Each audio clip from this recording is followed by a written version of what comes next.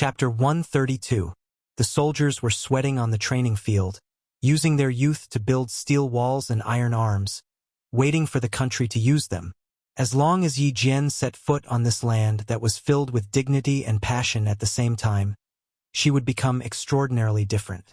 Her eyes were filled with the coldness of a soldier. She liked it here. She liked the feeling of victory when she put on her training uniform and climbed over obstacles with the soldiers, passing through layers of barbed wire. She liked to sweat on the training field, laugh with the soldiers, bleed with them, and cry with them.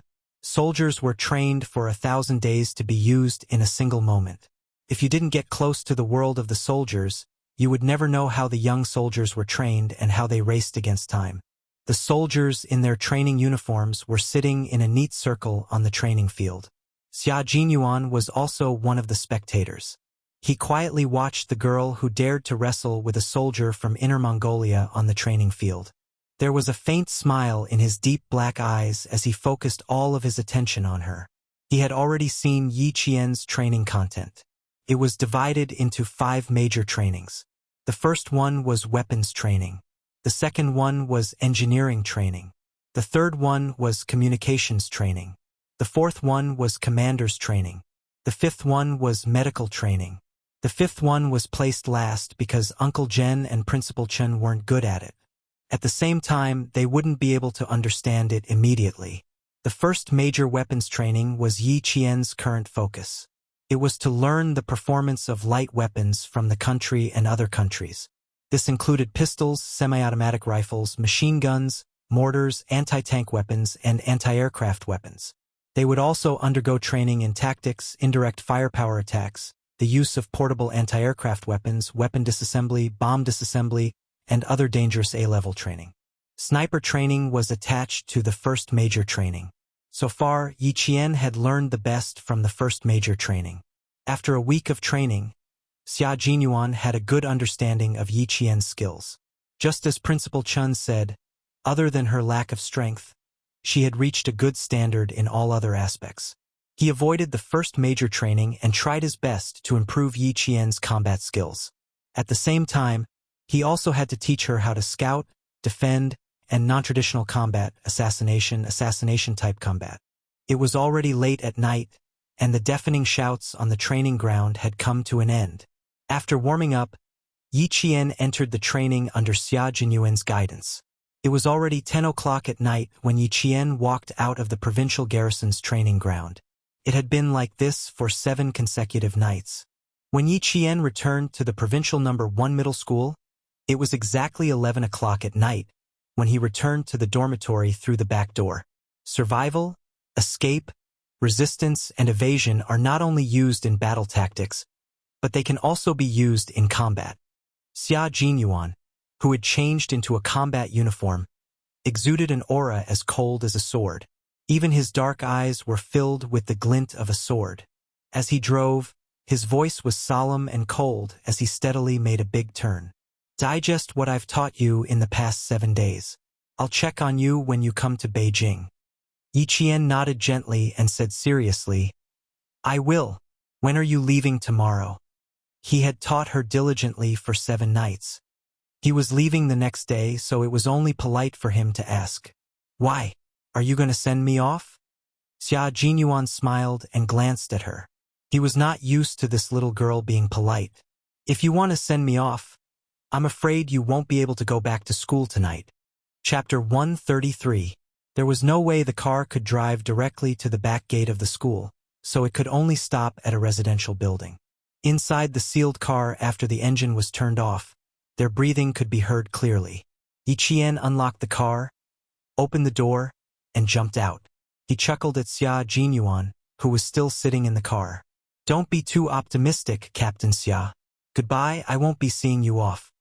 Similar to all the key schools in the province, there were residential buildings near number 1 middle school. The back gate of the school was built in the 1980s and was only 7 stories tall.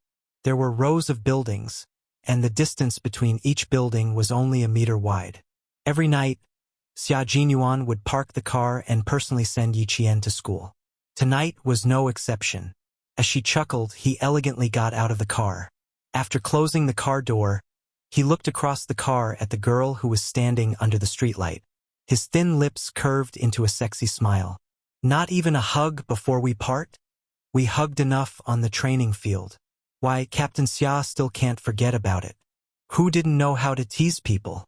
After following him for a few days, no matter how stupid she was, she would have learned it.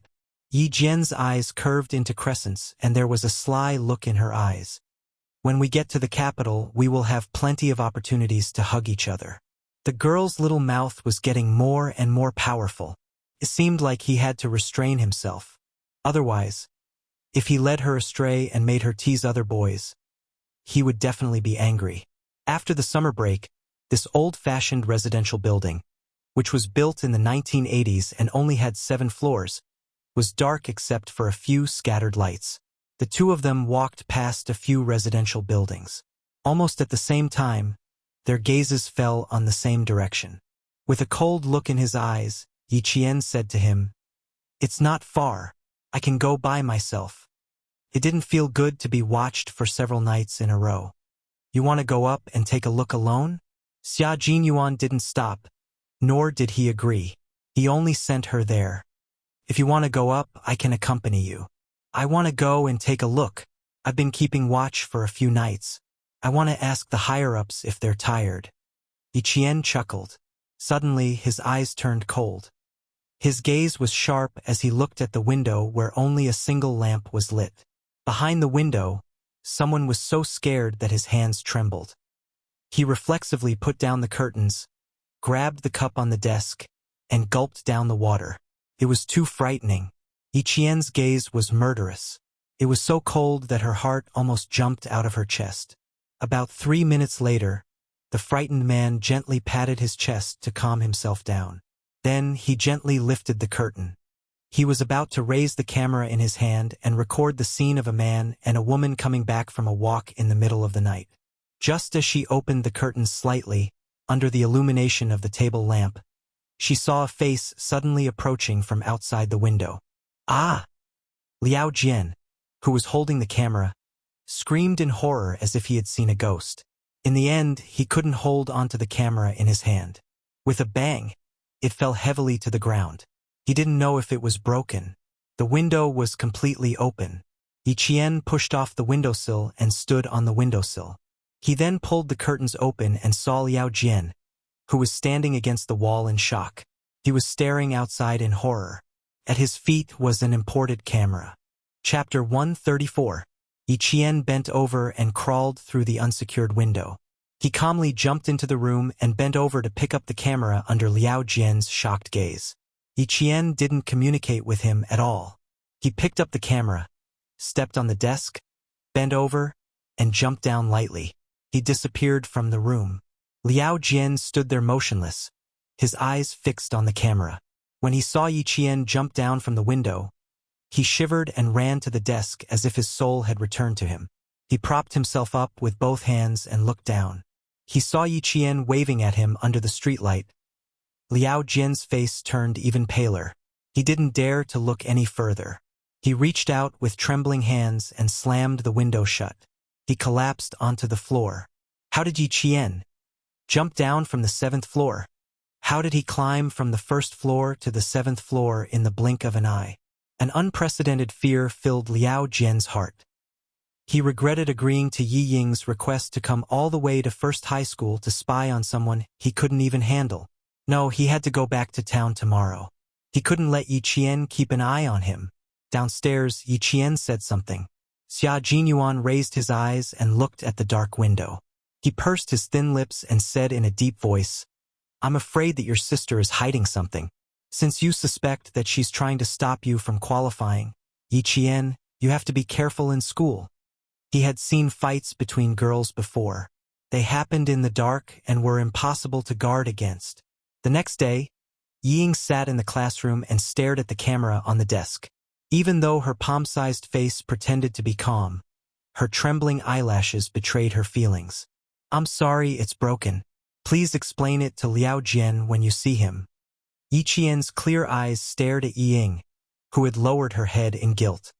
He said coldly, Please return this broken toy to Liao Jian. He probably won't ask me to pay for it. Ying gently closed her eyes. When she raised her eyes, there was a haze in her eyes. Return it to whoever you took it from.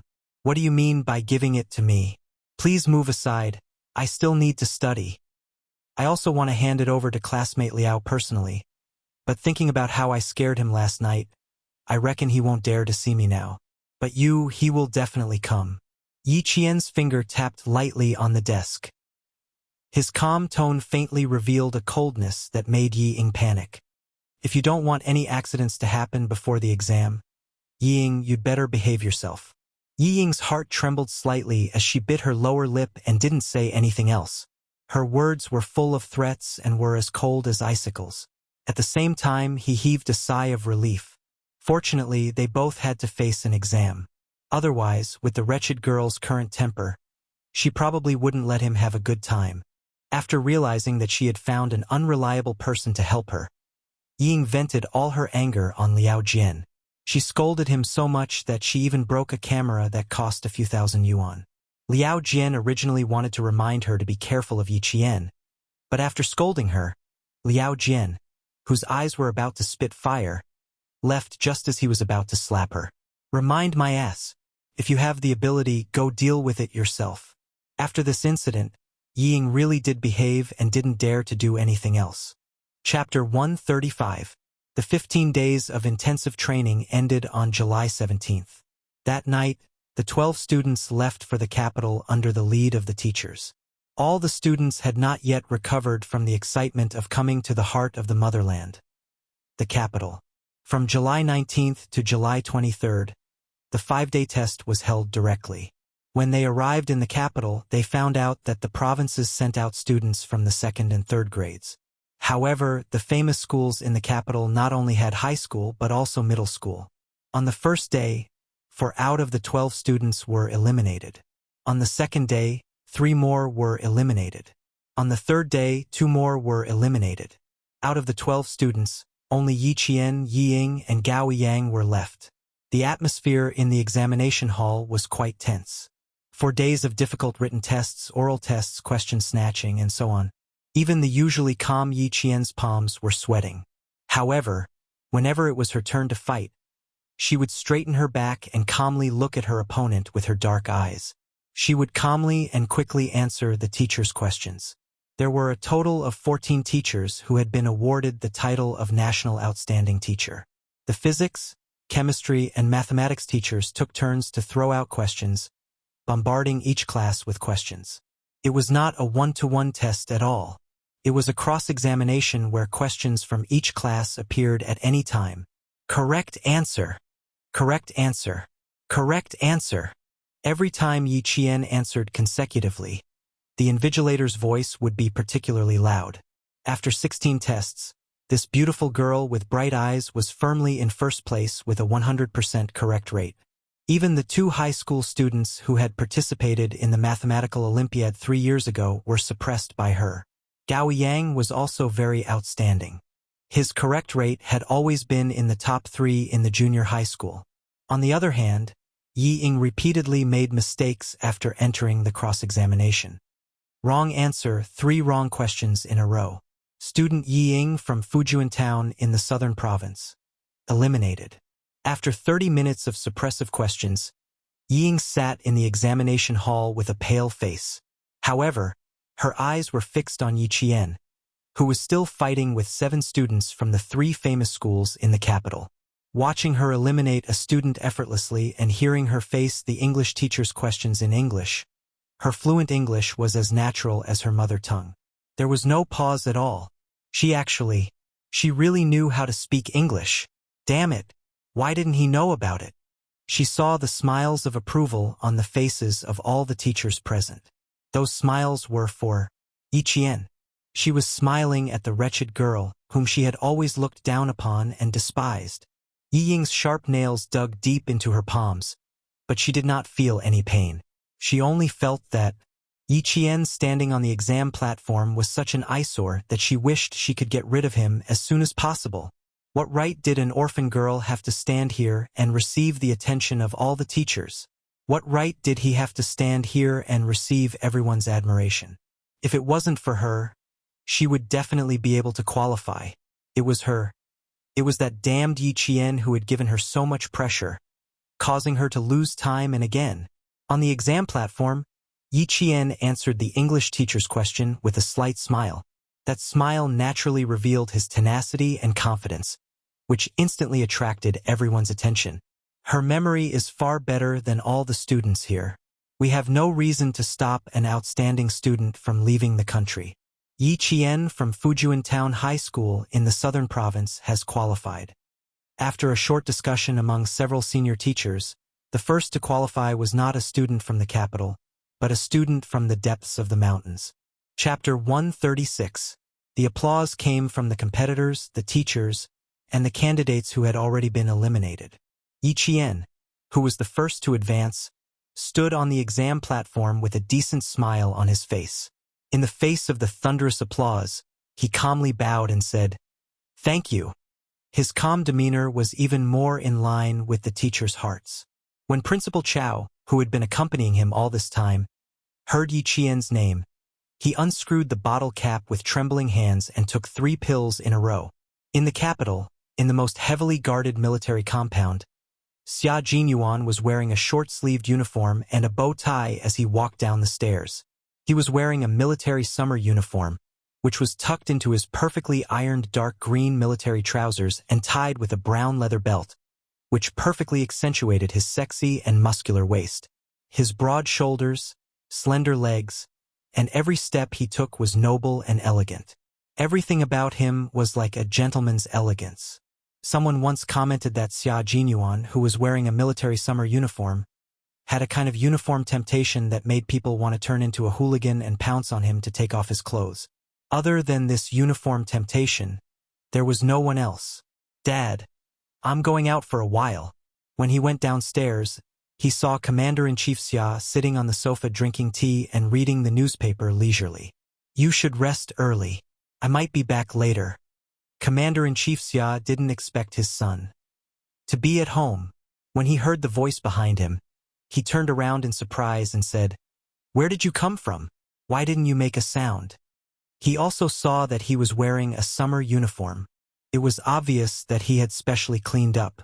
Commander-in-Chief Xia put down the newspaper and stood up to look at his handsome son with interest. "Oh, the sun rose from the west. You know how to clean up? Going on a date? Which family's girl is she from? If you succeed, bring her home for me to see." Other people's sons could change girlfriends 4 or 5 times a year. Why was it that his son had never brought home a single woman in a year? If it weren't for the fact that he had found some children's dishes in his study room, he would have suspected that his son had spent so much time in the army that he only liked military uniforms and no longer liked women's makeup. Xia Jinyuan lowered his head and looked at his outfit. There was nothing special about it. So he raised his eyebrows and said, "When did I ever dress up? It doesn't count as a date. But it is indeed a meeting with a little girl. Also, don't overthink it. She's a 14-year-old girl, a middle school student." Then he was really overthinking it. Commander-in-Chief Xia immediately lost interest and waved his hand to chase him away. "Go, go, go. Go and have fun. Don't come back for dinner tonight. I'll go to your Uncle Han's house for dinner." Xia Jinyuan had already walked out of the compound. He drove his own car and rushed to his destination. Yi Qian walked out of the exam hall hurriedly towards the school gate. He only had 4 minutes to meet with Xia Jinyuan. If he couldn't leave, he had to run. "Yi Qian." Someone chased after him. He took big steps as if he was afraid that she would leave. "Where are you going now?" "Later, Yi Ying and the others will go back. We plan to have dinner outside and send them to the train." Students who failed to make the cut were not allowed to stay in the capital. They were led back to the southern province by the teachers of the provincial No. 1 middle school. Gao Yang was familiar with the capital. After asking the teacher in charge, they agreed to go to Wangfujing to eat the specialties of the capital. The rest of the students agreed readily, except for Yi Qian. He had only said a few words to Yi Ying, and she had already disappeared from the scene. Chapter 137. Yi Qian felt helpless when he heard Gao Yang's voice coming from behind him. He was just short of pasting the word reject on his forehead. Why did he still take the initiative to come over and greet him? He thought he had made himself clear the last time, but it was still the same. He turned around and rubbed his temples, feeling a headache coming on. He looked at the handsome young man in front of him and sighed. Classmate Gao, it seems I have to repeat myself. I really don't like. Why don't you like me? Just because I'm pursuing Yiying? Gao Yang didn't want to hear such words again. Moreover, he didn't understand why she hated him so much. Thinking back, he really couldn't recall doing anything that made her hate him. He didn't want her to treat him like a spring breeze, but he still wanted to be like an ordinary schoolmate and be able to communicate peacefully. He didn't want to be at daggers drawn as soon as he spoke. Yi Qian, who had been interrupted by him, smiled knowingly and praised him. Not bad. At least you know your place. Yiying, who couldn't help but walk out after hearing this, acted as if she had discovered a new continent. She seemed to have understood something and walked over with a sneer. Classmate Gao has always had a good reputation in school, but you, Yi Qian, are always against him. Ha, I didn't understand before, but now that you've said it, I understand. He's pursuing me, so you hate him? Can I say that your hatred is born out of love? It sounded quite reasonable. Gao Yang's cold, handsome face looked a little awkward because of her words. He turned to look at Yiying and scolded her in a low voice. What nonsense are you saying? Like him? He wasn't stupid enough to not know the difference between love and hate. Yi Qian clearly hated him. It had nothing to do with love. I didn't say anything. Didn't she admit it herself? Yiying glanced at him with a smile and chuckled. Gao Yang, what should we do? Why don't you stop pursuing me and just pursue our famous classmate, Yi Qian? I don't want to waste the last bit of our sisterhood because of a boy. Acting had always been Yi Ying's specialty. Just like now, her eyes were cold, but she could still pretend to be smiling. Yi Qian sneered and said calmly, Don't. Yi Ying's standards have always been very high. It's not easy for you to find a boy who can catch your eye. Please don't give him to me. I'm afraid. After he finished speaking, he deliberately paused for a moment. He then saw Yi Ying's expression change abruptly. Even her gaze became exceptionally sharp. TSK, TSK, TSK. If you're not that generous, then don't pretend to be. Look at your little face. Look at how scared you are. Yi Qian was teasing Yi Ying as if he was teasing a puppy. With just a few words, he was able to make Yi Ying's emotions fluctuate. He lifted his chin slightly and said to Gao Yang, Have a good talk with your girlfriend. Don't talk about giving in so easily. If you really give it to me, what if I'm bored and take it again? Ha! I'm afraid she'll cry herself to death in the toilet. Also, don't talk to me about sisterhood. It sounds fake. Every word he said didn't leave any face. Every word he said made Yi Ying feel as if she had lost all her face. Yi Ying, who was already so angry that her lungs were about to explode, was wary of Gao Yang's presence. She wanted to maintain her ladylike demeanor, but she didn't want to swallow her anger. She rebuked, Yi Qian, you're really something. Gao Yang isn't an object. You want to snatch him away? That depends on whether he agrees or not. Save some face for yourself. Don't let others look down on you. Chapter 138. Beside them, Gao Yang's expression turned ugly. Yi Ying, she didn't say anything about snatching. You don't have to overthink it. Girls always like to overthink things. He could clearly hear Yi Qian's mockery, but Yi Ying thought that Yi Qian was provoking her. What did he mean by she didn't have to overthink it? Hearing this, Yi Ying laughed coldly. I'm not overthinking it. I've never seen her hate you before. Now that you're walking a little closer to me, she looks disgusted. Isn't this hatred born from love? Hatred born from love? A clear voice with a hint of laughter came slowly. Then, a slender figure strolled in the sunset, gracefully walking over like a god. Hey, little girl, when did you ever hate me? After waiting for 5 minutes, she still hadn't come over. Turned out that she was blocked by someone. When Yi Qian heard that voice and what he said, he felt his head hurt even more. Why did he enter the school? If you still don't come, I'm afraid that you'll be bullied until you cry. Xia Jinyuan's handsome face held a faint smile as he walked over and stood beside Yi Qian. He didn't look at the other two. Instead, he smiled and looked at Yi Qian, who was late for the first time. He raised his hand and intimately flicked his finger on Yi Qian's forehead. "You're late today and left me waiting outside for so long. Tell me, how are you going to make it up to me?" He couldn't stand it anymore. How could a little girl be so scheming? Every word she said was an attempt to trample on Yi Qian's image. He really couldn't understand what girls were thinking these days. Belittling their classmates like this, could it show that they were virtuous? Yi Qian was already used to Xia Jinyuan flicking his finger on his forehead. He only frowned and rubbed his forehead. "Sorry for the delay. It's fine now. Let's go." After saying that, he turned around and walked towards the school gate. Xia Jinyuan couldn't help but laugh. It was only then that he raised his eyes slightly. His cold and sharp gaze swept across the boy who had already pursed his lips tightly, then gently landed on the girl who had subconsciously tightened her grip on the boy's shirt ever since he appeared. He curled his lips mockingly. Even though he didn't say a word, it was enough to make the two of them tense up. His cold gaze, his cold smile. This arrogant man was clearly telling Yi Qian and Gao Yang that he couldn't be bothered to speak to them. To the point where even a glance was beneath him, Xia Jinyuan felt that it was beneath his dignity to argue with children. However, Yi Qian, that narrow-minded girl, would probably be more than happy to settle the score with them. In order to make the little lass feel better, he didn't mind occasionally doing one or two things that were beneath his dignity. "Ah, you're really something. You even managed to seduce a soldier." Yi Ying waited until the two of them were out of sight before she spoke through gritted teeth. She was still afraid. When the soldier in the military uniform swept his cold gaze over her, all the hairs on her body stood on end. She was so afraid that she didn't dare to raise her head. As a result, she couldn't even see what the soldier looked like. After a while, Gao Yang finally looked away. After hearing what she said, he frowned and said in a low voice, "He's not an ordinary soldier. He's a very young major." "A major?" Yi Ying furrowed her pretty brows. "What's a major? You seem to be like me."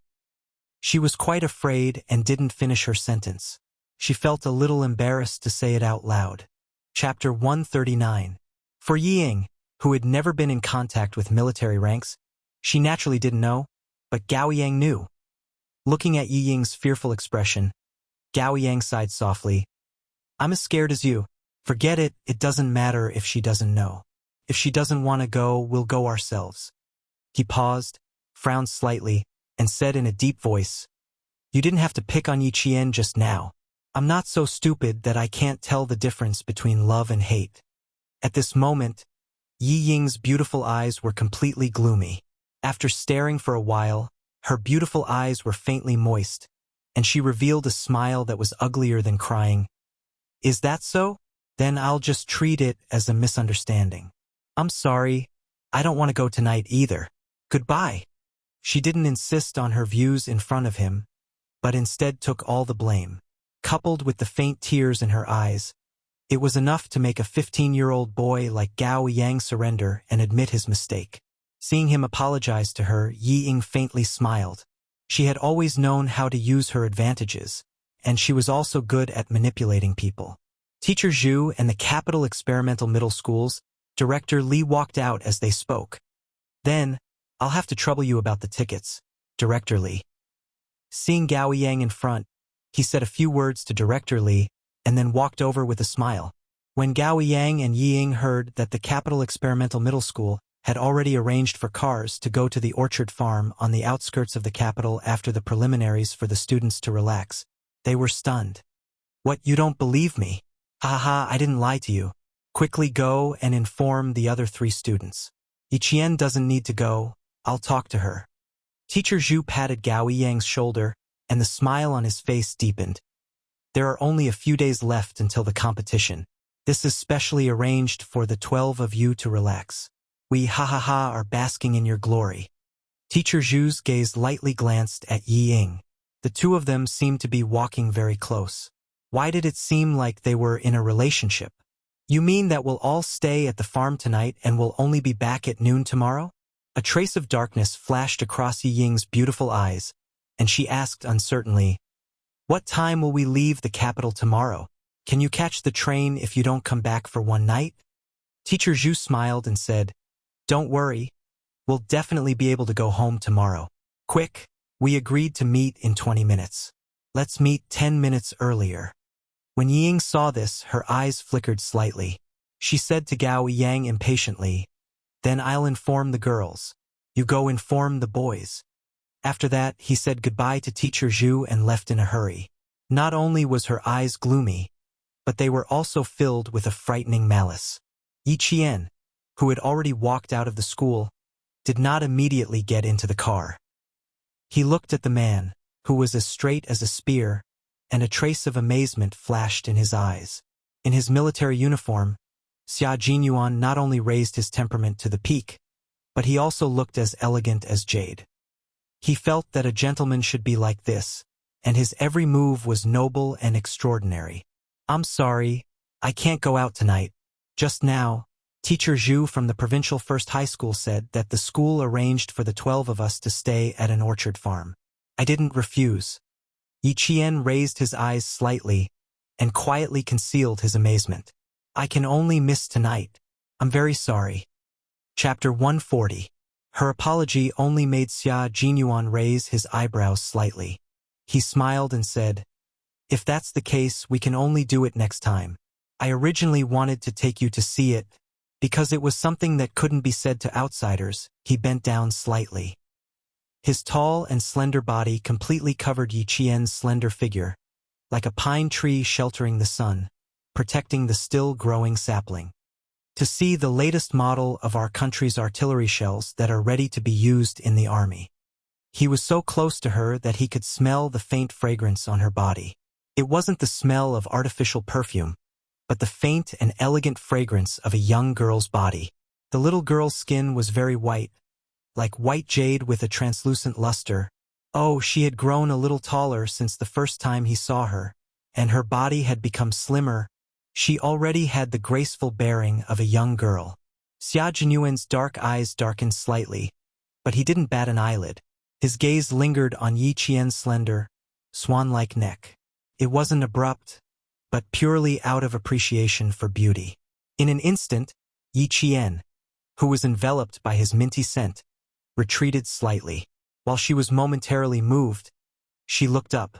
The moment their eyes met, Yi Qian saw the confident smile on his sexy thin lips, as if she would definitely agree and reject the school's arrangement. Yi Qian, who was also rebellious, saw this and didn't pull away. Instead, she glanced at him from the corner of her eyes.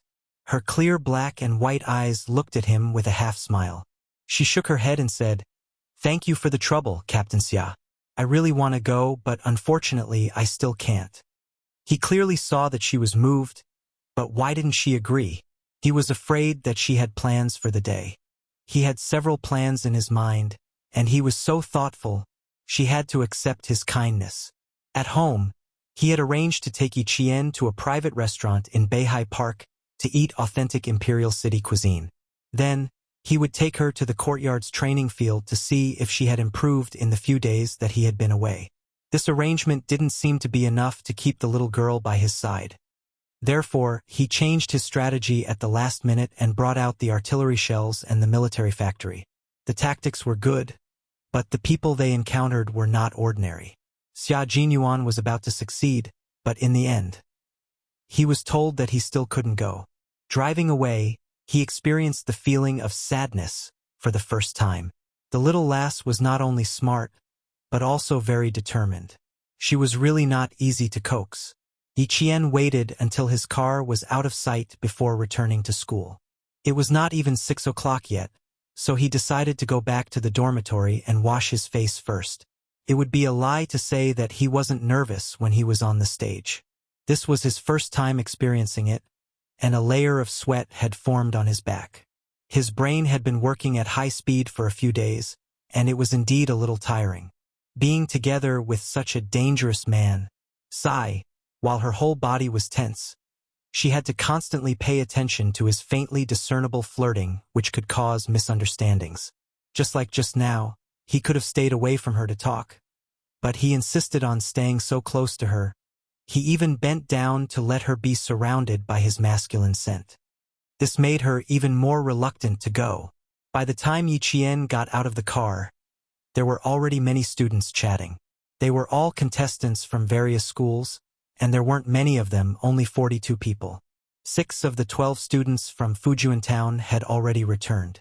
The remaining 6 students were led by the students and teachers of Capital Experimental High School to a bus and headed to the orchard farm. Chapter 141. It was already lively in the car. Yi Qian, Gao Yang, and Wang Mo, a contestant from number 1 middle school, were already chatting happily with the other 9 contestants. This time, Yi Ying, who was not with Gao Yang, heard the low laughter coming from the back of the car. She, who was also chatting with a student, secretly pinched the leather seat with her sharp nails, a cold light flashing in her eyes from time to time.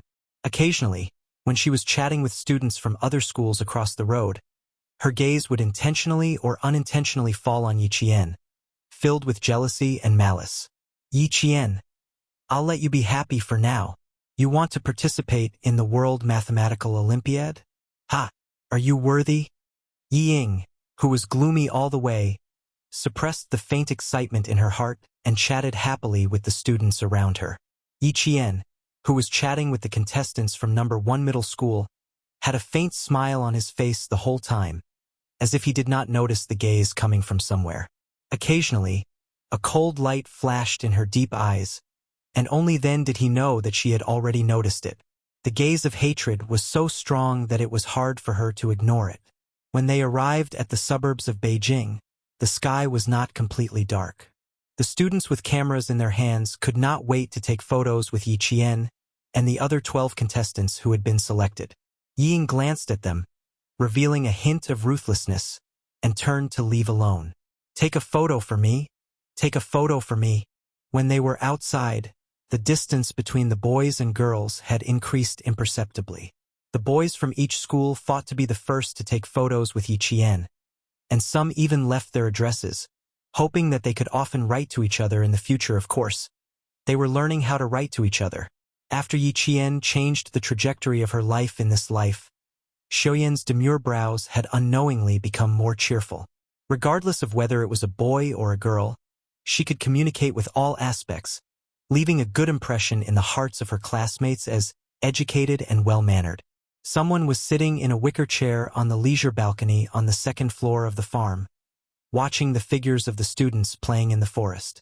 His gaze was not just focused on one spot, but also seemed to be searching for something. Young Master Xia, you're really interested. Is the fun place in a farm with no women, no wine, and no food? A slender man with a dozen cans of beer in his hand walked over.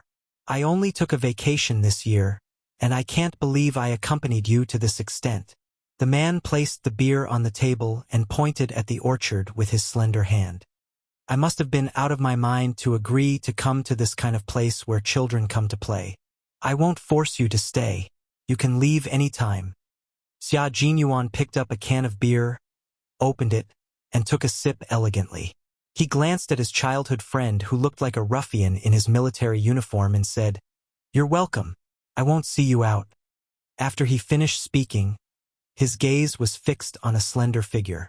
His gaze no longer searched, but stopped with interest. The little girl was indeed very popular among the male students. Every male student was fighting to be the first to take a picture with her. Ha! That guy who even took out a pen and paper must have come prepared.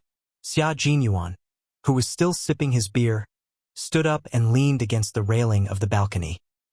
His piercing cold gaze fell on a boy who dared to raise his hand and put it on Yi Qian's shoulder. You little brat! Men and women shouldn't touch each other. As soon as he finished speaking, he saw Yi Qian say something, and the boy also smiled. The two of them took a picture shoulder to shoulder, a finger away from each other. Chapter 142. Xia Jinyuan nodded in satisfaction. Suddenly, he noticed that Yi Qian seemed to be looking in his direction. He quickly stepped back, intending to sit down on the rattan chair again. After taking 2 steps back, Xia Jinyuan turned around and stared at the man who was moving the rattan chair to the side, intending to make himself fall and embarrass himself. He raised his eyebrows and sneered, "Han Zheng, you're still playing this kind of game at your age. Don't you find it childish?" Han Zheng, 20 years old, held the military rank of captain. Like Xia Jinyuan, he was a proper third-generation member of the Red Army. They grew up together in the same courtyard, so they were familiar with each other to the point that they were young and had seminal emission. When he heard this, he raised his eyebrows as well, but with a wanton charm. "Ha! Compared to your behavior just now, mine is not childish at all." He held an unopened can of beer in his hand as he casually stood there. Every part of him exuded a lazy and wanton air. "However, I'm really interested in this group of students. Which one of them are you interested in?" He didn't say boys or girls, but only students. Intentionally or unintentionally, he was making things difficult for his childhood friend. He even said that it was improper to touch. Since when did young Master Xia care about these things? How interesting. Xia Jinyuan glanced at his childhood friend, who was like a walking pheromone. He curled his lips and didn't answer his question. Instead, he smiled faintly and said, "Do you know why I only brought you here? Do you still need to say it? Compared to the rest of them, I, Han Zheng, am handsome and elegant. Bringing me out is very impressive." "Yes, it is indeed very impressive." Xia Jinyuan looked at his childhood friend meaningfully, his deep eyes containing a dark smile. "However, it's not you who is impressive, it's me who is." Han Zheng elegantly adjusted his military collar and laughed even more happily after hearing this. "Of course, who am I, Han Zheng, and who can become my friend is impressive. Of course, being friends with young Master Xia is also very impressive." This was definitely the truth. Among all the influential families in the capital, who could compare to family Xia? Old Master Xia was one of the founding generals of the country. He didn't catch the hidden meaning behind Xia Jinyuan's words. His handsome face was still full of smugness as he continued happily, "Let's go. I'll give you more face. By the way, I'll introduce you to the little beauty who made you drive your car all the way to the suburbs of Beijing. You're jealous of a few young boys. There's no hurry. I'll take you there later." Xia Jinyuan calmly glanced at his childhood friend with a smile on his face. No matter how one looked at it, it seemed to be a meaningful smile. In the orchard, Yi Qian felt that his face was a little stiff from smiling. After taking a picture with the teachers from each school, Yi Qian decided to go for a walk by himself. Just now, he didn't know if it was his imagination, but why did it feel like someone was looking at him from the small building at the side of the orchard? After taking a few steps, he saw two boys pushing Gao Yang out from behind a fruit tree. When they saw him, they laughed loudly and said, "Yi Qian, come, come, come. Let's take a picture together." Another student said, "Gao Yang, where did you hide just now? You didn't take a picture with our great beauty Yi Qian. Come, come, come, stand, I'll take a picture of the two of you first." Hearing the laughter, the teachers joked, "The two of you must take a picture together. You're from the same school and you're senior and junior. Come, that boy over there, give me your camera. I'll take a picture of them personally." Chapter 143. Since even the teacher had said so, the students became even more excited. They did not notice that Ying, who was holding 2 bottles of mineral water, was standing not far away and looking at them with a sinister expression. Soon, she composed herself and walked over with a faint smile. "Did you guys forget about me?" She handed the water to Gao Yang. "Drink some water. I heard your voice was a little hoarse just now." Oh, oh, oh. The students who had let go of the water seemed to understand something. They let out a long oh, oh. Not bad. They even looked at Gao Yang ambiguously and blinked. When the teachers saw this, they shook their heads helplessly and changed the topic to the students' puppy love. At this moment, Yi Qian was really thankful that she had appeared in time. Amidst the laughter of the students, Yi Qian and the other 2 girls left, talking and laughing. After taking 2 steps, she turned back to look in the direction of the house. Her eyes moved slightly, and under the urging of the other girls, she turned and walked towards the stream. The little girl's eyes are so sharp. I was so scared that my heart skipped half a beat. "Han Zheng, who was holding a pair of binoculars, patted his chest. He crouched down under the railing with a look of surprise on his face. She doesn't look like a girl in her teens. Where did you find this child bride? The great young Master Xia, who had countless young ladies from prestigious families in the capital, had actually taken a fancy to a little girl. This news was really fucking explosive. Xia Jinyuan looked at his childhood friend, who had been swept away by the little girl's gaze, and joked, "Your reaction is not bad. I don't usually see you being so attentive in school. It seems that the military is better. Your skills are getting better and better." Han Zheng had not graduated from military school and had been frequently sent to the grassroots of the military since this year. "Isn't it because I'm afraid of being discovered? In front of you, it doesn't matter whether I have an image or not. I just need to maintain my image in front of the other students." Han Zheng stood up nimbly and placed the binoculars on the table. When he sat down, his expression became more serious. "You really plan to join that team?" Commander-in-Chief Xia agreed. Whether it was his expression or his posture, they all revealed the sharpness of a soldier. "When I came back the day before yesterday, I just mentioned it to my dad, and he almost whipped me. It seems that if I want to go in, my dad will be a problem. Where there's a will, there's a way. But it's normal that Uncle Han doesn't want you to go with me." Xia Jinyuan had a faint smile on his thin lips as he slowly sipped his beer. His unhurried and low voice was suddenly laced with sternness. "How dare a student go to a KTV so brazenly? Han Zheng, who gave you the guts to do that?" His voice wasn't loud, but it was like a clap of thunder. Han Zheng's scalp instantly tensed up as he explained, "It's true that we're going to the KTV, but we're not going there to drink or have fun. Fuck, it was Wu Yunjia who caused trouble for me. I wasn't careful and fell into a trap. Forget it, let's not talk about this today. I'm going to the military academy because I want to join the brigade. My dad has to agree even if he doesn't want to." After saying a few words, Han Zheng seemed to realize something. His flirtatious peach blossom eyes instantly burst forth with a wolf-like ferocity. "Commander-in-Chief Xia agreed to let you go? Why did he agree so readily? The brigade was on the brink of life and death, and he actually agreed."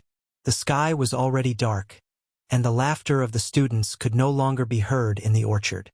Xia Jinyuan stood up lazily and looked down at his surprised childhood friend. "Your goal for entering the military academy is to enter the brigade.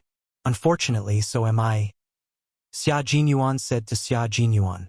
Chapter 144. The difference is that I've already discussed it with Commander Xia before the exam.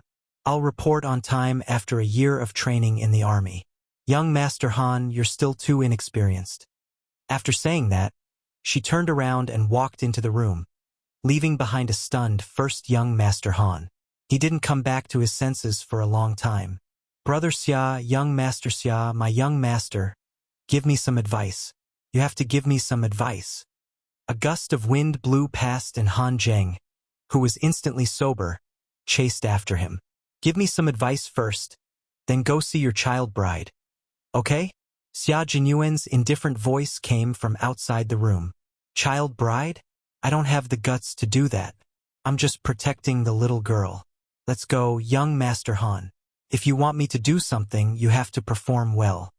Treat the little fox as a child bride?" He really didn't have the guts. The little girl was his informant among the students. Not only did he apply for international police protection, but he also applied for personal protection.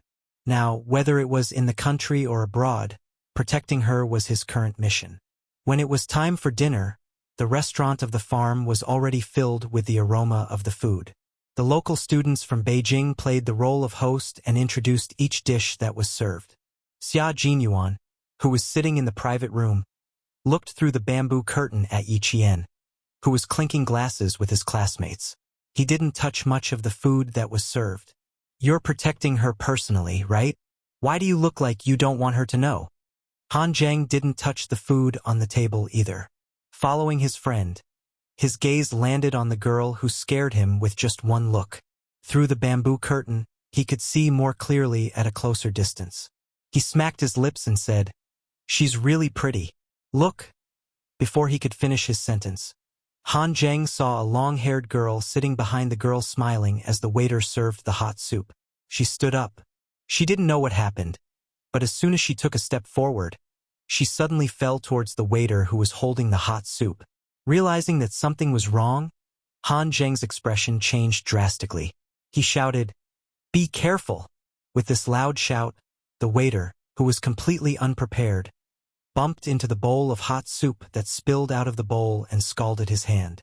At the same time, the bowl in his hand flew directly towards the back of the girl sitting at the other table.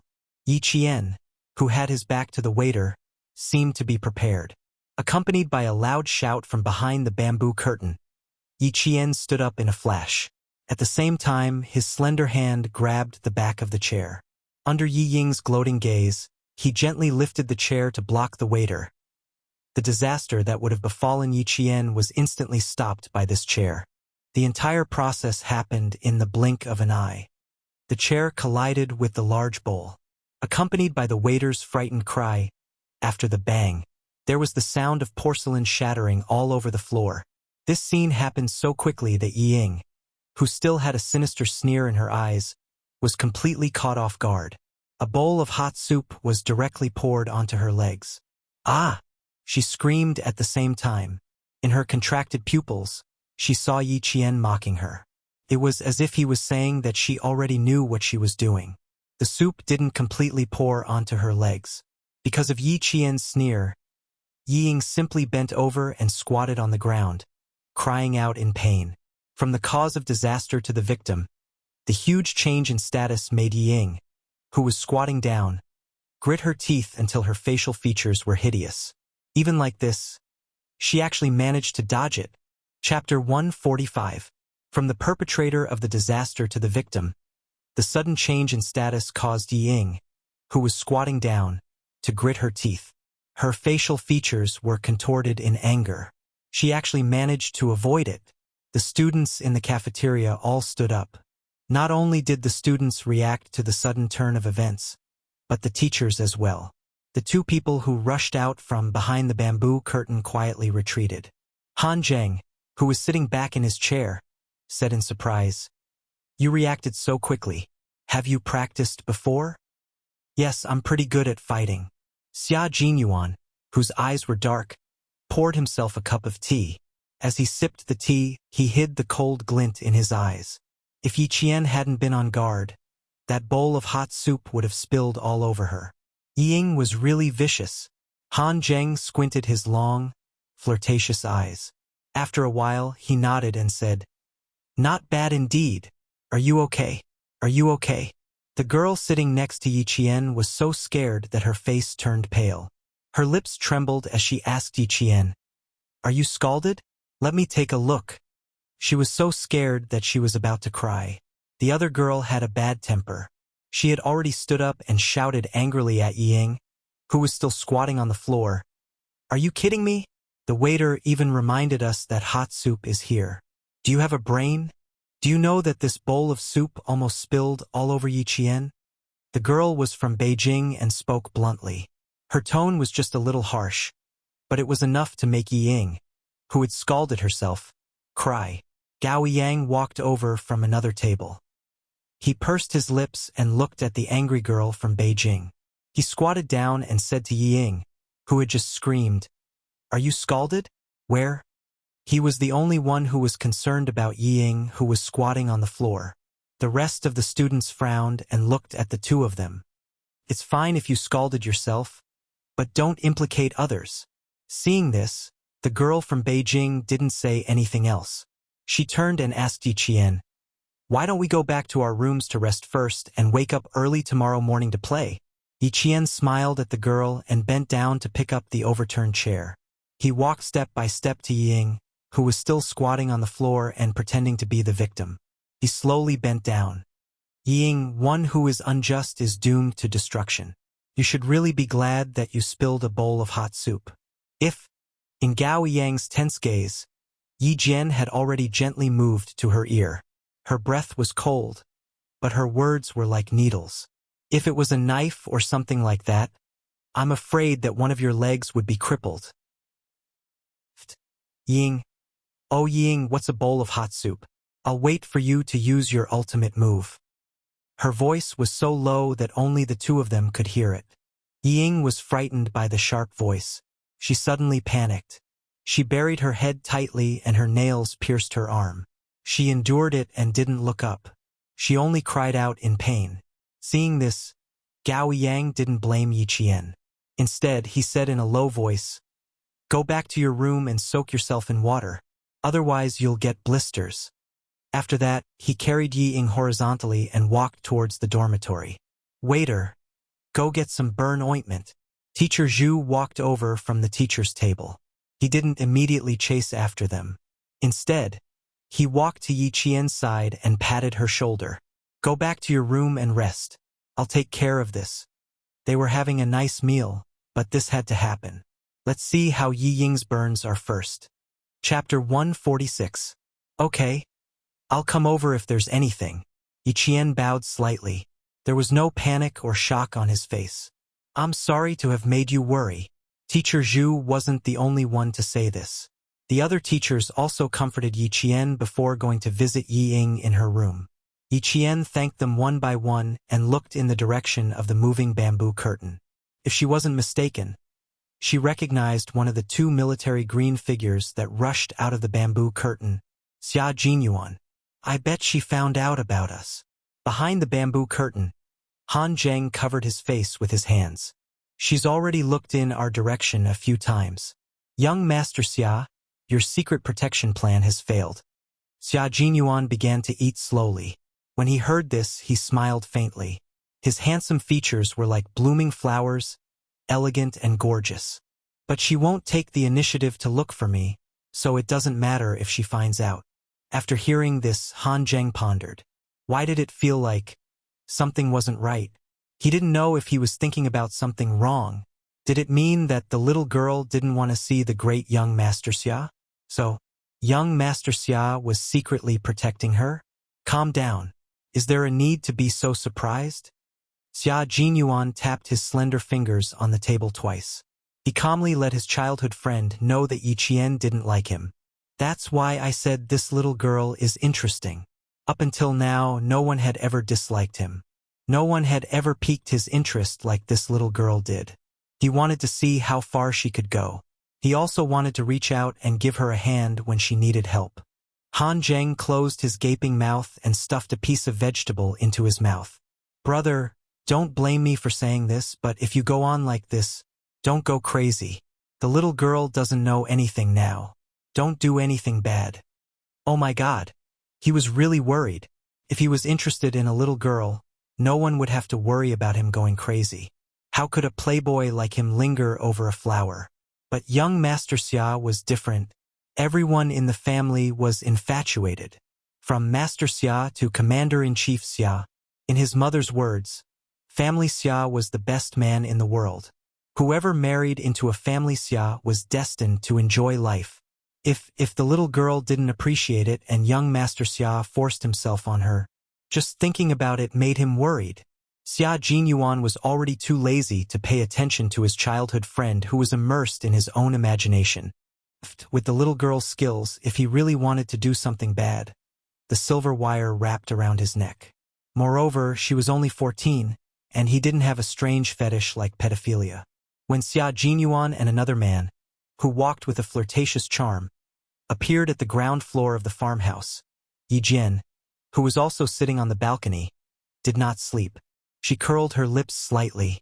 Walking along the cobblestone path from the orchard, Xia Jinyuan stopped in his tracks and looked up at the balcony.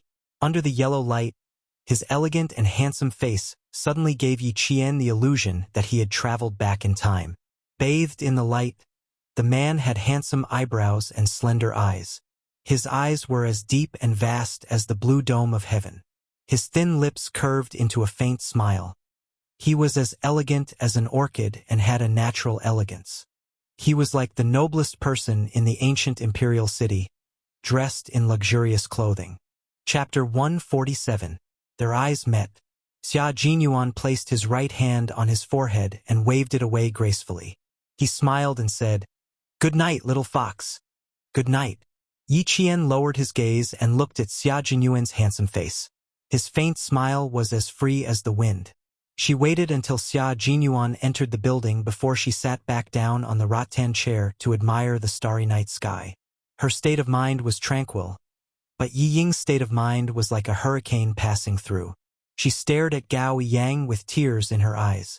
Suppressing the hatred in her heart, she asked in a hoarse voice, "So, you think I did it on purpose? Whether you did it on purpose or not, Yi Ying, it doesn't mean what other people think." Gao Yang took the ointment from the waiter and applied it on her reddened calves and insteps. "Ask yourself if you did it on purpose or not." Yi Ying was so angry that she laughed. "Why should I ask myself? I'm the one who's hurt, not Yi Qian." Gao Yang looked carefully. "I'm the one who's hurt. If I did it on purpose, why would I hurt myself? Damn it! Why is everyone suspecting me?" Even the boys who liked her remained silent in the face of the teacher's intentional or unintentional questioning. They didn't stand up to speak up for her. "I know. You think I'm just trying to win your trust, right? Ha ha ha. Gao Yang, I originally thought that you understood me, but now it seems that I was thinking too much." Yi Ying laughed self-deprecatingly. Her beautiful face was filled with desolation. Change. Everything has changed. You've all changed. In the past, they only trusted her. But now, they only trusted Yi Qian. Even if they were the ones who got hurt, they would rather believe that Yi Qian was innocent and that she had ulterior motives. They've changed. They've all changed. Why did she still lose to Yi Qian even though she tried so hard? Why was it so unfair? Gao Yang pursed his lips and looked at the stubborn Yi Ying. He gently put down her legs and sighed after a long time. "It's not that we've changed, Yi Ying. It's just that you haven't recognized the truth. The old Yi Qian is no longer around. She no longer listens to you, and you're starting to worry." Gao Yang sat down in the chair and looked calmly at the girl who had tears in her eyes. "You're afraid that Yi Qian's light will overshadow yours. You began to worry that one day, everyone would think that Yi Qian was more capable than you, that he was more successful than you. That's why you started to panic. You started to go around trying to prove that you're better than Yi Qian." After all, he knew Yi Ying well. Every word he said hit the nail on the head, directly exposing the darkness in the depths of Yi Ying's heart. This caused her to panic instantly.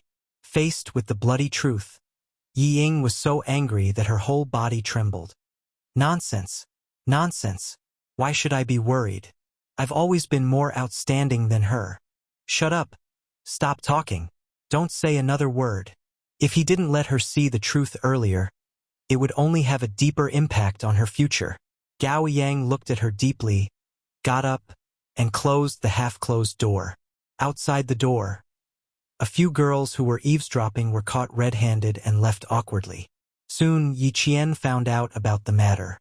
After hearing it, he smiled faintly and said, "I didn't expect Gao Yang to be so understanding. I really couldn't tell in the past." He really couldn't tell. But he knew that Yi Ying would definitely not be persuaded by him to come to her senses. Chapter 148. Because no one in this world knew Yi Ying better than she did. Yi Qian's guess was proven correct. It wasn't until 10 o'clock at night that the students returned to their dorms after playing poker. They saw the usually cold Gao Yang storming out of the room with a furious expression. Yi Ying's soft sobs could be heard from the room where the door was not closed. Yi Qian, who was about to go to bed, smiled lightly and didn't say anything about it. Gao Yang definitely wouldn't have an easy time tomorrow. Yi Ying was the type of person who would make everyone else uncomfortable as long as she was uncomfortable. Suddenly, Yi Jian, who had closed her eyes, opened her eyes. She said to the girl who slept in the single bed next door, "Do you know the girl who slept in the same room as Yi Ying? Why don't we just let her sleep with us?" If Yi Ying was going to cause trouble, she didn't want to implicate others.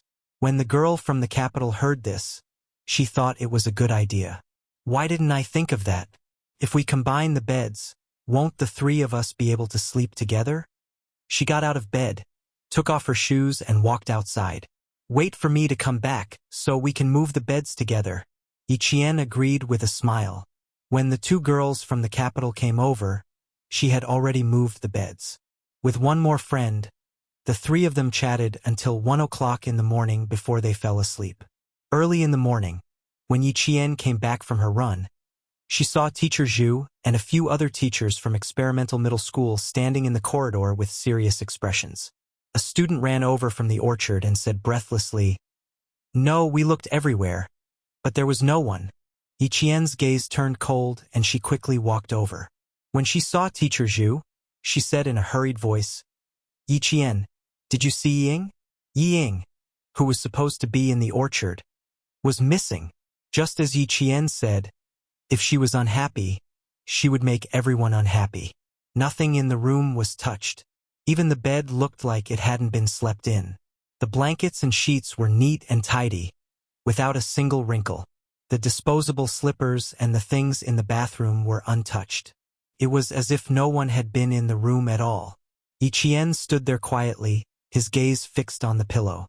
Downstairs, Gao Yang, with beads of sweat on his temples, was surrounded by cold air. He turned a deaf ear to the teacher's call and directly rushed to the second floor. Teacher Zhu realized that something was wrong with Gao Yang and hurried up to him. Someone said, "Yi Qian is upstairs." This made everyone's heart skip a beat, and they all chased after Gao Yang. Hearing the commotion outside, Yi Qian stood beside the single bed where Ying used to sleep. When he moved the pillow away, Gao Yang rushed in with the morning fog. He asked coldly, "Did she come to see you last night? Shouldn't you be the last person to see her last night, Gao Yang?" His question made Yi Qian's eyes turn cold. After he moved the pillow away, he reached into the seam of the bed. Gao Yang, with a frosty look in his eyes, walked closer and handed a bottle of mineral water to Yi Qian. "I found 2 bottles like this by the stream. One is yours, and the other is the one Yi Ying drank from. When I left last night, Yi Ying didn't finish this bottle of water, and you didn't finish the bottle of water on the dining table." His words made the students who followed him into the room unhappy. "Hey, are you kidding me? What do these 2 bottles mean? So what if you found them by the stream?" Chapter 149. If he found them by the stream, then it proves that Yi Ying and I met alone last night, Yi Qian said calmly. It's normal for Gao Yang to make such a guess. She pointed at the mineral water bottles in his hand. One bottle should be in my hand, and the other bottle should be in Yi Ying's hand. Now that both of them are by the stream, it makes people think that Yi Ying and I went to the stream in the middle of the night. After all, both of us almost got into trouble last night. This was something that couldn't be explained clearly. It was just a simple setup, but it was enough to make her speechless. Even if the 2 girls who slept with her could prove that she slept with them last night, what about after she fell asleep? Could they prove that she still slept with them? When Gao Yang heard this, the coldness on his face deepened. She didn't sleep last night, and now she's gone. Yi Qian, she didn't sleep last night? Did you see with your own eyes that she didn't sleep last night? Yi Qian laughed, and her cold eyebrows became a little more beautiful. You need to understand. Number 1. Just because the 2 bottles were together, it doesn't mean that we were together because you didn't see it with your own eyes. Number 2. You didn't see with your own eyes whether she slept last night, so you can't be so sure that she didn't sleep last night. It's the same as how my roommates can't prove that I didn't go out last night after they fell asleep. If you didn't see it with your own eyes, then everything you say doesn't make sense. Everyone present was smart, so they could understand what Yi Qian was saying. She made it very clear that the 2 bottles together didn't mean that she and Yi Ying had definitely met. However, Yi Qian couldn't prove that she wasn't with Yi Ying. So Gao Yang could assume that Yi Qian and Yi Ying met by the stream last night. Similarly, Gao Yang couldn't prove that Yi Ying didn't sleep last night in her room. The reason was the same. They didn't see it with their own eyes. Working with a bunch of highly intelligent students as teachers, it was quite stressful. What they were thinking was also what the students were thinking. Yi Qian walked over to Mr. Li and Mr. Zhu. He picked up a few strands of black hair from the side of the bed and said, "This is Yi Ying's hair. At least it proves that she slept on the bed. As for why she tidied up the room so neatly, we have to find her to find out. She had clearly slept on the bed, yet she wanted everyone to misunderstand that she hadn't. After realizing the deeper meaning behind Yi Qian's words, the expressions of the teachers and students changed slightly. Gao Yang clenched his teeth so hard that his cheeks were visible. He looked deeply at Yi Qian and said, "Sorry, I was too impatient." Then he turned and walked downstairs. His slender figure still looked somewhat young. At least, compared to the two soldiers who brushed past him. Gao Yang's back was so thin that it looked slightly frail. "Male student, why are you in such a hurry to leave? Come, let's have a chat." Seeing that they were about to brush past each other, Han Zheng instantly reached out and put his hand on Gao Yang's shoulder with an undeniable aura to make him stay. Dressed in a military uniform, Han Zheng put away his bone-chilling charm and looked full of military might. He smiled and said, "We'll leave together later. We still need you to bring us to the stream." Gao Yang wanted to resist, but when he calmed down and saw Xia Jinyuan standing at the side, he was slightly stunned. Wasn't this the young major that Yi Qian knew? Chapter 150. Xia Jinyuan glanced at the boy and said to Han Zheng, "You guys go to the stream first. Yi Qian and I will follow." After making an okay gesture, Han Zheng directly took Gao Yang away from the stairwell without giving him a chance to struggle out of his grasp.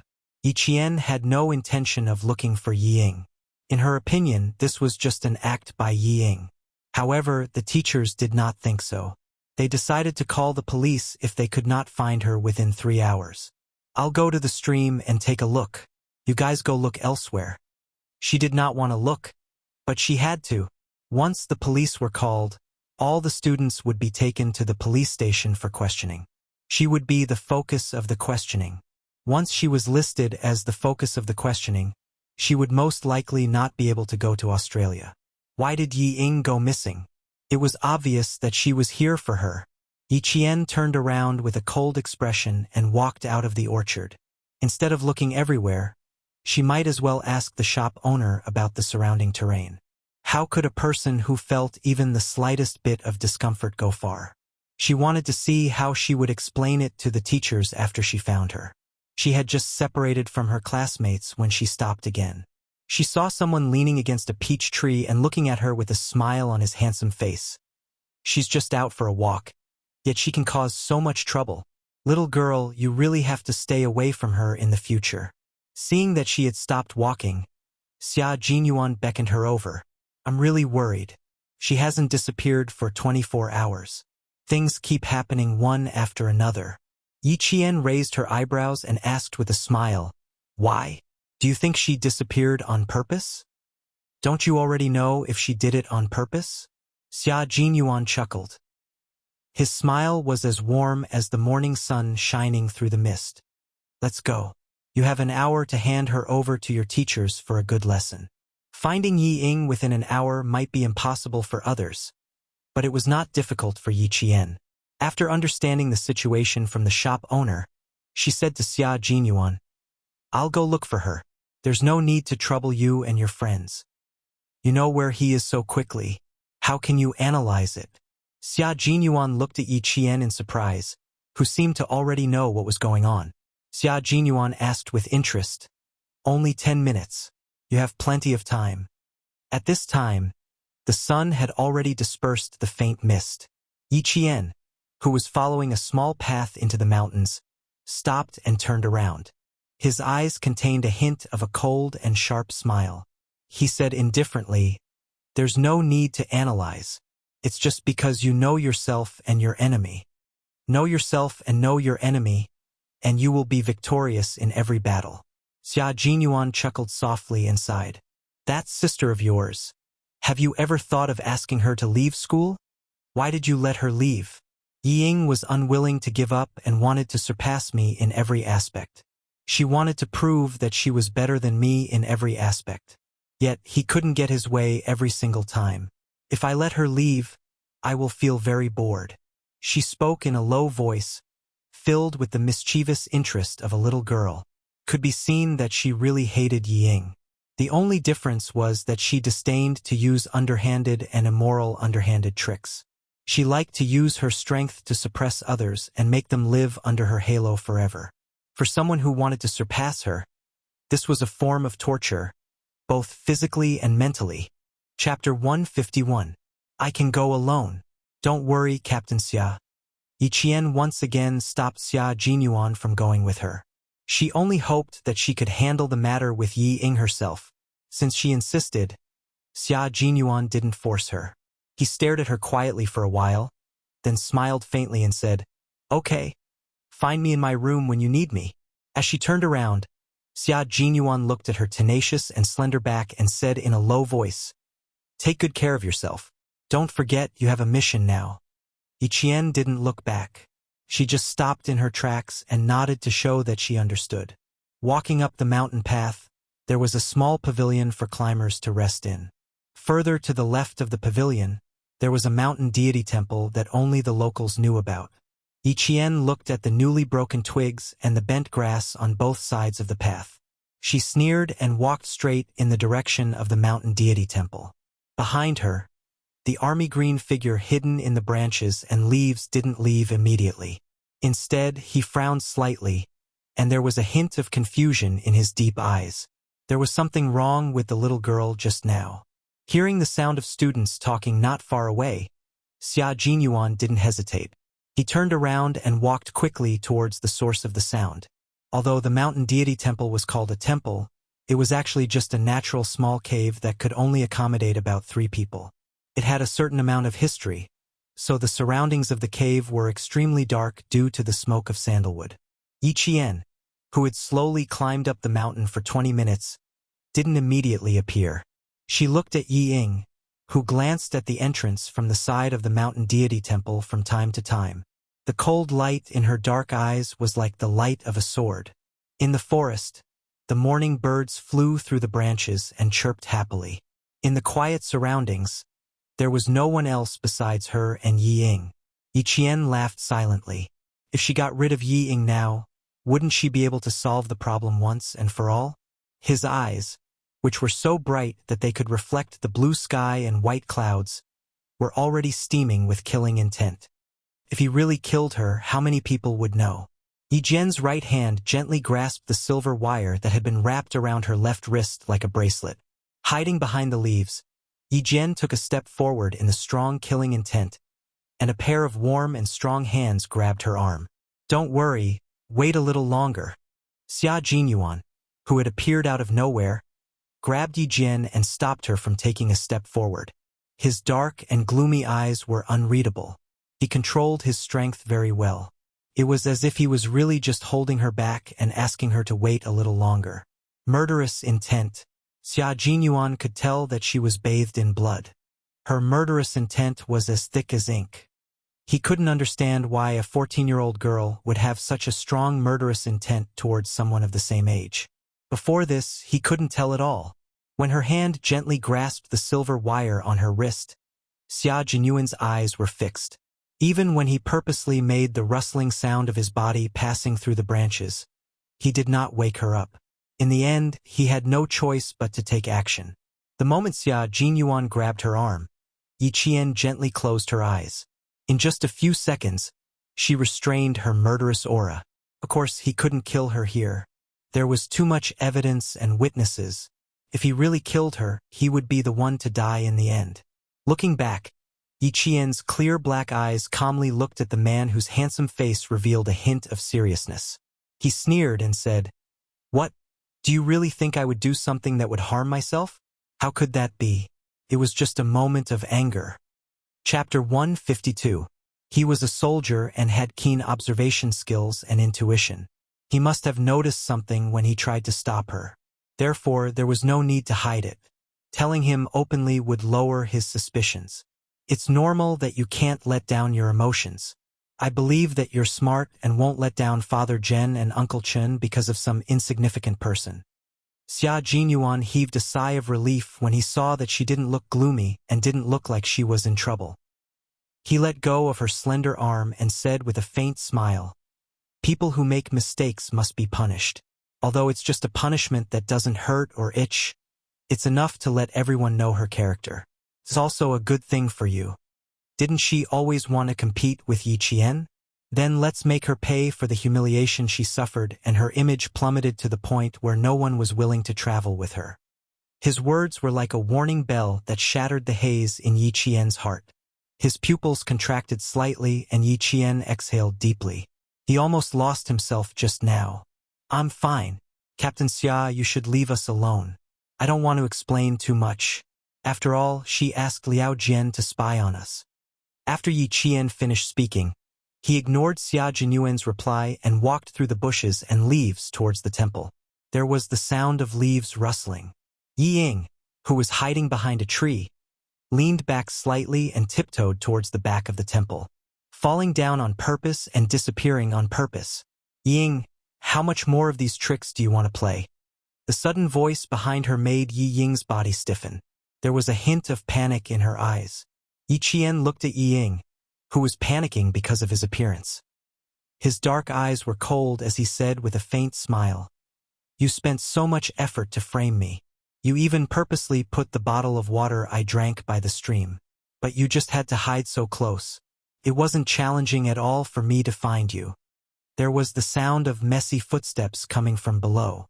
There were also the voices of teachers reminding the students to watch their steps and be careful not to fall. Clearly, they were all heading for the mountain deity temple. Yi Ying, whose eyes were filled with fear, suddenly looked up. Her reddened eyes stared straight at Yi Qian. The hatred in her eyes was like huge waves, rolling over and over again. "I did it on purpose? Heh! You really know how to lie through your teeth." Instead of retreating, she stepped forward and walked directly to Yi Qian's side. She raised her chin arrogantly and said, "Why would I do that? I was the one who got scalded from the fall. Missing? Ha, which eye of yours saw me go missing? Aren't we just standing here?"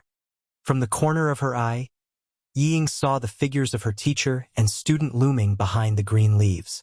Her heart raced, and her eyes flickered. Her voice was filled with fear, and she said in a trembling voice, "Yi Qian, what are your intentions for following me here so sneakily? Last night you caused me to get scalded. Isn't that enough? What else do you want? Yi Ying, why don't you explain why you wanted to create an illusion that you met Yi Jian last night?" Teacher Zhu, who had stepped through the bushes, looked at Yi Ying with an exceptionally serious expression. "As for why Yi Qian came here as a teacher, I can explain it to you." 1-2. Dozens of students stood behind Teacher Zhu. Not a single one of them was not frowning as they looked at the girl who was full of lies. From their eyes, it was obvious that they were doubting Yi Ying's character. Chapter 153. Teacher Zhu's questioning and the students' unfriendliness made Yi Ying's face pale. In school, because of her relationship with Yi Zhifan, Yi Ying's teachers took good care of her. In addition, her grades were good, so the teachers were very tolerant of her. Even if they wanted to criticize Yi Ying, they would explain it in advance so that Yi Ying would know that even if they criticized her, they were still on her side.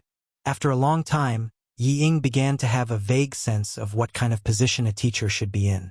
She was used to teachers speaking up for her. When she suddenly heard Teacher Zhu not criticizing others but questioning her, she, who had never experienced something like this, immediately thought of protecting her dignity. She pretended to be calm and stubbornly raised her chin.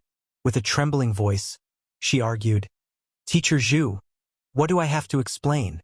My only mistake was that I didn't inform anyone before I left the class.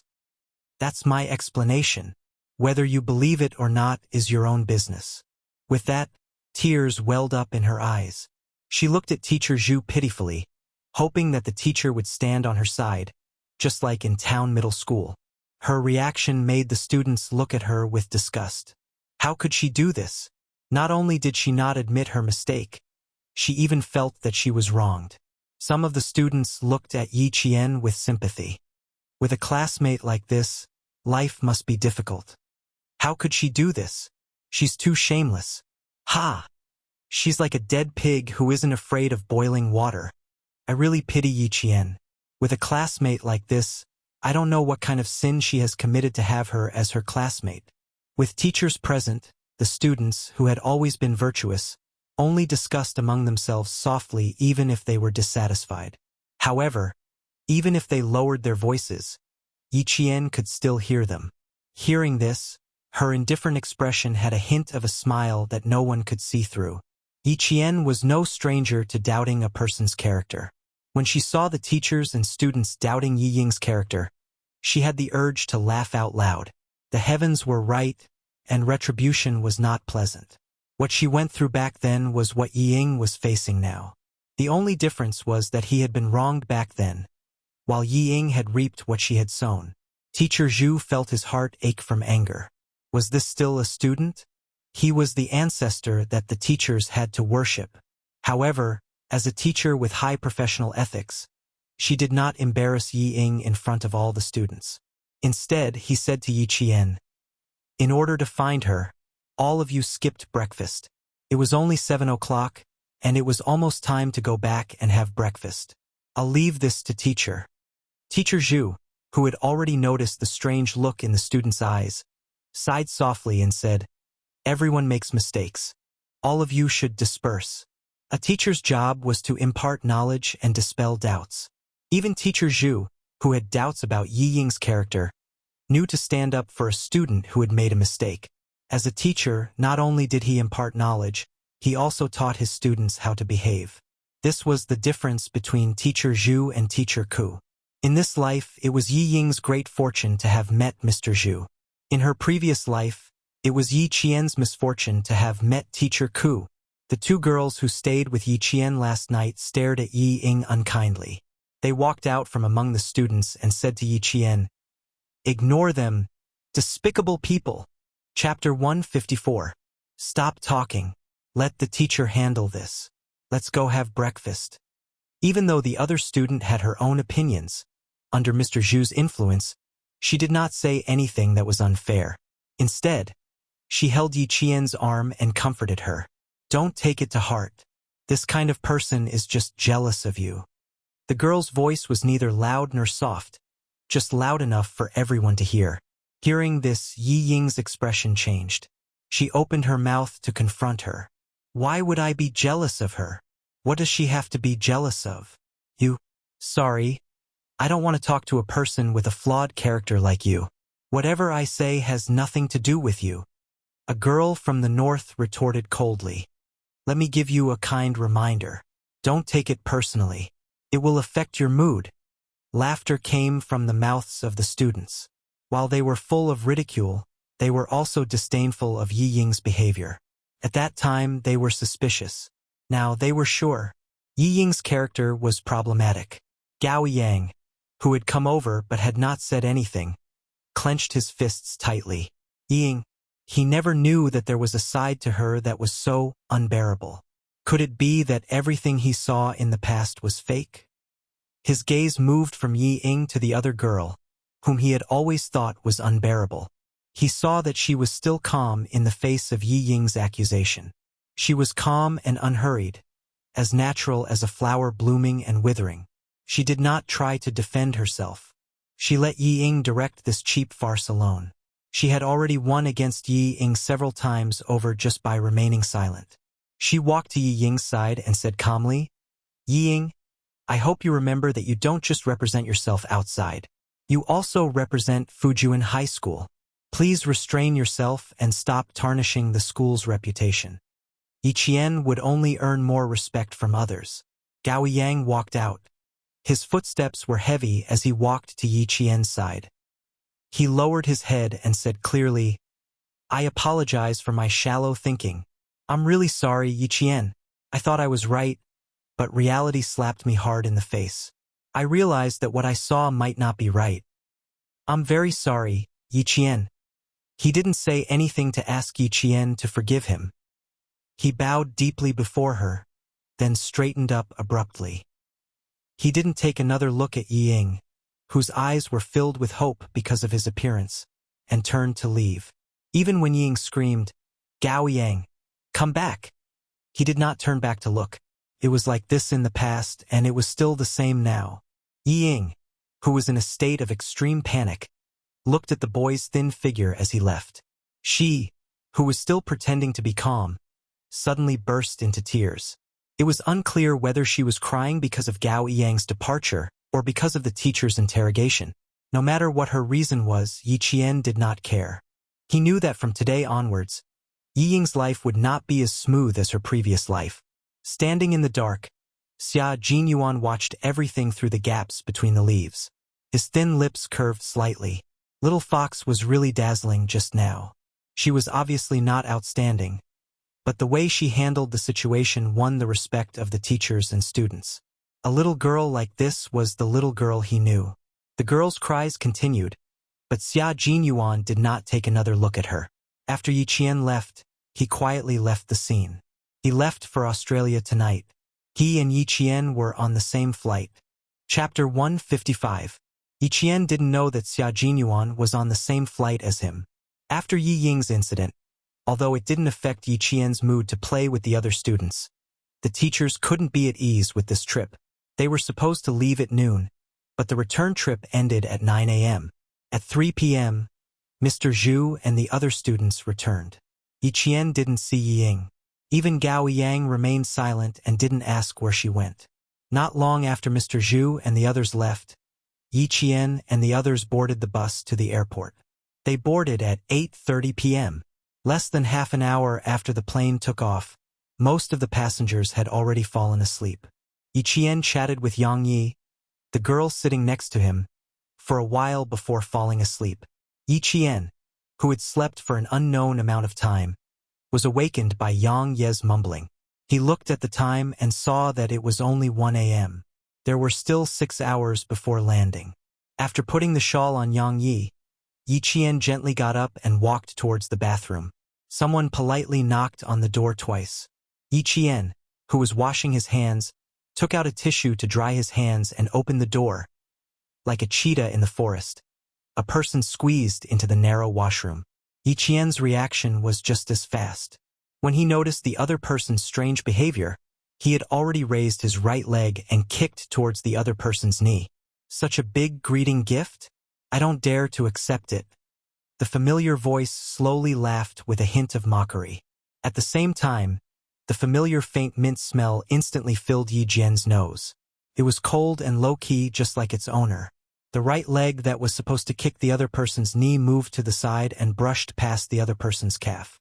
Yi Qian moved to the side so that Xia Jinyuan, who had already squeezed in, could come closer and close the bathroom door. When he really stepped in, Yi Qian regretted it. The washroom on the plane was so small that it could only accommodate one person. When he came in, the space was so small that Yi Qian wondered if he should stand on top of the toilet bowl. It was as if she had blocked out the unpleasant smell of disinfectant. Every breath she took was filled with his scent. Yi Qian, who had a sensitive sense of smell, couldn't help but hold his breath. Being alone with him, especially in such a small space, always made her feel unnatural. Xia Jinyuan didn't mind. The small space didn't affect his mood at all, especially when he saw her expression as if she wanted to stand on top of the toilet bowl. He couldn't help but chuckle. You fell asleep less than half an hour after boarding the plane. Little girl, if you didn't wake up, I would have to wake you up. In the dim light, although there was a smile on his handsome face, there was no trace of a smile in his dark eyes as he looked at Yi Qian. Give me 2 minutes to finish reading this document.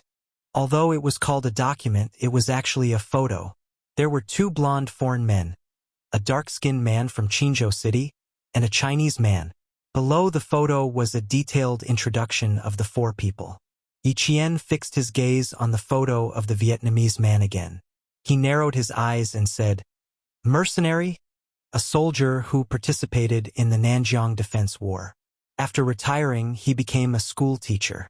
After falling for women, he became a mercenary." Xia Jinyuan took the photo from her and put it back in his pocket. His code name is Red Scorpion. He has frontline combat experience. 4 soldiers sent by the Vietnamese government died at his hands. Chapter 156. Rumor has it that he has a pair of eyes that can see through a person's essence. Therefore, as long as it's someone sent by the government, no one can escape his sight. The 2 female border guards sent by the Chinese side almost fell into his hands. This was information that Yi Qian had to know. It was a fact that could not be concealed. He had to let her know in advance what kind of dangerous person she was up against. Yi Qian did not expect to take on such a tricky mission for the first time working with the military. But the corners of her mouth curled up slightly. There seemed to be a fire in her dark eyes. I think I understand why you need a student like me to work with you. That's right. That's why we need you. Xia Jinyuan laughed. He knew that this bold girl would not back down. Don't be afraid. You're a student and a contestant in this competition. No matter how alert he is, he can't be so thorough. He will arrive in Sydney at about 8 o'clock tomorrow. He will arrive at the hotel at about 11:30 Sydney time. The man in the photo appeared in the group of Vietnamese students. The Chinese student was the one who received him. As for what Yi Qian needed to do, all he did was report to Xia Jinyuan and the others in a timely manner, including who the Vietnamese student was in contact with. This was a drug trafficking network that used students. The drug gang established a strict drug trafficking network in Laos, the border area of Vietnam, and the relevant provinces and cities in Vietnam. From purchasing to transporting to bribing, they successfully transported their drugs. The Chinese side had joined in because they had already caught 2 informants on the drug trafficking network. From the clues, they found out that the Chinese student in charge of receiving him was one of the important leaders of the gang who cooperated with the international drug trafficking network. Xia Jinyuan's target was naturally the Chinese student and the Vietnamese student. There was another knock on the door outside the restroom. Someone yawned and said, "Excuse me." Yi Qian's body stiffened. He stared at Xia Jinyuan with his clear eyes and pointed at himself. What do we do now? A man and a woman were in the restroom. What if they were blocked by someone? The toilet is broken? I'm very sorry. We'll take care of it immediately. I'm very, very sorry, sir. As the flight attendant on duty apologized, Yi Qian walked out of the restroom expressionlessly and returned to his seat. Because the toilet bowl was broken, a gentleman stepped forward to help the little girl, but to no avail. After that, he called for the flight attendant. What a perfect explanation. This time, Yi Qian did not go to the bathroom. After nearly 12 hours of flight, they arrived in Sydney at 8:40 a.m. the next day. At this time, it was 10:40 a.m. in Sydney, which was 2 hours earlier than in China. About an hour later, the 12 students arrived at the hotel under the guidance of the Australian reception teacher. As soon as they arrived at the hotel, they saw an English slogan at the bright entrance. Itis importante participate, not to win. It meant that the important thing was to participate, not to win. This was the spirit of the mathematical Olympiad. Wang Mo stood in front of the banner with a serious expression on his face. He said to Yi Qian, who was standing beside him, "In spirit, it might not be the case. Sending 12 members to participate in the competition and selecting them from all the schools in the country was enough to show how much importance the country placed on this competition. Don't put so much pressure on yourself. Since you're here, just participate well." Yi Qian twisted his luggage and smiled at Wang Mo, who was in his 3rd year of junior high. "It's mealtime. Don't think about these stomach-aching things." Chapter 157.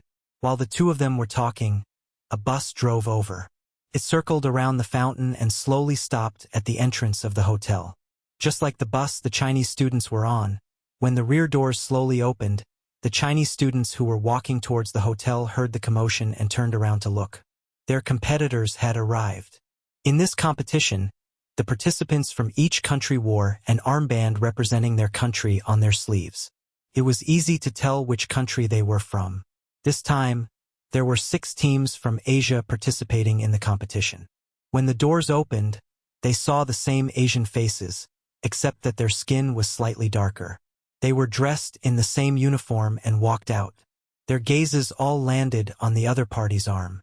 When they saw the national emblem of a 5-pointed star on a red background and 2 bundles of golden rice ears symmetrically surrounded by red ribbons, the Chinese students knew which country this student was from. The Vietnamese students who got out of the bus did not expect to meet their competitors at the entrance of the hotel before they even arrived. The eyes of the students from the 2 countries met for a brief moment. It was as if sparks were flying. Before the competition even started, the competition had already begun. Yi Qian, who was a few steps behind, nodded and smiled at one of the students, who was probably the leader of the neighboring team. He teased Wang Mo. Your eyes are about to pop out of their sockets. Those who don't know would think that you're looking at a beauty. Those who don't know would think that you're trying to kill someone. They're glaring at me, so I'm glaring back. Wang Mo chuckled.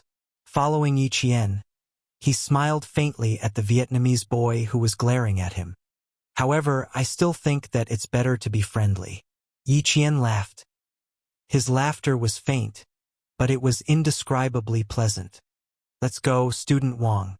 We still have to rush for lunch. The Vietnamese students' voices came from behind. Wang Mo did not pay attention to what they were saying because he did not understand. The students who went in were already lining up to get their room cards. Before checking into the hotel, the information of the students from each country had already been arranged. They only needed to get their room cards before they could check in. When it was Yi Qian's turn, the hotel waiter smiled and said in a friendly manner, "If you need anything, please feel free to contact me." He said, "I, not we." At the same time, he handed over the room card and lightly touched Yi Qian's finger under the card. "Your contact information is on the room card. Thank you." "Okay, thank you." Yi Qian calmly took the room card. His hand on the black marble counter moved slightly, and the message he sent out was, "Understood." The smile in the man's light gray eyes deepened. "Nice to meet you. I'm..." He pointed to his name tag. "Belle, the hotel's front desk attendant. I'm happy to be at your service." Someone from the International Police Force was secretly protecting her? Why did this scene feel a little too big? Yi Qian's eyes darkened as he turned around. He bumped into a Vietnamese man who had also come to check in. In his hand, he was holding the list of his country's contestants. When the slip of paper accidentally scratched Yi Qian's arm, he raised his head and quickly apologized. "Sorry." There was a fierce look in his eyes, and the muscles on his arms were rather taut. Yi Qian nodded lightly and left with his luggage without saying anything. Yi Qian didn't turn back. Even if this person was the #1 target from Vietnam with the codename Red Scorpion, he didn't look back as he left, because he already knew there was no need to look back. Chapter 158. Of the 12 contestants, 2 were girls and 10 were boys. 2 of them shared a room on the same floor. The first thing Yi Qian and Yang Yi did when they entered the room was to put the books and test papers in their luggage beside the bed. There were even a few sets of test papers in English. There were no other clothes in their luggage, only blue and white school uniforms with short sleeves and long pants. They were dressed in a refreshing and sporty style. 12 o'clock just happened to be mealtime. When Yi Qian's group of 12 walked through the hotel's dining hall, contestants from various countries had gathered together. As the host country, Australia's contestants had all appeared in the dining hall and were enthusiastically chatting with the other country's contestants. Yi Qian's gaze swept across the entire dining hall. There were quite a few groups of black-haired Asian students, but there were no Vietnamese students. If he wanted to keep an eye on Red Scorpion, he first needed to know their whereabouts. When Yang Yi saw so many students gathered in the dining hall, he quietly said to Yi Qian, "It's such a big scene. This pressure. TSK, TSK, TSK. I'm going to eat until my stomach hurts. Don't you?" Yi Qian hadn't finished speaking when a commotion came from behind him. Then, he heard the Chinese contestant Gu Fan say in a low voice, "You need to apologize." The contestants were all fluent in English. Gu Fan's spoken English was not only perfect, but he also had a pure American accent. Yi Qian only needed to hear his voice to know that it was him who had spoken. When he turned around, he saw a Vietnamese boy glaring fiercely at Gu Fan. There were a few books scattered on the floor. They were the materials Gu Fan had brought over from China. "Why should I apologize?" The Vietnamese boy not only had a fierce gaze, even his tone was fierce. He sneered, "This is a public place. You're obstructing us by standing here." Not only did the boy's fierceness come out of nowhere, there was even a hint of hatred in his words. When he looked at the other Vietnamese students, they were all the same. It was as if the Chinese students standing in front of them were their enemies. You guys are a bunch of rude invaders who only know how to invade. You want me to apologize? Don't even think about it. It was originally a simple matter, but when the boy said it, it actually escalated to a war between countries. This caused the Chinese students' expressions to change greatly. Their gazes towards the Vietnamese students suddenly became cold and sharp. Invaders? How could he have the audacity to say that the Chinese side was an invader? Yi Jian's expression was calm, but there was a cold glint in his black eyes that shot towards the Vietnamese student like an arrow. She walked over. She stood in front of Gu Fan and said softly to him, "Teacher, we don't want to argue with them over this kind of matter. If these Vietnamese students wanted to discuss the war between the two countries for the past 30 years, she wouldn't mind having a good chat with them." Gu Fan lowered his head and glanced at the book that was knocked to the ground by the other party. He thought that he should not argue with students from other countries in Australia. When he bent down to pick up the book, Yi Jian directly grabbed his wrist and said with a smile, "Apologizing and picking up books is what they should do. It has nothing to do with national wars. S's countries. She spoke in English. Her voice was clear and there was a calm smile in it. She spoke naturally and generously, but there was a stern look in her eyes. Don't let them bully you. Yang Yi saw that the situation wasn't right. It was obvious that the other party was deliberately stirring up trouble. He said with a gloomy face, "I don't believe they dare to do anything here." Chapter 159. Calling the teacher over was obviously the best way to deal with this situation, but the Vietnamese students had taken the Chinese students' etiquette as cowardice. When one of the boys saw that Yang Yi was about to leave, he immediately raised his hand to stop him and said in a harsh tone, "You can leave, but you have to apologize to us." If this time it was really an apology from a Chinese student, then this matter was not an ordinary matter. If this matter spread internationally, it would be equivalent to a few Vietnamese students trampling on the dignity of a country. The other party raised his hand first, and the atmosphere instantly became even more tense. Yang Ye's face was filled with shame and anger, and he gritted his teeth and said, "Please tell us the reason why you want us to apologize." Reason? What reason do we need to give to invaders? If you want to apologize, then apologize. The Vietnamese student who blocked Yang Ye's path sneered repeatedly, as if he was the judge and could represent the entire country. As such, Yi Jian smiled faintly and raised his hand. "If you can represent your country right now, then you can stand on the battlefield and use your strength to express your patriotism. Instead of standing here and using a laughable excuse to express your patriotism, because all I see is your cowardice and cowardice." She pressed her wrist against the other party's as she spoke with a faint smile, but the strength of her wrist didn't yield in the slightest, and she directly pushed the other party's hand to the side. "Not only are you not apologizing after bumping into us, you're even twisting words and forcing logic. Please first clarify where you are and why you're here." Her voice was piercingly cold and carried a majestic aura. Regardless of whether it was her words or her aura, she firmly suppressed the other party. The Vietnamese student didn't take a girl seriously at all. Only when he secretly compared their strength did he realize that he had underestimated the Chinese girl. Yi Jian's hands were tied with iron balls during sniping training, so the strength of her arms was far beyond that of an ordinary girl. She immediately suppressed the Vietnamese student with a single move. "You really are invaders. You always act so domineering." The Vietnamese student's face darkened as he angrily pulled his right hand back.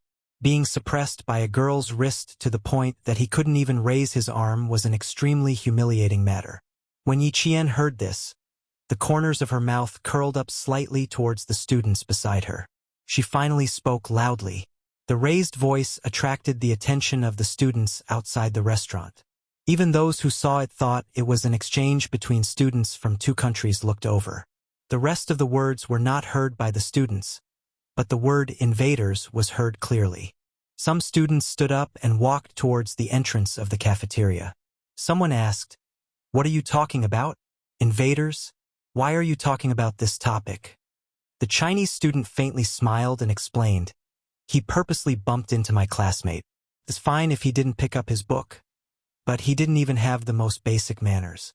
As for his sudden mention of invaders, I'm sorry, but we didn't understand. The tacit understanding that was cultivated could be used in any situation. Just like now, when Yi Qian smiled slightly, the Chinese students immediately knew how to respond. Why mention war in the arena of knowledge? This is not a battlefield, but a friendly exchange of knowledge. God, I can't understand this. Can someone explain it to me? Shouldn't you apologize immediately after bumping into someone? I can't understand the need to mix war and war. Chapter 160. No matter how good a person was at twisting words and forcing logic, they could only retreat in defeat in the face of everyone's condemnation. What's more, students from all over the world were talking about it. Soon, a trace of panic appeared on the faces of the Vietnamese students. Why didn't you go in? The Vietnamese man with the code name Red Scorpion walked over and saw the panic on his students' faces. On the other hand, the Chinese student had a cold expression. He frowned and asked his students again, "What happened to you guys just now?" He was holding a stack of documents in his hand. Behind him were two other Vietnamese teachers who were also holding the same documents. Under his cold gaze, the few Vietnamese students who had hatred on their faces earlier lowered their heads and whispered what had happened. Gao Yang, who had been silent all this while, suddenly opened his mouth and coldly interrupted the students' words. "Please tell your teacher the whole story again. Tell your teacher the truth about what exactly happened." The first part was in English, but the second part was in Vietnamese. When he opened his mouth, the Chinese student wasn't frightened. Instead, the Vietnamese student was so frightened that his expression immediately tensed up. Yi Qian glanced at Red Scorpion and slightly pursed his lips. With a cold expression, he said, "Please use language that we can all understand and honestly tell us what happened. If the invaders hadn't been mentioned, this dispute would have just been between students." When Red Scorpion heard his own student mention the invaders, he immediately understood why the Chinese students refused to back down. The Chinese teacher walked over with the documents in his hand and happened to hear the second half. His expression was so serious that it made the Chinese students feel apprehensive. The Vietnamese students were able to pick up the books and apologize without a hitch.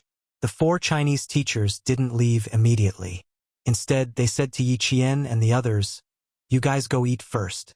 Leave this matter to the teachers." The matter seemed to have passed just like that, but the Chinese students knew that it wasn't over yet. After eating, the 12 students sat in the teacher's room and talked about what happened in the afternoon. They were still a little angry. The leader of the group was Teacher Li from Beijing's experimental high school. When he saw that the students were still talking about the war of self-defense against Vietnam in 1979, he sighed and said, "You guys still know too little. They're not talking about the war of self-defense against Vietnam in 1979, but the counterattack of Laoshan in recent years. Classmate Yi Qian, I remember that your personal profile stated that your hobby was military affairs.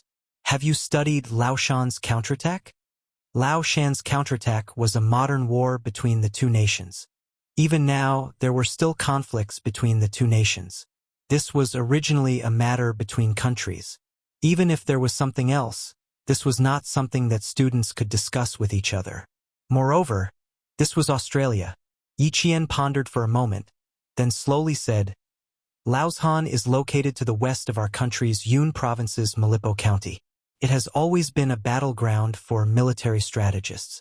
After the Vietnamese side completed the self-defense war in 1979, they ignored the repeated warnings of the China government and secretly sent troops to invade Laoshan. Relying on the complex terrain, they built a large number of tunnels, trenches, bunkers, hiding holes, many barbed wire fences, traps, and trenches. Invasion of national territory is something that no country can tolerate.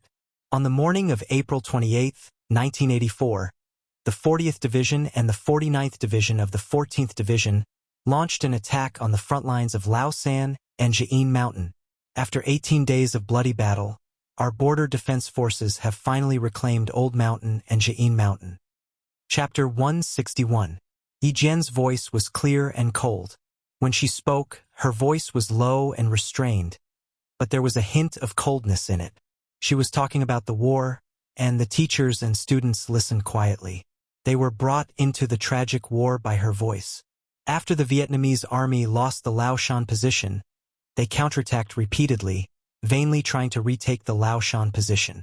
Thus, there were 4 major counterattacks. Among them, the Battle of Song Mao Ridge on July 12 was the largest division-level attack by the Vietnamese army. It was also the most tragic battle in the Laoshan tug-of-war. The soldiers of the 2nd Company guarding the Laoshan position near Nha La were all killed. After that, several of our soldiers who went up to check on the situation were also killed by the Vietnamese army. After daybreak, a platoon of 45 soldiers charged up, but they were almost completely wiped out. It was only when the rocket launchers were fired that our infantry retook the position. When she spoke up to this point, several students gasped. They had not paid attention to this area at all. They had always believed that war did not belong to the Chinese side of peace. Yi Qian's expression was cold as she pursed her lips. Her gaze swept past the students who were still in a daze. She continued softly, "The war did not end. After that, the Vietnamese army sent out 500 to 600 soldiers, but they were immediately locked down by our artillery. They also paid a heavy price for their actions. This was a battle that was not far from the students, but many students and adults did not know about it." As Yi Qian spoke slowly, the bullets whistled past the students. It was as if they could see the soldiers who were unafraid of death on the battlefield for the sake of protecting their country. They could see the young soldiers who fought until the last moment of their lives even though they were heavily injured. When Yi Qian spoke about the flying flesh and blood and broken limbs on the tree branches, in the bamboo forest, in the grass, and in the bushes, it was as if they were already on the battlefield. Sobbing sounds could be heard. It was Yang Yi crying. He was crying for the brave soldiers who had sacrificed themselves in the war. Teacher Li, Teacher Yu, and the other teacher's eyes were red. Even though Yi Qian had finished speaking for a long time, no one spoke.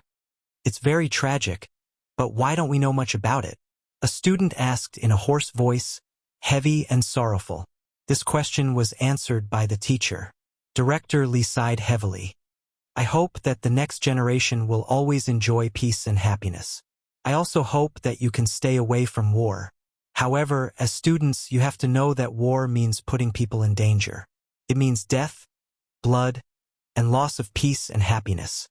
We must stay away from war, but we must understand and recognize war." As he spoke, Director Li took another look at Yi Qian.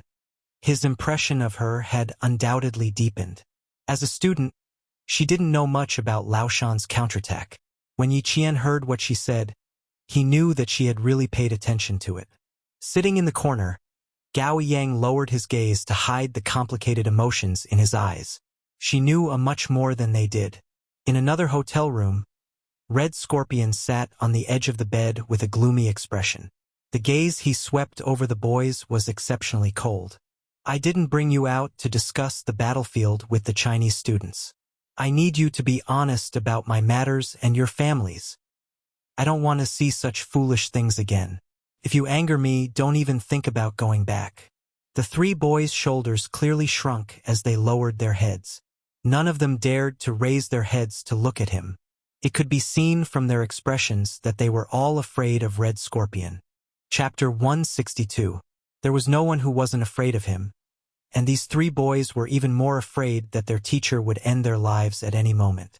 They left in a panic and didn't raise their heads as they quickly entered the opposite room. "It can't be. They're living next door to us." Yang Ye's eyes were wide open as she looked at the 3 figures that flashed before her eyes. She said with some difficulty, "Dear, can we request to change rooms? Are you kidding me? They're actually right next door to us, just a wall away." Yi Qian wasn't surprised at all. Instead, he heaved a sigh of relief in his heart. This made things easier for her. It looked like Xia Jinyuan had made meticulous arrangements for her. From this, it could be seen that Red Scorpion was definitely someone who was difficult to get close to. Otherwise, they wouldn't have arranged for her to be so close to him. He smiled faintly and said, "So what? Even if it's not us, there will be other students living here. Dear, we can go back to our room and sleep for a while. I suggest you apply ice to your eyes before you sleep." Otherwise, they'll definitely swell when you wake up. Ah, what should I do? Where's the ice? What should I do if I become ugly? Yang Yi belonged to the smart and beautiful type. She had an oval face and curved willowy eyebrows. Although her facial features weren't as exquisite as Yi Qian's, she was still a standard beauty. She had just cried, and now that she had calmed down, she knew how to show off. Yi Qian swiped his card to open the door. He put his hands on her shoulders and gently pushed her into the room. Go in, beautiful. I'll get the waiter to bring you some ice. Xia Jinyuan, who said he would contact her in Australia, still hadn't made a move. Was he here or not? If she went out for a walk, perhaps this elusive man would take the initiative to find her. When she walked to the elevator and was about to press the button, a ding sounded. The elevator door opened and a tall hotel waiter pushed a clean dining cart into the elevator. When he saw Yi Qian, he nodded slightly with a smile and pushed the dining cart out. Yi Qian also smiled slightly. She was about to press the button, but her feet moved slightly. When she brushed past the tall waiter, she calmly pressed the button. The waiter in the dining car stood in the middle of the room where the three Vietnamese boys came out in fear. He knocked on the door and said, "Sorry to disturb you." When the elevator doors opened, Yi Qian, who had entered the elevator, slowly closed the doors. His eyes were sharp. This was one of the foreign men in the photo. The door to the room he stopped at was Red Scorpion's room. They had already begun to make contact. The receptionist, Belle, was still there. After Yi Qian explained the purpose of his visit with a smile, Belle happily said to Yi Qian, "Okay, follow me." Then he said to his colleague, "We'll be leaving for 5 minutes. We'll be back soon." He saw Yi Qian's fingers making secret signals on the marble countertop as he spoke. "You saw him? Oh God, I need to contact my colleagues, damn it. When did he come in?" After Yi Qian finished speaking, Belle's expression changed drastically. He reached behind him to take out his walkie-talkie. God, how could he be the waiter? Damn it. Hearing this, Yi Qian quickly turned off the call button that was about to connect. He spoke in fluent English like his mother tongue. "Belle, I suggest you first find out if the waiter was really killed. I didn't smell anything on him, including the smell of blood." This speed was so fast. Mr. Bell, who hadn't recovered from Yi Qian's speed, looked at Yi Qian in surprise with his light gray eyes. Was this a Chinese student? Why didn't he act like a student? Chapter 163. After the initial shock, Bell's expression was cold and serious as he said, "Yes, your suggestion is very good. That's right, I should go and find out where the waiter is. Maybe God will bless him and let him be safe." Yi Qian let go of his hand and looked at him with dark eyes. "No, you still need to prepare for the worst. There are countless ways to make a person die quietly without shedding a drop of blood. Also, how did the suspect get in? Does he have friends in the hotel? Belle, you're a police officer. You should know what I mean. I stopped you only because I didn't want to alert his friends in the hotel, and I didn't want to put myself in danger. After all, I was the one who met him just now.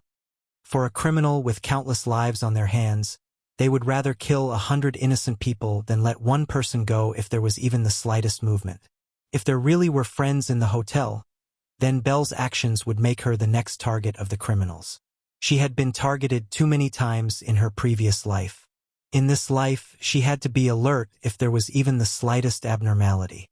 Belle put away the walkie-talkie and looked at Yi Qian with his deep, light gray eyes. After a few seconds, he sighed. "Jane, you're really special. Now I understand why the young major insisted on you being the informant among the students." He was unbelievably calm. He didn't seem like a student, but like an experienced police officer. He was even calmer than Belle, who had been a police officer for 5 years. If a student was like this, then wouldn't the soldiers sent by the Chinese side be even more powerful? Belle had a feeling that the people sent by the Chinese side were definitely not what some people were mocking. Soldiers trained by a backward country, not even as good as the traffic police on the streets. "Please give me the ice. I need to send it to my classmate upstairs." Yi Qian was really calm. Even his eyes were as calm as water without a trace of emotion. I also need a communication device to contact you. If you have one, please give it to me. Thank you. Bell immediately put the ice into a stainless steel cup. When he spoke again, he didn't have the casual tone of an adult talking to a child. It was to truly place Yi Qian in the right and equal position. Yes, I need to give it to you. Not only is it a communication tool, we have also equipped you with a locator. By the time Yi Qian returned upstairs with the ice, she had 2 extra items on her body. One was a locator and the other was a transmitter. As for Yang Yi, he was already sleeping soundly. After wrapping the ice in a towel, Yi Qian gently placed it over Yang Ye's eyes, who had already fallen asleep. Then, he gently moved the sofa in the hotel and slowly placed it against the wall. Red Scorpion's room wasn't even bugged. It wasn't that they didn't want to, but that Red Scorpion's anti-reconnaissance ability was quite strong. No matter where the bugging device was installed, he would be able to find it. This also reflected how difficult it was to deal with Red Scorpion. They were only separated by a wall, so he didn't know if he could hear anything. After pressing his ear against the wall and listening for a while, Yi Qian gave up.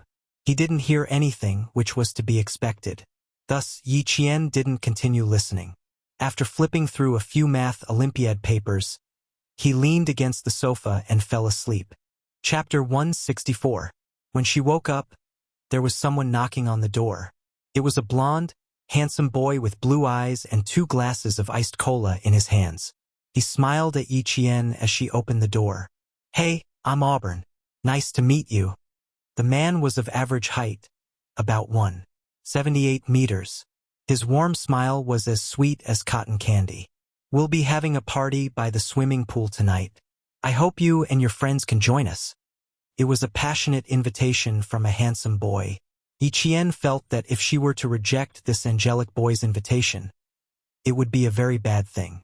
It would be too rude. As it turned out, there was no student who could resist the temptation of a party.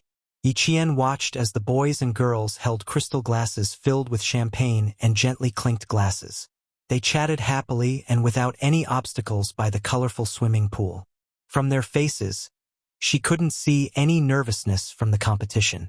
It was as if they were here for a vacation, relaxed and comfortable. Yi Qian stood in the dark, keeping an eye on Red Scorpion's side. She sipped her champagne until a familiar low voice suddenly came from her earpiece. She walked over to Wang Mo, who was closest to her, and said, I need to go back to my room.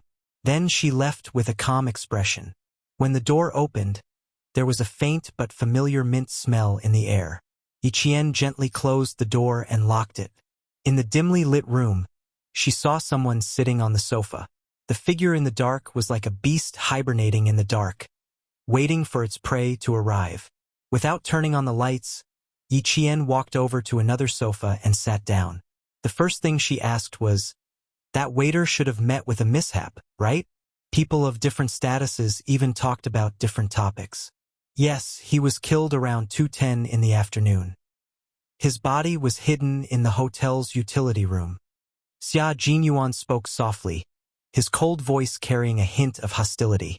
Red Scorpion is already on the move. The first transaction should be completed soon. The Chinese target hasn't appeared yet, so we won't make a move for now. In the dark room, his usually sharp and cold gaze was more substantial than usual. When it fell on Yi Qian, it was especially serious. The 2 foreign suspects are the targets of the international police. They have nothing to do with us. Yi Qian, you know what I'm talking about, right? Their conversations were always full of mystery. Sometimes, even if one tried to guess, they might not be able to understand. However, if the 2 of them had a certain level of tacit understanding, they would be able to understand each other's meaning with just one sentence. Yi Qian paused for a moment, then said calmly, I understand. What we need to do is within our duties. As for how the international police arrange things, it's not something we can interfere with. Little girl, it's good that you know. You don't have to say any more. Xia Jinyuan smiled coldly. Our country is still a little weak in the eyes of some other countries, he said. Our country is still a little weak in the eyes of some other countries. In 1995, all aspects of China were still in the process of revitalization. However, whether it was the national economy or the military, they were all secretly developing in the best direction. Yi Qian had been there before, so he knew what the future would be like. On the other hand, Xia Jinyuan was a soldier, and his family was the core of the military. Naturally, he knew more. As for why some countries said China was weak and didn't allow China to interfere too much in this operation, the reason was simple. As developed countries, they thought China was weak. Regarding this, China, which had always kept a low profile, naturally continued to keep a low profile and didn't say much. Chapter 165. This was what Xia Jinyuan wanted to express. Since Yi Qian could think of not interfering with the international police, she naturally understood what he was trying to say. The country's weakness was a heavy topic, but at the same time it was also a kind of motivation. Fortunately, China had always been motivated to become a powerful country. Yi Qian was not deceived by his fake seriousness, because she knew that in the near future, China's military strength would make the former world's superpowers feel threatened. She smiled slowly and said, "You should know better than me how powerful we are. If you don't interfere too much, then I, as a student, won't." "No, little girl, we will interfere, but not now, but—" Xia Jinyuan raised his eyebrows slightly. His cold and handsome face was calm and composed. His innate elegance at this moment made his temperament even more cold and unpredictable. He smirked and paused for a moment. Then he slowly said, "Instead, they will have no choice but to ask for our help. Just you wait, little girl. Since we are here, how can we let some people look down on us?" Soldiers were proud, and at the same time, they represented the country's military strength. If they were looked down on, of course, they had to be ruthlessly dealt with. "What should we do? I'm suddenly looking forward to the day you mentioned." Yi Qian smiled, her clear eyes shining like stars as she looked at the arrogant man in the dark. "I hope that when the time comes, Captain Xia will still think of me and let me experience it." Her words made Xia Jinyuan smile happily. He stood up from the lounge chair, his cold and slender figure as sharp as a sword. Hearing his cold voice, he said indifferently, "Don't worry, little girl. Time is not the only thing that makes you grow. You still need more training." He looked forward to her growth, so he would do his best to let her lay the strongest foundation in the process of her growth. The party downstairs didn't end until 10 p.m. If it weren't for the teacher's reminder, it would have gone on even later. Yi Qian didn't go downstairs. Instead, she stayed in the room and digested Xia Jinyuan's words, using the excuse of doing test papers as an excuse. A gentleman has to do what he does and doesn't do what he does. Just thinking about it made her motivated. There are 3 rounds in the competition. One is a team competition, one is a theory test, and the last is a trial test. It will be held over 3 days, 5 hours per round. It starts at 8 a.m. and ends at 1 p.m. Early the next morning, a group of students still hadn't woken up from last night's party and were already preparing for tomorrow's competition. Director Li did not waste his breath. Yesterday they had played and slept. Today, no one would be able to rest as easily as yesterday. With a wave of his hand, it was as if he was here in person, causing the students who wanted to relax in the afternoon to stop. Once they immersed themselves in their studies, they realized that the day had passed just like that. Rest early tonight. Go to bed at 9 o'clock sharp. Hand over one of your room cards. Our teacher wants to check on you one by one. When they went downstairs for lunch at 5:30 p.m., Director Li made another move. He confiscated a room card from each room so that it would be easier for them to check the rooms. In China, it was normal for teachers to check the rooms. Last night, when they were chatting with students from different countries, the teacher directly pushed the door open and checked the rooms. TSK, TSK, TSK. The expressions on the faces of the foreign students were unbearable. It was as if their bodies were being violated. They couldn't accept that the teacher didn't care about the students' privacy and barged in without their permission. They obediently handed over their cards and followed the 4 teachers to the cafeteria for dinner. Chapter 166. When the 12 of them walked out of their rooms, they saw that the Vietnamese students on the same floor had also walked out of their rooms. It looked like they were heading to the cafeteria to eat just like the Chinese students. They walked in front while the Chinese students walked behind them. When the Vietnamese students entered the elevator, the Chinese students just happened to be standing in front of the elevator doors. The gazes of the students from the two countries directly confronted each other. In any case, there was no way for them to continue being friendly. Although they maintained civility with their words, they were glaring at each other with their eyes. Unfortunately, the confrontation didn't last for long. After a few seconds, the elevator doors slowly closed. Yi Qian's gaze indifferently slid past Red Scorpion's face, as if it was a normal exchange of glances, before he calmly withdrew his gaze. Red Scorpion's gaze was like the fangs of a venomous snake, suddenly sweeping over with its mouth wide open. It carried a gloomy ruthlessness as it swept past the faces of the Chinese students in the increasingly narrow space of the elevator, causing the students standing near the front to involuntarily shrink their eyes.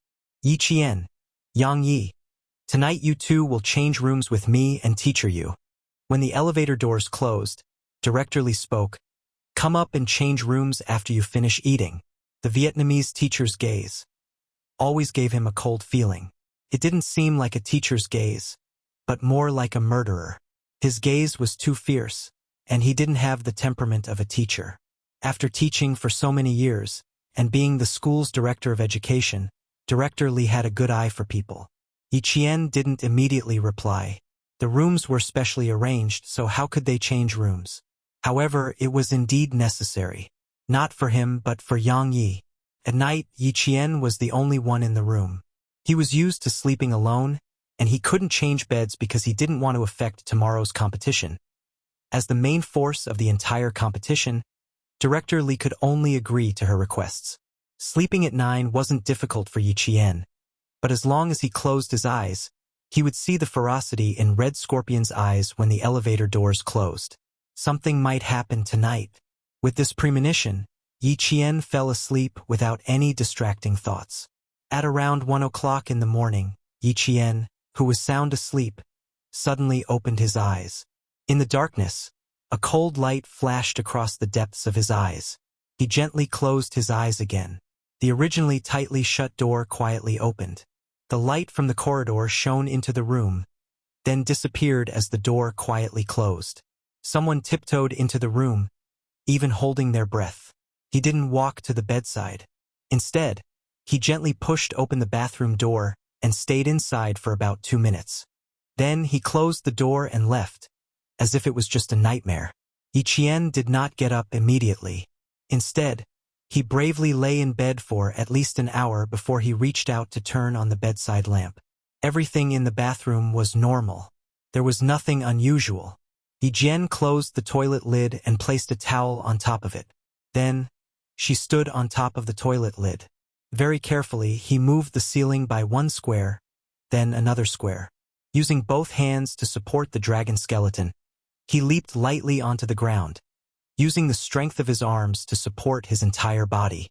In the dim light, Yi Jian saw a black travel bag quietly placed in a place that was within reach of her hand.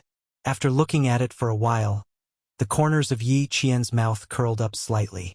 If she wanted to attract Red Scorpion's attention and make him walk around under her nose, the opportunity was right in front of her eyes.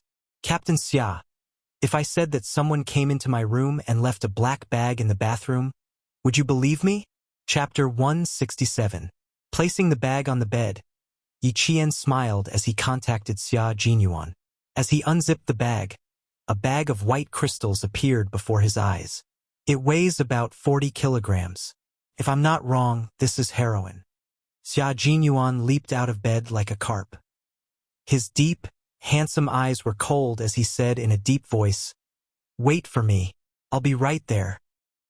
He didn't even give Yi Qian a chance to refuse before he cut off the call and rushed downstairs. He didn't even go through the front door. Yi Qian was stunned for half a second when he heard a light knocking sound coming from outside the window. Then he rushed over and pulled open the curtains. He saw the dangerous man who said he was coming over a minute ago, standing dangerously outside the window. There was no cover except for a few potted plants. Yi Qian's mouth twitched slightly as he hurriedly opened the window. "I don't want to go through the front door." I want to go. He stopped halfway through. If they couldn't go through the front door, it meant that they had to avoid being noticed. Did that mean there were accomplices of the suspect in the hotel?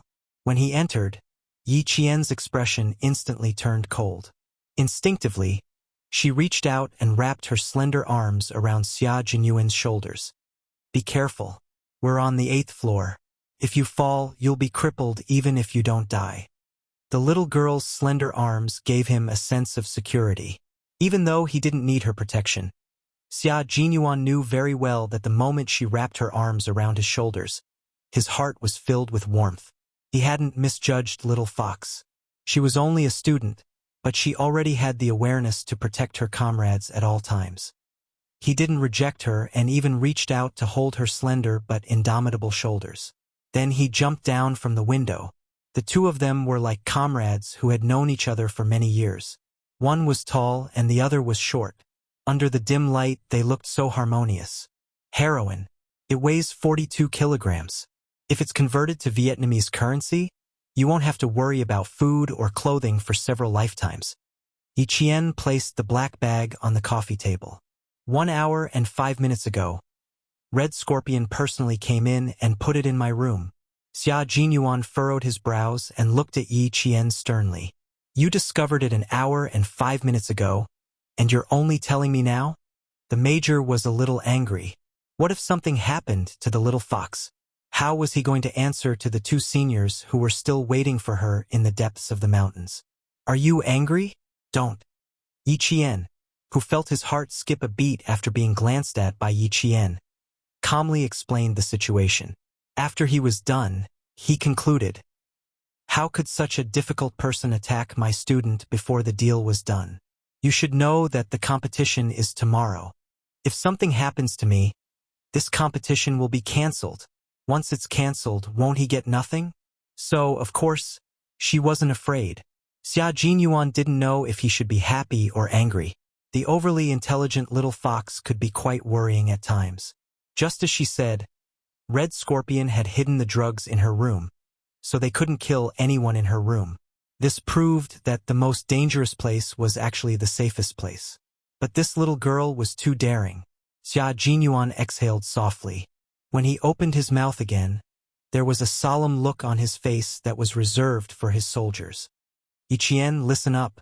In a team battle, you must ensure that you can communicate with each other at every step. When you can contact your comrades, you must report your whereabouts and discoveries to them. Chapter 168.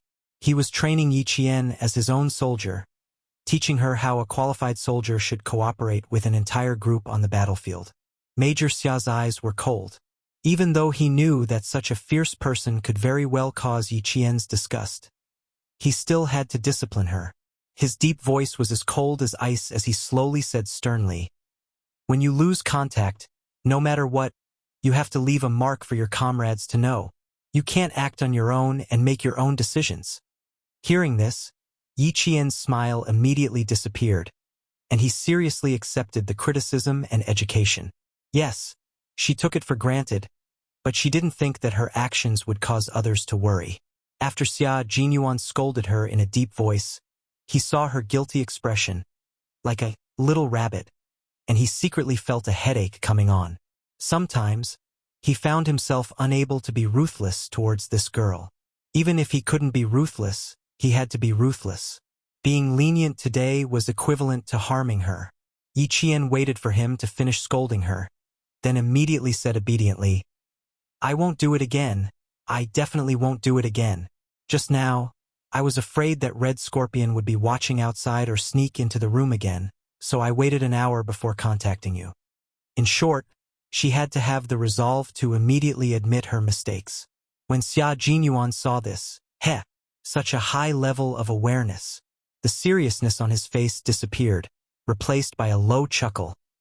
You're quite aware of your mistakes, but your judgment is very normal. However, the prerequisite is that you need to immediately contact your comrades if the situation permits. This is also a form of self-protection. Understood. There won't be a next time. Yi Qian also laughed. It was undeniable that working with a man like Xia Jinyuan was a very pleasant thing. After being serious, there was an appropriate amount of humor. While feeling his deterrence, at the same time, one could also understand that he was truly doing it for their own good. A man with a pure heart. No matter how dangerous it was, there would still be people willing to approach him. The black bag was no longer touched, but the goods inside were no longer the original goods. After changing the bag, Yi Qian put the bag back in its original position.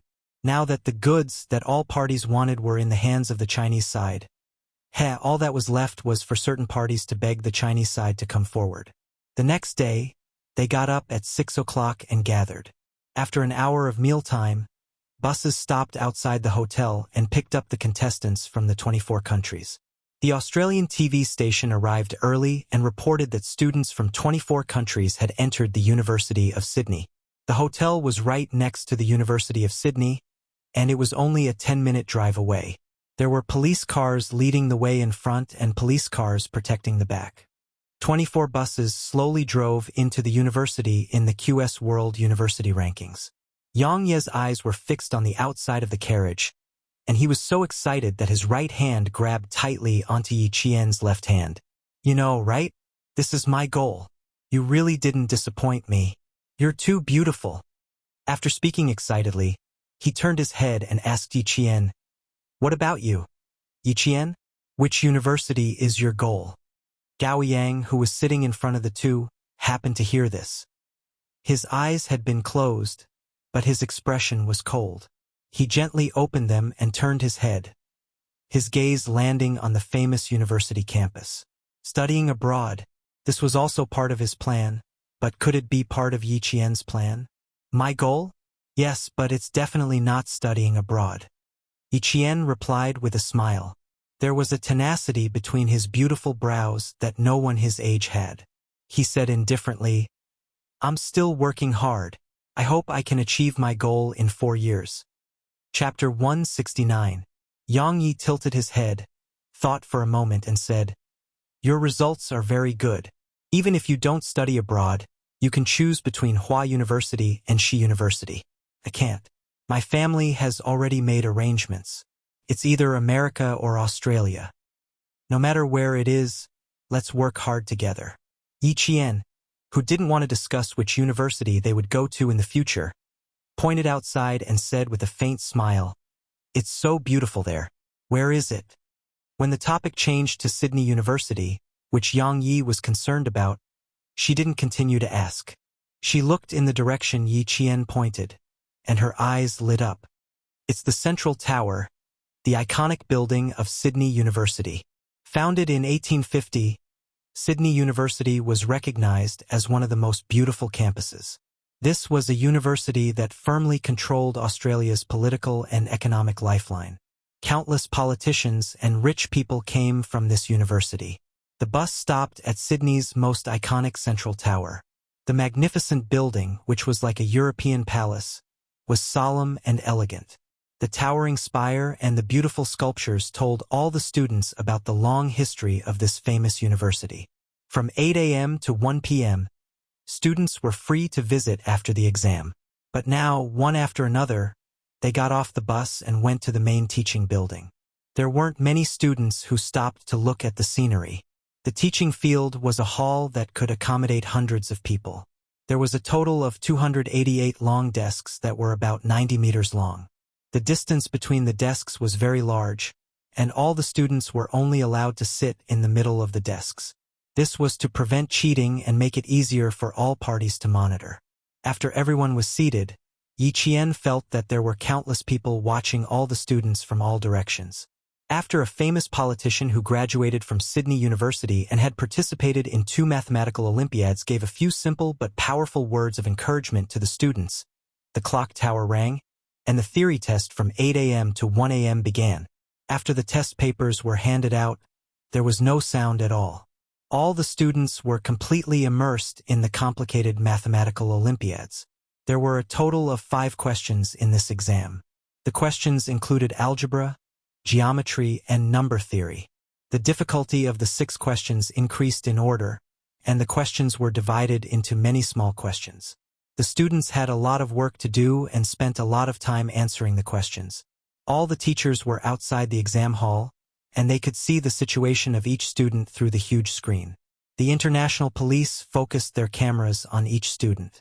They needed to find out which students were controlled by international drug gangs. Xia Jinyuan was also in the office. The difference was that his eyes were directly locked on the 3 Vietnamese boys that Yi Qian provided. When the exam went into the 3rd hour, a Vietnamese boy stood up and sealed the test papers into a folder and walked through the group of students. Here, zoom. Xia Jinyuan pointed out that when the Vietnamese man passed by a table, his hands seemed to move inadvertently. If one didn't pay close attention, it would be difficult to notice his subtle movement. B. The 2 international police took a look and looked at Jinyuan thoughtfully. They took out their walkie-talkies and contacted their colleagues who were disguised as school security personnel to pay close attention to the whereabouts of the Vietnamese students. Outside the bishop's office, Red Scorpion looked at the students who walked out. He vigilantly scanned the surroundings, then walked over and asked in a low voice, "Handed it in?" Even if someone could understand him, they would think that he was asking if the students had handed in their test papers. Chapter 170. The boy did not look too good and his lips were a little pale. He nodded and stammered, "Yes, teacher. Do you not need me to do anything else after this?" "The test paper. I didn't finish it." "Test paper? Do you still want to continue?" "Child, your sister is still in their hands, your father is still in prison, and your mother is still waiting for you to return. Are you sure you still want to do the test paper?"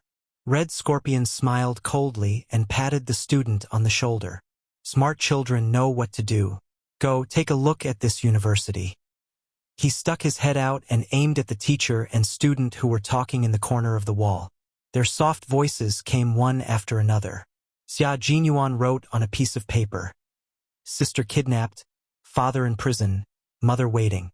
He picked it up and looked at it quietly, then translated it into English and handed it to the international police. "Important clue." "Okay." The European police officer took the paper and threw it down.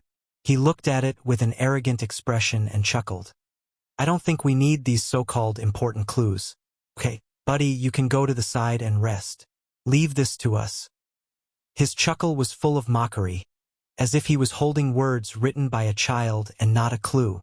Xia Jinyuan heard this and chuckled with indifferent elegance and confidence. "Okay, I hope your work will go smoothly." He turned around and said to his comrade, who was dressed in casual clothes and had a strong temperament, "With them here, we can go back and rest." Naturally, they had to rest well and conserve their energy. The European police officer, who was still laughing, said to his colleague, "God, I've never seen soldiers like them. They don't know how to do anything and are just like children. What a headache." "Okay, buddy, for God's sake, don't say so much. They're pitiful enough, we don't have to discourage them." The tall and sturdy man took over the conversation and glanced at the departing figures with his brown eyes. "God, they're so skinny." Xia Jinyuan, who had already walked to the door, casually looked back when he opened it. The coldness in his dark eyes seemed to be stained with blood. The bloodthirsty hostility made the man's heart sink. When the man looked at Xia Jinyuan again, he only saw the elegant and noble smile on Xia Jinyuan's handsome face. Everything felt like an illusion. 10 minutes after the Vietnamese student left, another student also left the arena.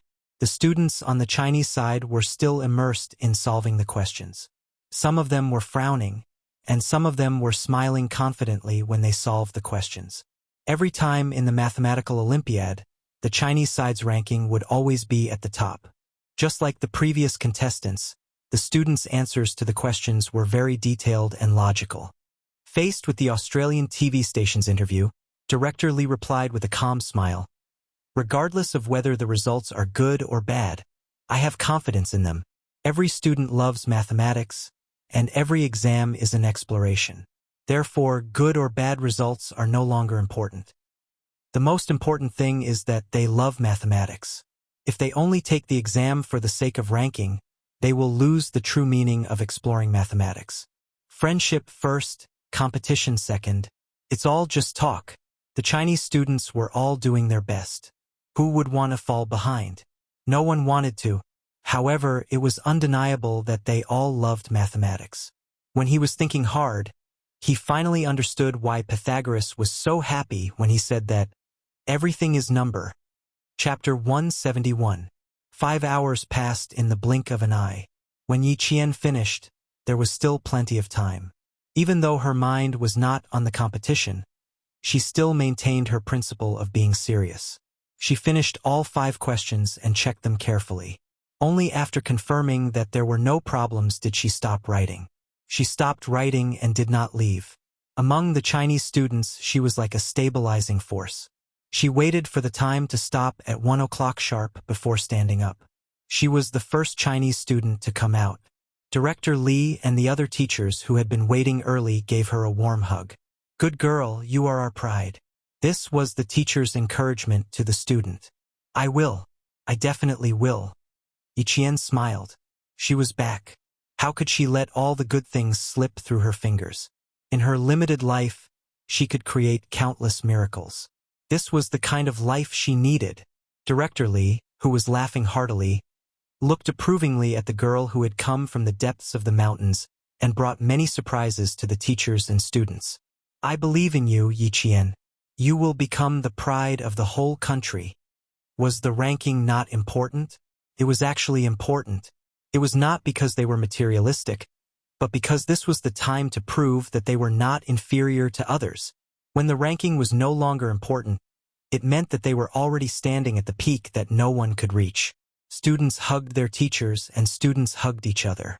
In a foreign country, the only thing that could make one feel a sense of belonging was a fellow countryman of the same nationality. When the Vietnamese students came out, their expressions were not very good. When the boy who had a conflict with the Chinese students passed by Yi Qian, he stopped and looked at her with an unfriendly gaze. He said stiffly in heavily accented English, "Don't be happy too early."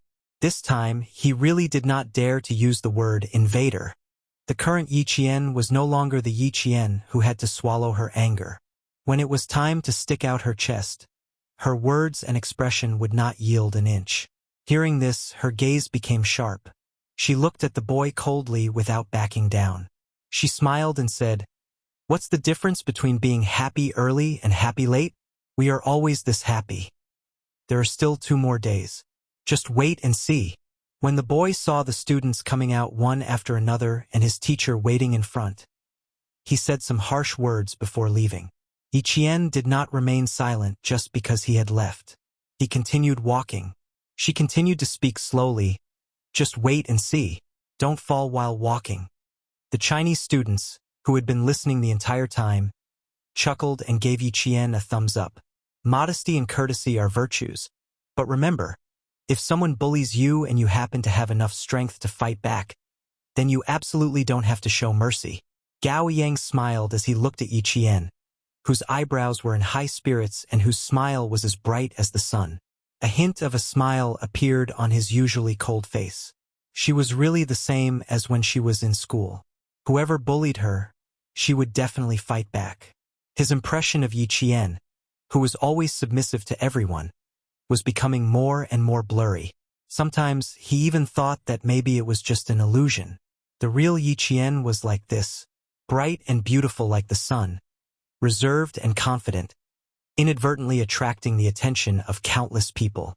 He did not hug Yi Qian without any scruples like the other students. Instead, he said to Dean Li, "My father will be here in about 10 minutes. It is very likely that I will have lunch with him in the afternoon." Chapter 172. Father. Director Li was taken aback by this distant form of address. Before he could say anything, a black sedan slowly drove over. Under the sunlight, the body of the car was so smooth and domineering that even those who didn't know much about cars would know that this car was extremely expensive. Gao Yang, who had a slight smile on his face, saw this, and the coldness in his eyes deepened. When the car stopped, he said to Director Li, "He's already here. It's rare for him to be punctual." He didn't hide his sarcastic tone at all. From what he could remember, this was the first time he had arrived 10 minutes earlier than the agreed time. The appearance of Gao Yang's father really shocked all the Chinese students. Tall, handsome, and with a powerful aura, he was like an overlord. His every move showed that he was a very successful businessman, and he exuded a strength that didn't allow anyone to refuse. When he exchanged greetings with Director Li, even if he was smiling, he still couldn't make people feel close to him. Yi Qian looked at him, and then looked at Gao Yang. The father and son really were carved from the same mold. They had the same facial features and the same temperament. It was rare for a father and son to resemble each other so much. It's not convenient to eat out. Mr. Gao, go ahead. Just have Gao Yang return to the team before 6 in the evening.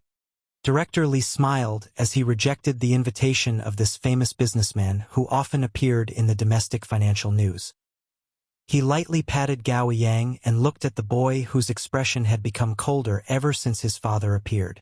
He said gently, "Remember, return to the hotel at 6. You still have an exam tomorrow." From Gao Yang's increasingly cold expression, it could be seen that he didn't want to interact too much with his father. However, this was a student's family matter, so Director Li naturally wouldn't say much. He only reminded him implicitly. Gao Yang's father didn't insist. He took out an antique phone in Yi Qian's eyes and dialed a number to inform his assistant to cancel tonight's meal order. Yi Qian's gaze passed over Gao Yang's father's shoulder and landed somewhere behind him. There, Red Scorpion seemed to be communicating with a tourist. The Vietnamese boy standing next to him seemed very nervous. Under the sunlight, his thin shoulders seemed to be trembling slightly. Tonight at 8 o'clock, the first batch of transactions will be completed. He will be in charge. Red Scorpion noticed the student's strange behavior and raised his hand to directly place it on the boy's shoulder. He lowered his head and softly warned him in Vietnamese before saying, "Remember, I need USD." The tourist was wearing a baseball cap with the brim pulled low. Yi Qian only saw him make an okay gesture, and the conversation ended in 1 minute. This was an unfamiliar figure. Yi Qian searched his memory and was certain that there was no trace of this man in the past 2 days. He watched as the man crossed the fountain in the square and quickly disappeared from the campus. The black car slowly drove past them, cutting off Yi Qian's line of sight. It then took Gao Yang away from the campus. A limited edition Maybach. How much money does Gao Yang's family have? After the father and son who didn't communicate with each other the whole time left, a boy whispered in surprise, "There are only 10 of them in the world. Even if you have the money, you can't buy a peerless car." Because of Gao Yang's father's appearance, the students heading to the cafeteria at the University of Sydney had another topic to talk about. After eating at the University of Sydney, the teachers led the students on a tour of one of the most beautiful universities in the world. The wide lawn, tall steeple buildings, and unique and enchanting scenery made countless tourists stop in their tracks. Chapter 173. The most beautiful scenery is the exam season from late October to November every year. The campus is filled with rows of blue trees decorated with violet flowers. It's extremely beautiful. Yang Yi had never been to the University of Sydney before, but he knew very well that she really liked the school. From their conversation, Yi Qian found out that more than half of the students here were already prepared to study abroad. They would go abroad directly after graduating from high school. Every time this topic was brought up, Yi Qian would smile and remain silent, because she knew very well that the school she wanted to study at would definitely not be overseas. Even if she could, she wouldn't choose to study abroad. Compared to Yang Yi and the others who were in high spirits, Yi Qian used the excuse of being tired as an excuse to return to the hotel with the other boys after seeing Red Scorpion bring 3 boys into a silver car that drove into the campus. The ones who returned with them were all students who had no intention of studying abroad. The 4 of them returned to the hotel together. After entering the elevator, they looked at each other and smiled. They understood the meaning in each other's eyes and agreed to meet at 5:30 before returning to their respective rooms. Yi Jian glanced at her hair, which was still in the lock before she left. Only then did she close the door gently. There was no smell of strangers in the room, which meant that Red Scorpion hadn't been here.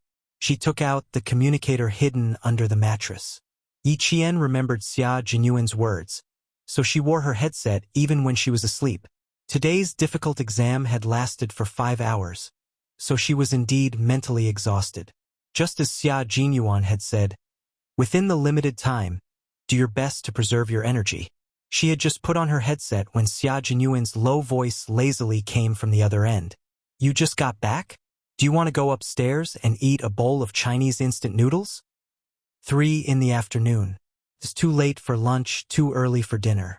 Yi Qian directly laid on the soft bed and replied lazily, I don't have the habit of eating last minute. Right now, I just want to have a good rest.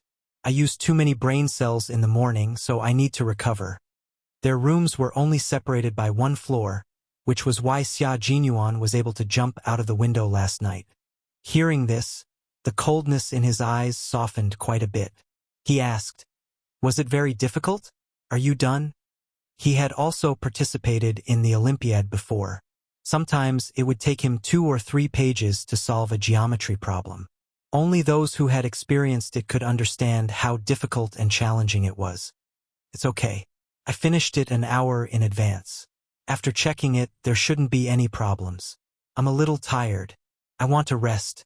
Yi Qian closed his eyes as he spoke. Listening to his voice, all the complicated and uneasy feelings seemed to have disappeared, leaving only a peace of mind. Yi Qian's breathing gradually lengthened, and the space between his brows gradually relaxed. He quietly fell asleep to the sound of his zither strings. Xia Jinyuan listened to her shallow breathing through the earpiece, and his thin lips curved into a sexy smile. This girl must be really tired to have fallen asleep so quickly. Sleep well, don't think about anything. I'm here. He spoke softly, and the gentle smile on his elegant and noble face fell in the eyes of his comrade Suyu. It was no different from the sun rising from the west. Xia Jinyuan was already looking sideways at his comrade, who had a strange expression on his face. He asked in confusion, what's wrong? You? Suyu, who had a dignified expression, opened his mouth and stopped. He reorganized his words before continuing, I know who you were talking to just now. If I didn't know, I would have thought you were talking to your girlfriend. Chapter 174. They were not comrades in the same army. Suyu was a member of the Yunnan Border Police Force and had worked with Xia Jinyuan twice. They only found out about this mission after meeting each other. Xia Jinyuan raised his eyebrows and leaned on the soft pillow casually. He smiled and said, what an interesting girl. If she were a little older, I might have such an idea. Suyu was so scared that he rubbed his face and said, don't mess around. Don't mess around. You can't mess around with military discipline. 14 years old, you're worse than a beast. Some words were not taboo during rest time. Xia Jinyuan laughed and said, Comrade Suyu, I mean, if she were a little older, I might have such an idea. She was too young now. When she was a little older, she would be at least 18. Another important point was that the girl was not enlightened at all. Besides, he did not want her to be enlightened so early. It would be better if she did not become enlightened when she was in middle school, high school, and university. You scared me to death. You must have the awareness of being a monk now. Suyu was relieved to see this. Soldiers like them who were directly on the line between life and death usually joked with each other about each other being monks. They must abide by the rules and discipline and never violate them. This meant that they were in such a dangerous frontline army. Who knew when they would not be able to come back? Dating was to avoid harming the girl. Xia Jinyuan sneered and said, You don't dare to talk about it. As for me, I won't talk about it now. We'll see when the time comes. If she felt that he was good at that time, it was not impossible for her to give it a try. It's good that you understand. Before the age of 35, be pure and simple. Suyu was 7 years older than him. Soldiers like them who fought on the front line would either be transferred or discharged before the age of 35. They did not dare to harass the girl before they felt at ease. This was not a very easy topic. Xia Jinyuan sorted out the clues, and the two quickly entered into a discussion about the operation. After dinner in the evening, Director Li returned to the hotel several times with a frown and a trace of worry. Gao Yang, who said he would be back before 6, did not return to the hotel on time. This made Director Li a little worried. He wanted to contact Gao Yang's father. But in the end, He did not even have his contact information. Yi Qian and Yang Yi, who had already eaten, were about to go back to their rooms when Director Li stopped them. Yi Qian, come here for a moment. Yang Yi, you go upstairs first. Behind them were all Chinese students. The worried Director Li added, go back to your rooms. If there's anything, contact Teacher Yu on the landline. If there's nothing else, stay in your rooms and do whatever you want. The closer it got to this point, the more he couldn't afford to let anything happen. He had to keep every student under his nose. Of Gao Yang, he left 2 contact numbers for himself. One was unanswered, and the other was turned off. It's almost 7 o'clock and he's not back yet. What if something happened? Every time there was an exam, the teacher was most afraid of an accident. If something happened, the consequences would be unimaginable. Unfortunately, Yi Qian did not know the phone number of his family in China, but he did know the phone number of his family. Try this number. It should be the phone of his father's assistant. Yi Qian recalled the number that Gao Yang's father dialed when he called to cancel the order.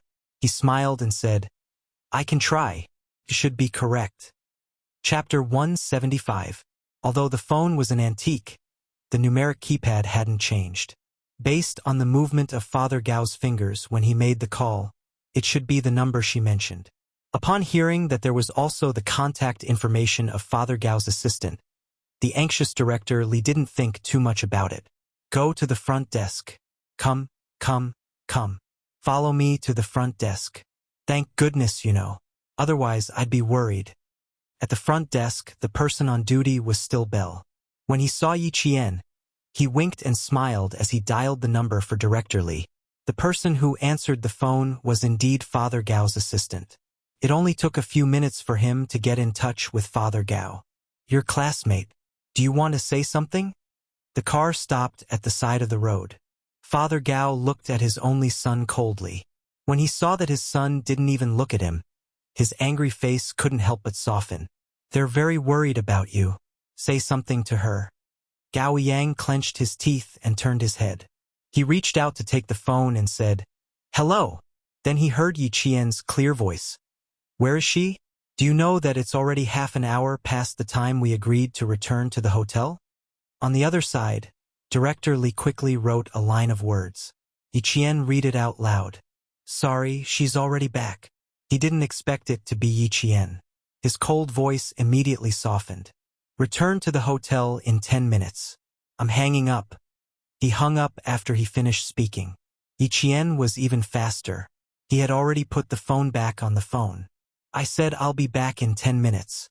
Don't worry, go eat. The phone rang again. This time it was picked up by the front desk. Excuse me.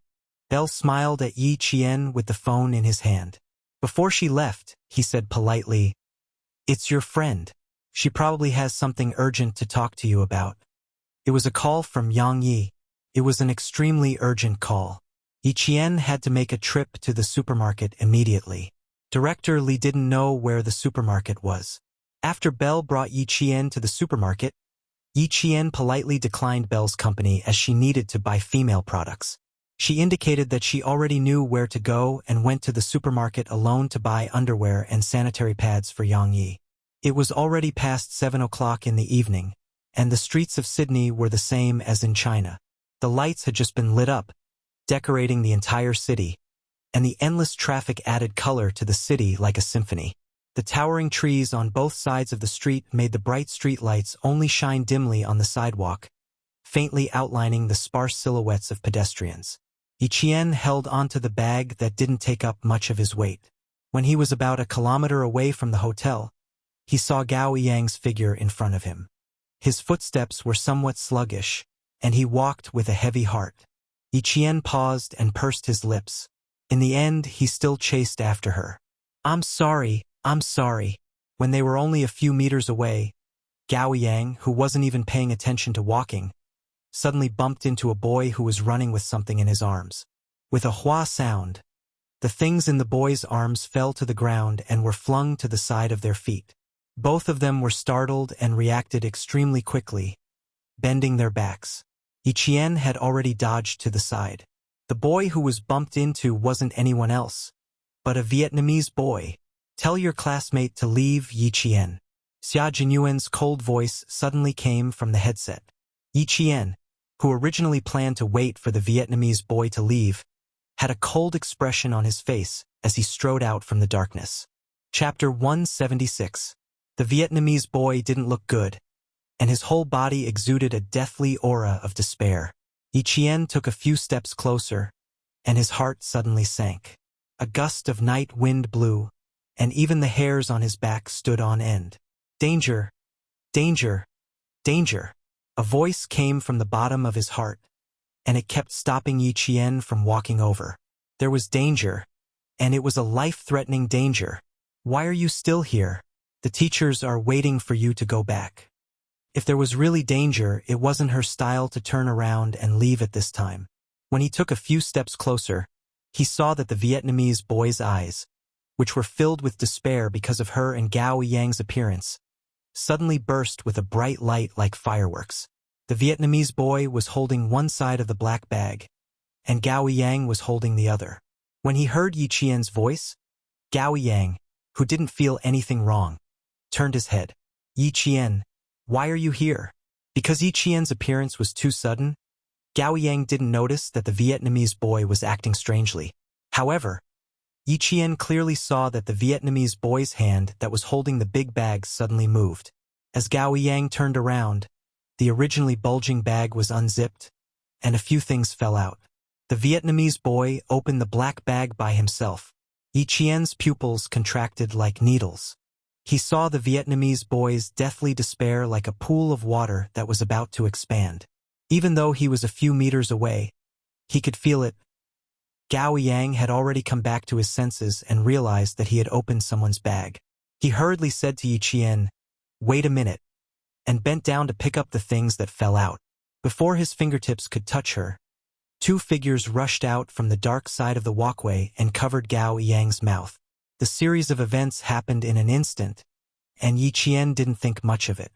When he saw Gao Yang being dragged to the side of the road by a car that screeched as it braked, he immediately ran after them. Xia Jinyuan's angry voice came through the earpiece. "Retreat, Yi Qian." "It's too late, Captain Xia." Yi Qian, who had rushed out, saw someone rushing towards him at the same time. He quickly said, "Vietnamese boy, open the bag yourself. Gao Yang has been taken away. I have to chase after them." In the dark, Xia Jinyuan's handsome face was cold. "I will come and find you, Yi Qian." His low voice was as cold as a sword, but it also carried a mountainous promise. He knew that Yi Qian had made the right choice because someone had to know where Gao Yang was. Yi Jian, on the other hand, was China's only choice. "I have never doubted," Yi Qian said softly. As she retreated in fear, she quickly pulled out the earpiece hidden in her long hair and stuffed it into the bag of sanitary pads and underwear. "I have never doubted your loyalty, and I have never doubted your promise, because you are an indomitable military man. You are the spear of the nation and the shield of the people. What are you doing? Save him." She pretended to be frightened as she looked at the people approaching her. When her mouth was covered, she could only make muffled sounds from her throat. Then, she was taken into the car on this dark road where there weren't many people. Her voice came faintly from the earpiece, followed by a series of rustling sounds. Then, the earpiece returned to silence. Xia Jinyuan calmly said to Suyu, "The plan remains the same. Hand the kidnapped student over to Yi Qian." Suyu's palms were sweaty. "I trust you, so I also trust Yi Qian." Chapter 177. At a time like this, Suyu knew very well that he had to treat Yi Qian as a comrade who would fight side by side with him. As long as he believed, there would be hope. Unlike when the international police found out that two students participating in the mathematical Olympiad had been kidnapped, there was only one word written on their faces: "We're done for." In their eyes, the kidnapping of two Chinese students was equivalent to the loss of two lives. There was no way to hide something like this from Director Li. So, now Director Li and the other teachers were sitting in the room, their faces ashen. "So now all we can do is wait?" he asked the international police. Yes, sir, we can only wait. The international police, who was also the hotel attendant Bell, looked at Director Lee with a solemn expression. His face and tone were full of helplessness. We can't take action immediately because Jane and another boy have fallen into the hands of a very troublesome criminal group. Director Lee felt his vision darken. He needed to contact the embassy. Immediately, 2 students had been kidnapped and fallen into the hands of a very troublesome criminal group.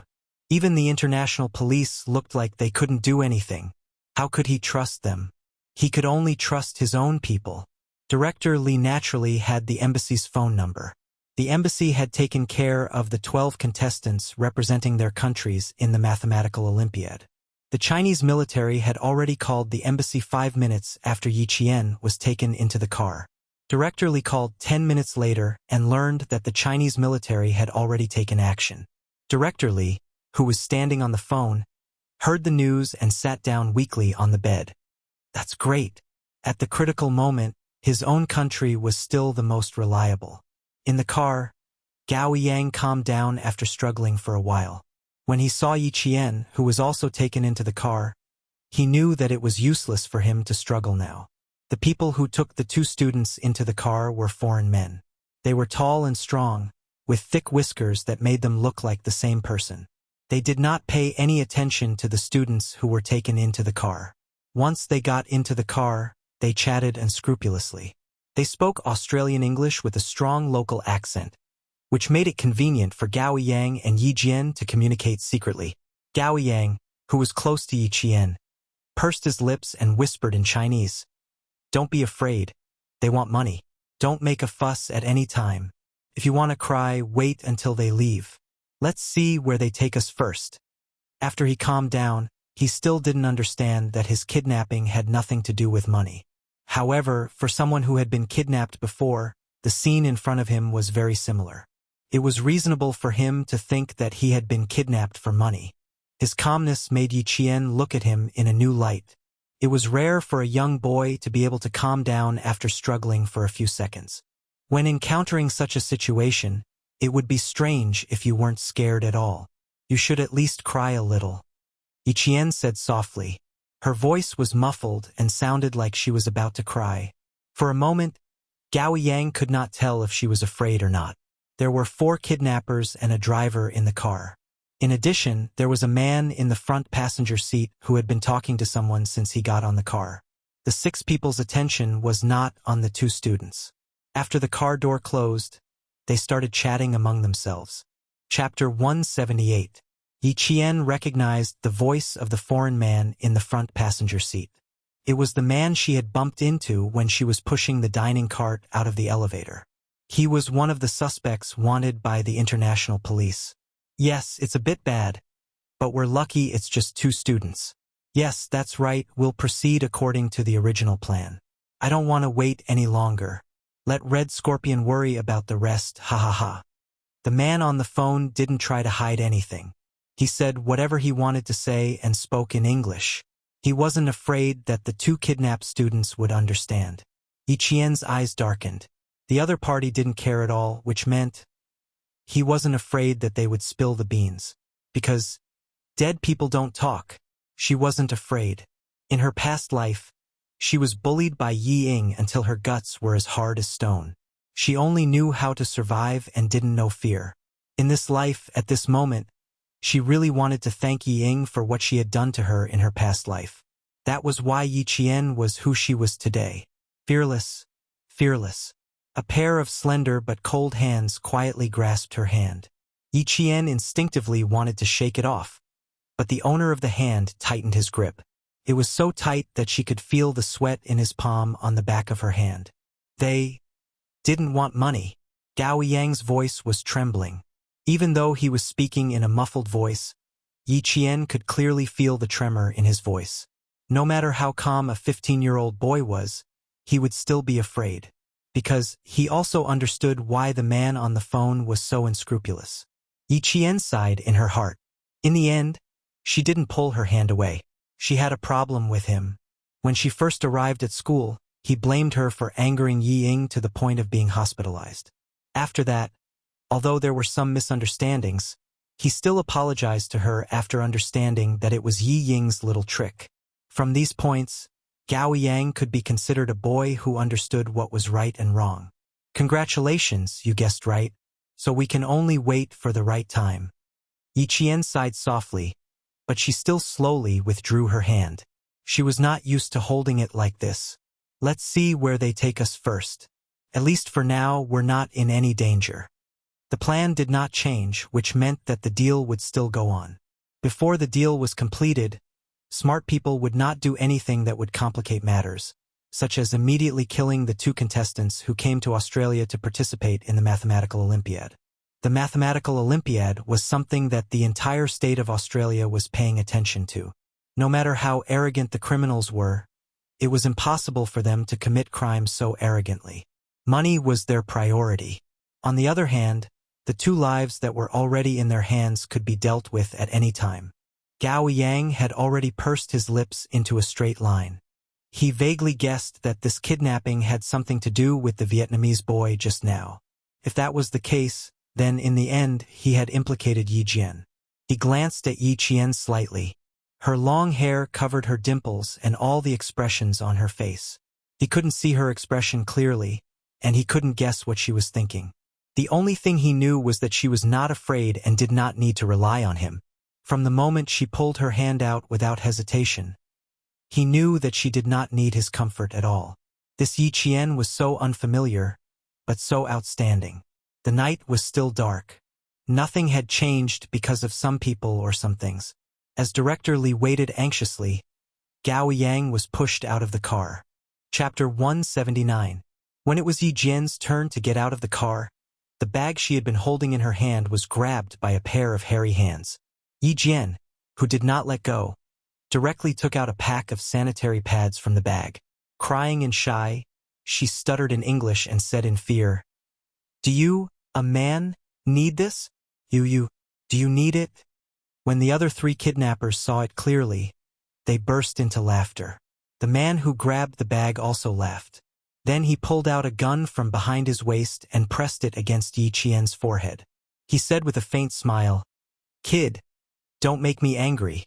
With the gun pointed at her head, Yi Qian, who was calmer than ever, did not scream. Instead, she widened her eyes and tried her best to look as if she was about to faint from fear.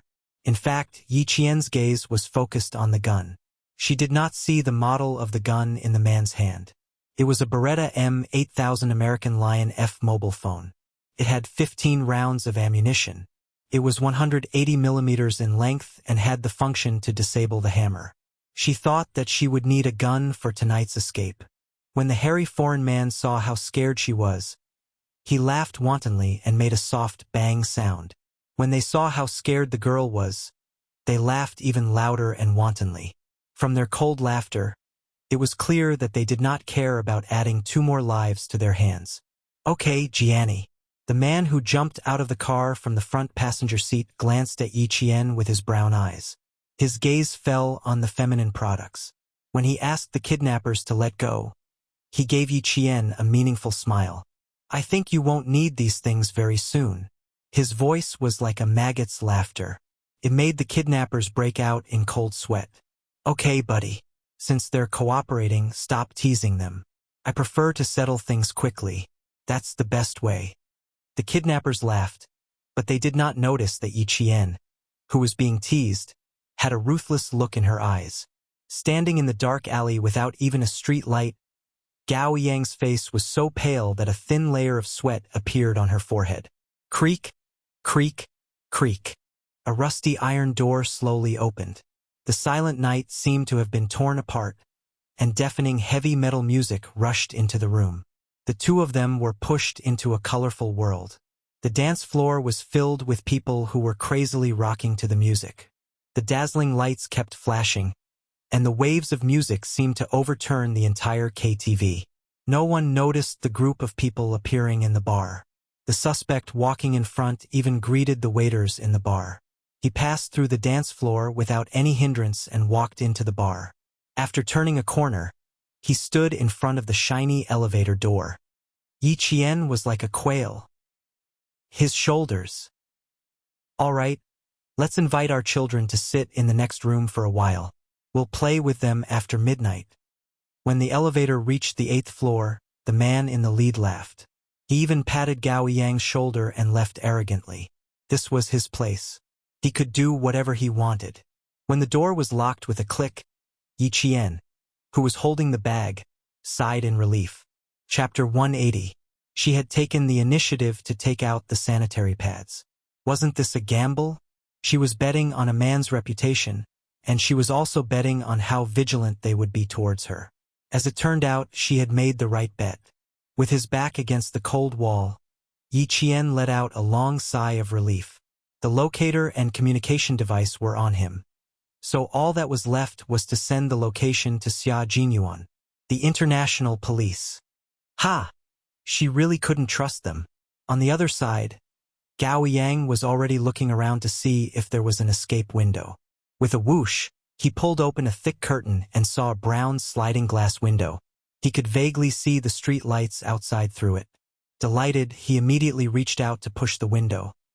But the sliding window didn't budge at all. It was obviously sealed shut. Yi Qian, come here. Not giving up, he turned around and said to Yi Qian, who was leaning against the wall, "Glass, we have to find a way to pry it open."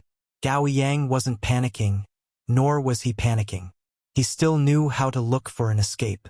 His performance undoubtedly made Yi Qian feel a little more at ease. There were no cameras in the room, so he didn't feel like he was being watched. With his back facing Gao Yang, Yi Qian put on the headset that was too far away and had no signal source. He then took out the locator that was smaller than the palm of his hand and entered a string of signals. Soon there was a DDD sound. The code that was sent out went through a series of processing and transcoding before finally appearing on the server of Bell's laptop. "Xia, over here." Bell was able to become the police officer who contacted Yi Qian at the hotel because he had worked with the Chinese military before. This time, when no one else was willing to step forward, he volunteered to cooperate with the Chinese military. Xia Jinyuan and Suyu were both in the room.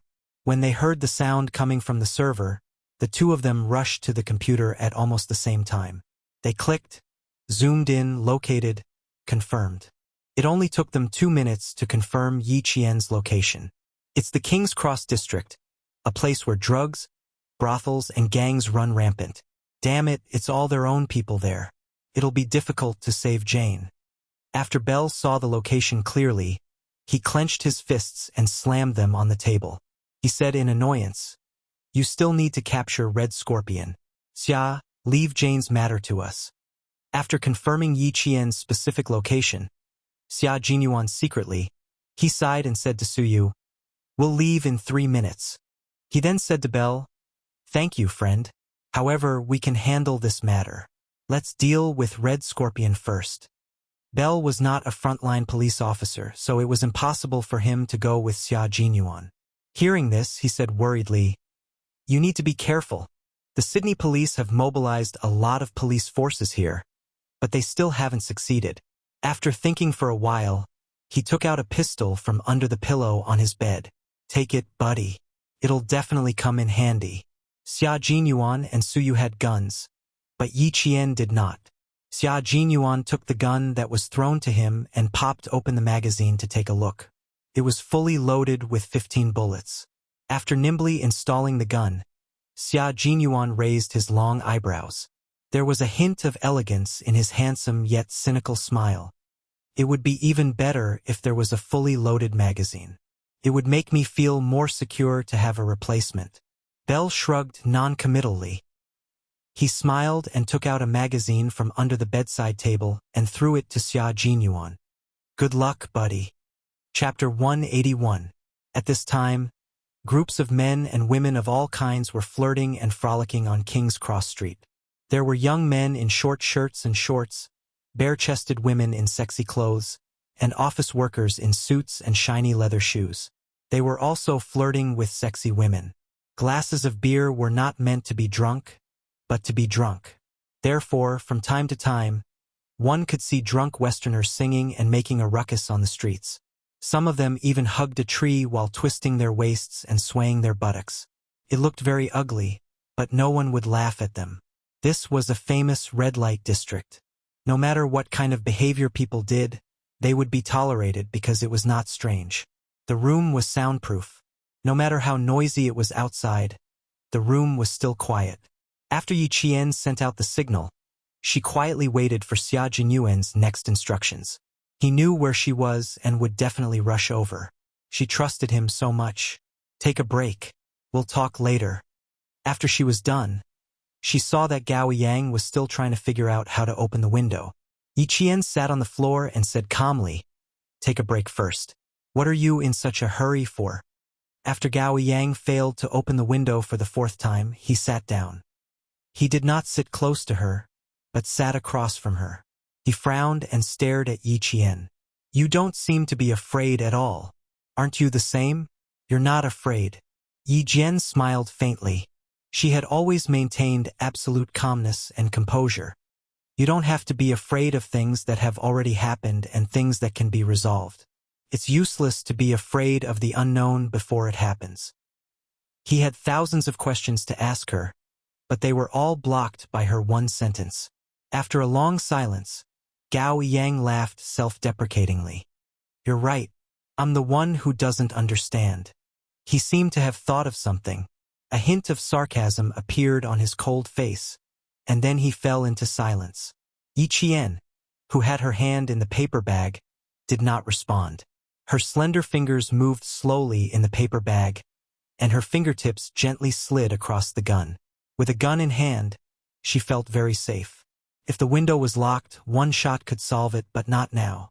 She needed to wait for Xia Jinyuan to contact her. She already had no idea where Red Scorpion and the Vietnamese boy were.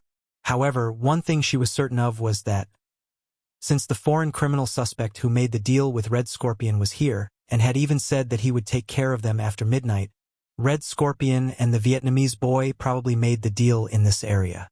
The Chinese military had been keeping an eye on the Red Scorpions moving about outside, so the whereabouts of the drugs were definitely being monitored as well. Thus, what she needed to do was to wait quietly and then leave with Gao Yang.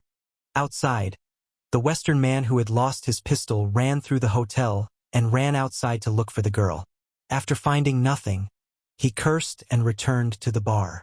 He had no idea when he lost his pistol, and he had no one to suspect. He could only blame himself for being too careless. Over here, private possession was legal.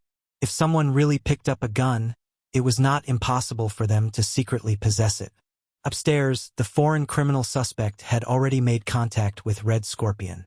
Originally, he was supposed to make the deal at Red Scorpion's designated location, but he directly changed it to a bar. The reason was simple. His student was too disobedient.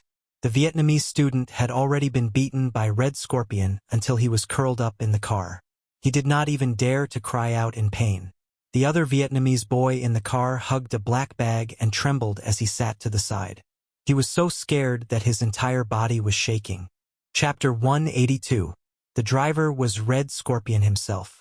Changing the location of the transaction caused his originally gloomy eyes to reveal a frightening savagery. Without sparing the two students another glance, he stepped on the accelerator and headed straight for King's Cross Street. The pickup truck was even faster than him. With a rumble, it overtook him. Then, with a beautiful drift, it cut in front of him. It seemed like it was intentional, but also unintentional. It blocked Red Scorpion's fast-moving car. "Ji King, it's your turn." On the pickup truck, Xia Jinyuan had a faint smile in the corner of his eyes. It was as if he was leisurely playing a car race, and he informed Zhan Tu, who was moving with him, to overtake him.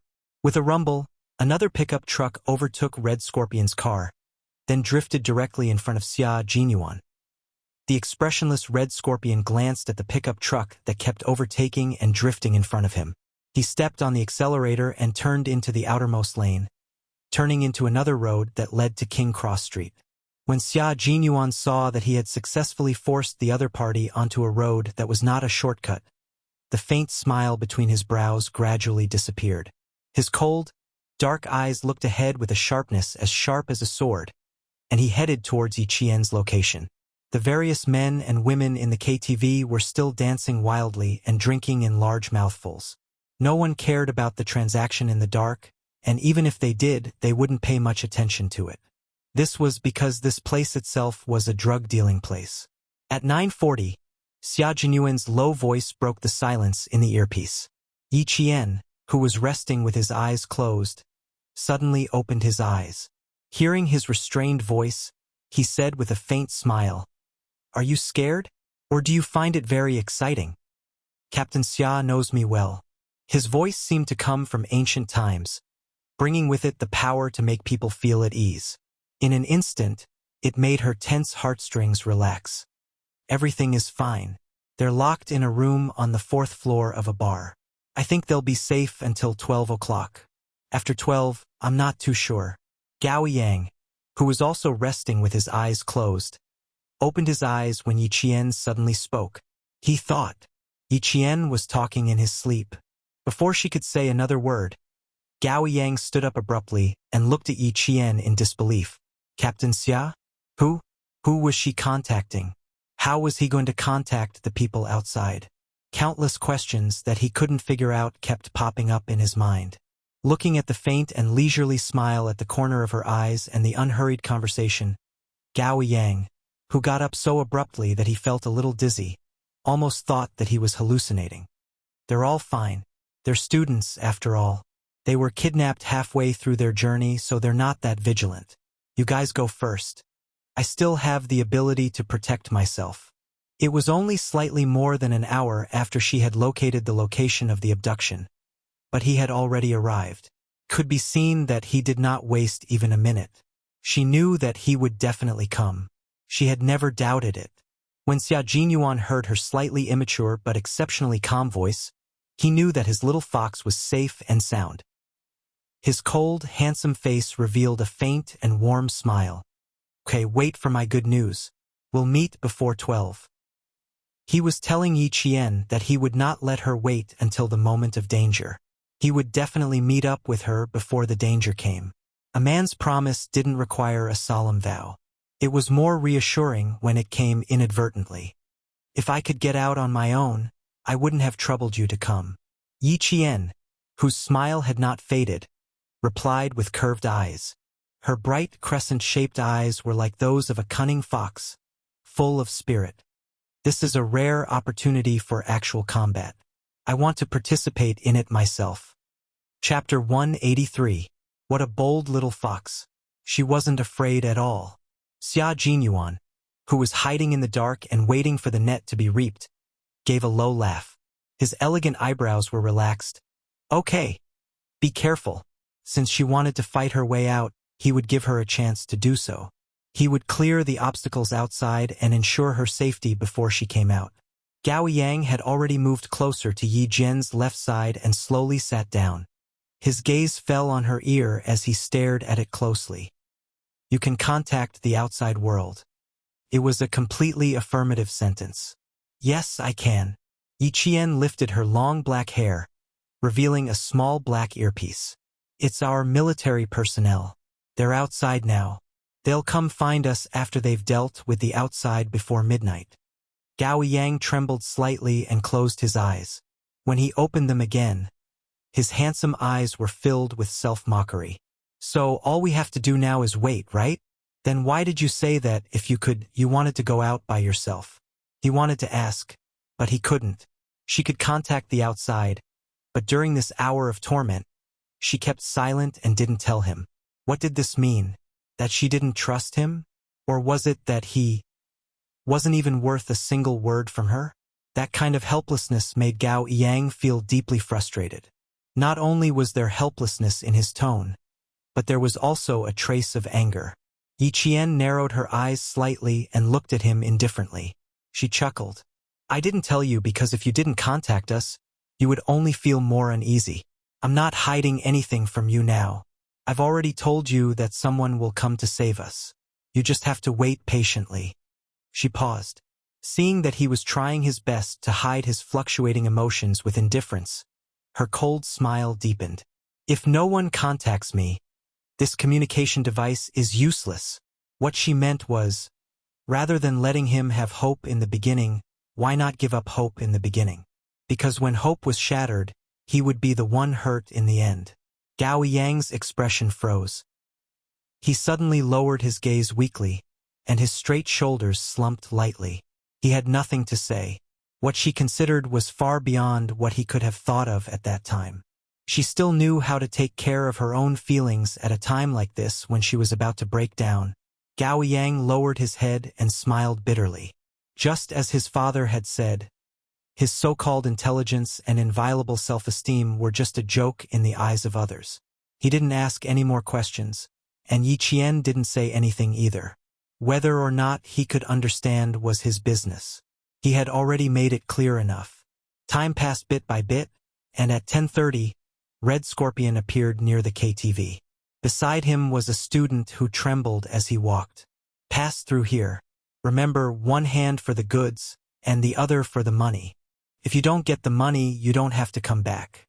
The boy's lips trembled slightly. He still wanted to say something, but when he saw the ferocious look on Red Scorpion's face, he hugged the black bag in his hand and walked step by step towards the end filled with evil. He couldn't turn back, and Red Scorpion, who had never personally come forward to trade, definitely wouldn't allow him to turn back. "Here we are, Nick."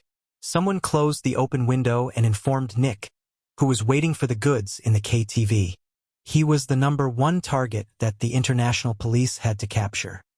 Red Scorpion still had his student deliver the goods. Nick, who was smoking a cigar, took a deep breath. His rugged face revealed a ferocious look. He crossed his muscular arms over his chest, revealing the green beast head tattoo on the side of his arm. "Tell him that my patience is limited." This meant that he wanted Red Scorpion to personally deliver the goods. Chapter 184. They were all venomous snakes, so they carefully exited their holes and revealed their fangs. The entire process was done in an extremely secretive manner, leaving no traces and no one would be able to catch them. But for Nick, after what the Vietnamese student did, he didn't want a third party to be involved in the transaction. Red Scorpion didn't want to leave any evidence, and he didn't want to lose the goods either. The heavy metal music continued. Some people came in and some left. Xia Jinyuan and Suyu, who were proficient in Japanese, entered the colorful dance floor, which was filled with perfume and sweat. Red Scorpion's figure was right in front of them, and in front of him was his own student. Underage children entering the adult world didn't seem to attract much attention. Outside, the international police were dispatched. Less than 2 minutes after Red Scorpion went in, Xia Jinyuan appeared in the kitchen of the bar. He was like a cheetah that had walked out of the grassland. He silently knocked down a large pastry chef wearing a long white chef's hat. When he came out again, he was also wearing a white chef's outfit, a white apron around his waist, and a long white hat. He lightly patted the chef who was fiddling with a plate of desserts on the shoulder. "Hey, is this done?" "Okay." The pastry chef, who was about to turn around, suddenly felt a heavy blow on the back of his neck. Another pastry chef was knocked unconscious and finished off the job. A fire alarm suddenly rang, and thick smoke rose from the kitchen. Several pastry chefs in the bar all fainted on the ground, waiting for the international police to drag them away. Elimination complete. In the kitchen, Xia Jinyuan took off his white chef's outfit, crumpled it into a ball, and threw it directly into a pot of boiling water. His hat was also thrown into the pot. Disinfecting and erasing evidence, it was a very good method. 2 smoke grenades were thrown out, and the smoke alarm in the entire kitchen suddenly rang. Then, the fire alarm in the entire KTV rang loudly. The ear-piercing alarm wasn't covered by the heavy metal.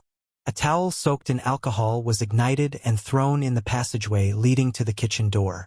The dancing men and women heard the fire alarm and smelled the burning smell. At the same time, screams rang out, and chaos broke out in the crowd. The international police officers who blended into the crowd took control of the situation.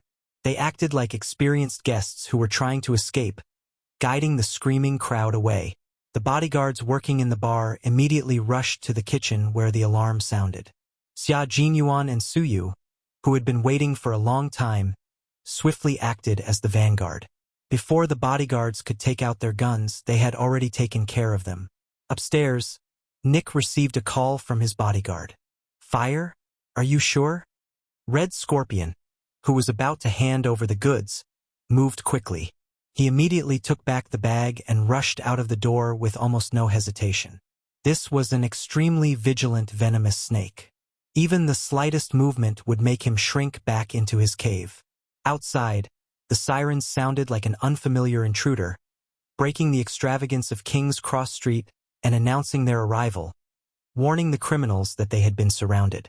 When the Chinese soldiers outside heard the sirens that came out of nowhere, their expressions changed as they contacted Xia Jinyuan.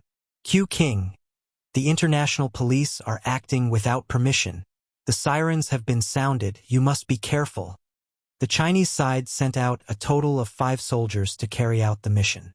2 of them were outside keeping an eye on Red Scorpion, Xia Jinyuan, and Su were in the hotel, and Yi Qian was among the students. It could be said that they cooperated quite well, but they ran into a group of self-righteous international police officers. Chapter 185. Xia Jinyuan froze when he heard the news from his comrade waiting outside. Switch to the public channel. According to the plan, they needed to wait until they found Yi Qian and Gao Yang before the international police could show up. Now that these guys had stirred up trouble, even the usually well-mannered Xia Jinyuan wanted to beat them up. Xia Jinyuan switched to the public channel and immediately contacted Yi Qian. Chaotic sounds came from the headset. Yi Jian, who had also heard the sirens outside, no longer sat on the ground to rest. Instead, he stood up immediately. Roger that. Don't worry about me. I found a pistol. I can protect myself. Found a pistol? Xia Jinyuan crouched on the stairs on the 2nd floor and stood guard. Su Yu was standing on a high stool he had gotten from somewhere. He was fumbling with a fire alarm light. After 2 minutes, he gave Xia Jinyuan an okay sign. Xia Jinyuan nodded slightly and gestured for them to move forward. When he heard her words, a smile flashed across his eyes. Good job, little girl. We are now on the 2nd floor. The international police have surrounded the ground floor. You can leave through the escape window. Hearing his cold voice, Yi Qian turned off the lights in the room. He walked past Gao Yang, who had woken up, and stood in front of the window. Bang! With a cold gaze, Yi Qian fired a shot at the glass. The tempered glass shattered under the force of the bullet. Then, spiderweb-like cracks spread all over the glass. Yi Qian lifted his leg and kicked the glass lightly. When a footprint appeared on the spiderweb-like glass, Yi Qian turned to Gao Yang and said, "Take off your shirt and give it to me. Quick." He couldn't be sure if there was anyone down there, so he could only use his bare hands to dig the glass into the room. Ever since Yi Qian fired the shot, Gao Yang's expression was one of shock and astonishment. Yi Qian said sternly. He had no choice but to obey. After he took off his short-sleeved uniform, he saw her wrap her hand with the uniform. She put a finger through the bullet hole and hooked it into the room. With a few clattering sounds, Yi Qian's gentle hooking force shattered the entire piece of glass in the room, leaving only a frame that only one person could pass through. Outside, there was no anti-theft net installed like in China. The flashing police lights illuminated the room. Yi Qian shouted at the motionless Gao Yang, "Quick! Jump out of the window!" Gao Yang, who had been stunned by the gunshot, heard her shout and quickly rushed over. "Okay. Follow me closely. Put on your clothes." Yi Qian didn't say much. He just threw the clothes back. "Move quickly. Don't panic. There are international police officers outside." Suddenly, the sound of footsteps came from outside, followed by 2 gunshots. The shots hit the door lock and made it fall off. Seeing that something was wrong, Yi Jian quickly loaded her pistol and pulled Gao Yang behind the door. The room was dark. When the enemy kicked the door open, a figure rushed in with a murderous aura. He rushed to the window that only had a frame left. After taking a quick look, he cursed, "Fuck you." He turned his head and shouted at his partner standing at the door, "Damn it, they escaped." He cursed and rushed out again. The man standing at the door quietly raised his hand and pointed behind the door. After counting from 1 to 3, he suddenly turned the light switch back on. The dark room was lit up again. Chapter 186. The man who hadn't left the room pulled the door open and saw the 2 students he thought had escaped standing against the wall. With a furious expression, he raised his hand and slapped Yi Qian without hesitation. "Fuck you." Gao Yang saw this and didn't have time to be afraid of the gun in the man's hand. He instinctively raised his hand to block the slap aimed at Yi Qian's face. Bang! A familiar gunshot suddenly rang out. The man who had raised his hand to hit Yi Qian suddenly froze and fell to the ground with a loud thud. Only 30 seconds had passed. When the man at the door heard this, his expression changed. He quickly dodged outside and fired randomly into the room. Gao Yang was so shocked that he felt like his soul had left his body. He heard the gunshot and saw someone fall to the ground. Large amounts of blood began to flow out of his chest. The Western man who had wanted to kill Yi Qian a moment ago had become a bloody man. His fingers were still trembling and his eyes hadn't even closed. Blood flowed out of his mouth and flowed down his neck, wetting the man's thick beard. Multiple bullets were fired into the room. Gao Yang's eyes were wide open as he forcefully pulled his gaze away from the bloody man and forced himself to look at the bullet hole on the floor. His hands were tightly clenched into fists. He used so much strength that he couldn't stop his body from trembling. Yi Qian didn't have time to pay attention to his expression. There were only 15 bullets in the gun. Her gaze fell on the dead man's hand. He still had a gun in his hand. She needed this gun. After the random gunshots stopped, Yi Qian turned her head to look at Gao Yang, who was so shocked that his pupils were dilated. "I'm gonna shoot outside now. Pick up the gun and give it to me." Gao Yang didn't know how many more times he was going to be scared tonight. He slowly shifted his gaze and looked at Yi Qian. Just now, he saw with his own eyes Yi Qian shoot one of the kidnappers without even blinking. She was so calm and practiced. It was as if she had done this countless times before. Her movements were swift and fierce, and her eyes were ice cold. Her entire body was emitting an aura that made his heart tremble. Even if she ordered him to pick up the gun, he couldn't refuse. "Okay." She nodded lightly and answered dryly. She trusted Yi Qian quite a bit. Yi Qian calculated the trajectory of the bullets in his mind, then looked at the closed door and said, "You've learned Taekwondo before. Show some dexterity. When I count to 3, roll over and pick up the gun." "All right." Gao Yang swallowed his saliva. His cold expression had already cracked. Under Yi Jian's cold and sharp gaze, he nodded solemnly. "Okay." Shooting, killing. Yi Qian didn't give Gao Yang a chance to accept it. At a time like this, every second was the key. After counting from 1 to 3, she lifted her leg and kicked the door open again. At the same time, she dodged to the side of the door and fired 3 shots outside. The bullets pierced through the door and into the kidnapper's left shoulder. A scream came from outside. Gao Yang was so nervous that his palms were covered in cold sweat. He picked up the gun and rolled over to Yi Qian's side. Gunshots came from outside the room again. Chaotic footsteps passed through the bullet-holed wooden door and clearly reached Yi Qian's ears. Chapter 187. At the same time, Xia Jinyuan's voice could be heard from the earpiece. "Yi Qian, calm yourself down. Don't panic. You're still the same as how you usually shoot." "Okay, I still have someone ambushing me outside. Let's get my classmate to leave first."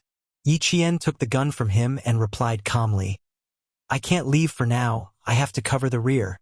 He removed the magazine and took a look. Not bad, there were 13 bullets in it. He looked at Gao Yang, whose neck was dripping with sweat. Without waiting for Xia Jinyuan's reply, he pursed his lips and said to Gao Yang, "Get down from the windowsill. I'll cover the rear." "No." Gao Yang refused directly. "I can't be at ease if I leave you here." Yi Qian raised his eyebrows and said in amusement, "Did you see me scared when I was killing people just now? Also, when I counterattacked, you should have heard someone screaming outside when you picked up the gun. The bullet I shot hit his left shoulder. After careful calculation, I shot to make sure there was no mistake. So, Gao Yang, you have to leave. I can't take care of you anymore." Xia Jinyuan and the others were still in the bar. She could roughly tell from the public channel that the international police did not care about the lives of the Chinese soldiers and directly took action. There was no movement outside, but they couldn't stay put and not leave. Under Yi Qian's urging, The pale-faced Gao Yang retreated step by step to the window. He heard Yi Qian's cold voice and shouted again, "Leave now!" Gao Yang supported himself with both hands on the windowsill. His actions seemed to be instinctive as he propped himself up and left the room. Even when the glass pierced his palms and the sharp pain stimulated his nerves, he did not wake up from his daze. From holding the hose down to sliding to the ground, to being rescued by the police in the car, it was as if his entire being had been emptied. Upstairs, Yi Qian held 2 pistols and forcefully pulled open the door. After shooting randomly, she saw the bullet holes on the ground increase. After seeing the bullet's specifications, Yi Qian gently curved the corners of her mouth. The USM-9 pistol produced by the Meberetta Company had 9 by 19 mm ammunition and 15+1 rounds loaded. Now that the bullet holes on the ground increased to 12 rounds, there was a short pause. This is the moment. While the other party was reloading, Yi Jian rolled on the ground a few times. Lying on her back on the floor of the corridor, she fired her gun at an extremely fast speed. She fired 2 shots consecutively with both hands, destroying the lights in the corridor. Following the trajectory of the bullets, Yi Jian calmly fired a shot in the direction where the bullets came from. There was a muffled sound, followed by a plop sound. Someone had already fallen to the ground. She was on the 4th floor, while Xia Jinyuan was on the 2nd floor. Yi Qian did not know how many targets there were on the 4th floor. After taking care of 2 burly men with guns, Yi Qian spoke to Xia Jinyuan. 2 targets eliminated on the 4th floor. The exact number of targets is unknown. On the 2nd floor, Xia Jinyuan heard the gunshots through his earpiece and knew that she had taken action. It would be a lie to say that he was not worried. The target is on the 6th floor. Girl, you must remember to hide on the ceiling above the corridor. I'll come and find you. No matter how worried Xia Jinyuan was, he did not show it in his words. He also did not tell Yi Qian that he and Suyu were the only ones who entered the KTV. He also did not tell Yi Qian that their combat style was actually assassination and shooting. Chapter 188. Suyu was in charge of shooting and clearing while Xia Jinyuan was in charge of the assassination. The 2 of them cooperated seamlessly and went straight up to the 4th floor to rescue Yi Qian. But now that she was out, her comrades outside could hide on the 6th floor. Soon, Yi Qian heard Xia Jinyuan say in a low voice in the public channel, G3, Operation Coiling Snake, the 3rd step of Operation Stone Crushing, Coiling Snake. The snake here naturally referred to Red Scorpion. Coiling was equivalent to killing. The Vietnamese military didn't need to care if Red Scorpion was dead or alive, as long as he was captured in the end. News from the Vietnamese. 1 student was successfully rescued from the car, and the other student is still in the hands of Red Scorpion. G3's voice was different from Xia Jinyuan's low voice, but it also contained a hint of elegance. His voice was a bit hoarse, like the edge of a knife scraping against a whetstone. Just hearing it made one feel that this person was not to be underestimated. Hearing this unfamiliar voice for the first time, Yi Qian, who had already turned around to hide on the ceiling, held his breath. She was holding a gun like this. It was actually illegal. She didn't know if it would affect Xia Jinyuan. Another person spoke, and it was also an unfamiliar voice. Looks like we have to meddle in other people's business again. J5 received. Operation Coiling Snake commencing. G3 J5, Q King. Why was Xia Jinyuan the only one with Q King, which meant King of Elites? Is the little girl still there? If she is, say something to me. J5's style was a little different. It was less cold and hard, but more casual and bad. If you're still on the 4th floor, find a place to hide. You must remember your brother Xia's words. Hide well on the ceiling. Your brother Xia will come looking for you soon. Be good. Although it's cool to hold a gun, bullets will hurt a lot when they hit your body. J5 was an instructor. One day, he insisted on switching positions with the company commander. From then on, he no longer forced the soldiers to do ideological and political work. He was even more obsessed with the glory of the battlefield than the company commander. In his own words, it would be very cool for a man to run a lap on the battlefield. Super cool. Countless female soldiers bowed to him. When Xia Jinyuan heard that J5, who usually liked to tease female soldiers, was teasing the little fox that he had his eyes on, his dark eyes darkened. He said with a faint smile, J5, I heard that you got a 1 last week. I'd like to go back and spar with you. Please enlighten me. Student Yi Qian, please be careful. Believe in the People's Liberation Army and believe in Captain Xia. They will definitely save you. Also, look for me if you don't have enough bullets. Over. The J5 style changed again. It was full of coldness, and the sharpness of a soldier was fully displayed in its words. As the subject of their conversation, Yi Qian felt that there was no need for her to remain silent any longer. She hid her emotions well and smiled faintly. Thank you for your concern. They say that it's better to rely on yourself than on others. I've always liked to help myself. You have backbone. Not bad. G3 laughed. In the darkness, his and J5's hidden figures were like fierce beasts on the hunt. He threw out a climbing rope and hooked it onto a building. He gestured to J5. He grabbed the rope with both hands and agilely climbed up to the 7th floor in an instant. After confirming that the surroundings were safe, he replied to J5, who was covering the rear downstairs, with a strange sound that sounded like a rock falling on plastic. J5 put the submachine gun behind his back and nimbly climbed up to the 7th floor. Done, brothers. Wait for our good news. J5 was a soldier who was relaxed at all times. He had a small personality that was different from ordinary soldiers. After he finished speaking, he didn't forget to say to Yi Qian, Student Yi, G3 rarely praises people. Q King was the first to be praised by him. You're the second. Not bad. Good luck. Chapter 189. For some reason, Yi Qian suddenly thought of the laughing J5 as the young people who liked to act cute on social networks in his previous life. Thinking about it, he shivered and couldn't bear to look at it directly. Xia Jinyuan had already quietly flanked the back of a gun-wielding bodyguard. While his left hand covered the bodyguard's mouth, the military dagger in his right hand silently cut across the bodyguard's neck. The sharp blade cut through the warm skin, cutting through the bodyguard's trachea and jugular vein without a trace of obstruction. Blood flowed onto the dagger, and the warm blood sprayed onto his wrist.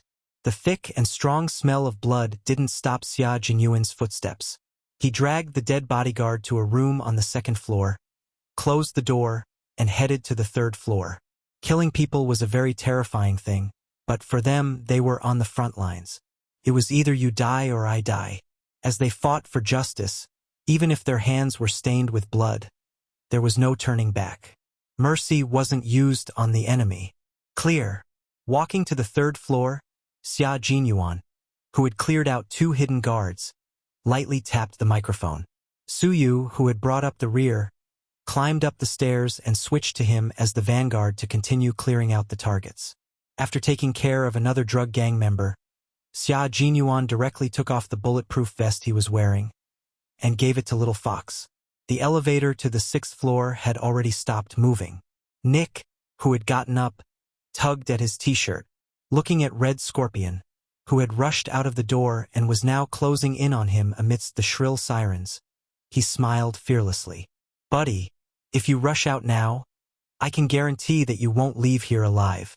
His brown eyes coldly swept over the black bag in Red Scorpion's hand. Give me the goods, I'll give you the money, and we'll leave together. How about it? Why should I believe you? Red Scorpion's face didn't show much panic. He glanced at the students standing at the door, already frightened to tears by the sirens, and coldly snorted. You said that the transaction was 100% safe. What about now? We're already surrounded. Why should I believe you? Red Scorpion was about the same as the majority of Vietnamese. He had a medium build, and his 4 limbs were thick and short. However, his explosive power was extremely strong. His 2 arms looked short and small, but the muscles hidden under his shirt were filled with power. He stared at the calm and composed Nick, and his purplish-black lips curled into a cruel smile.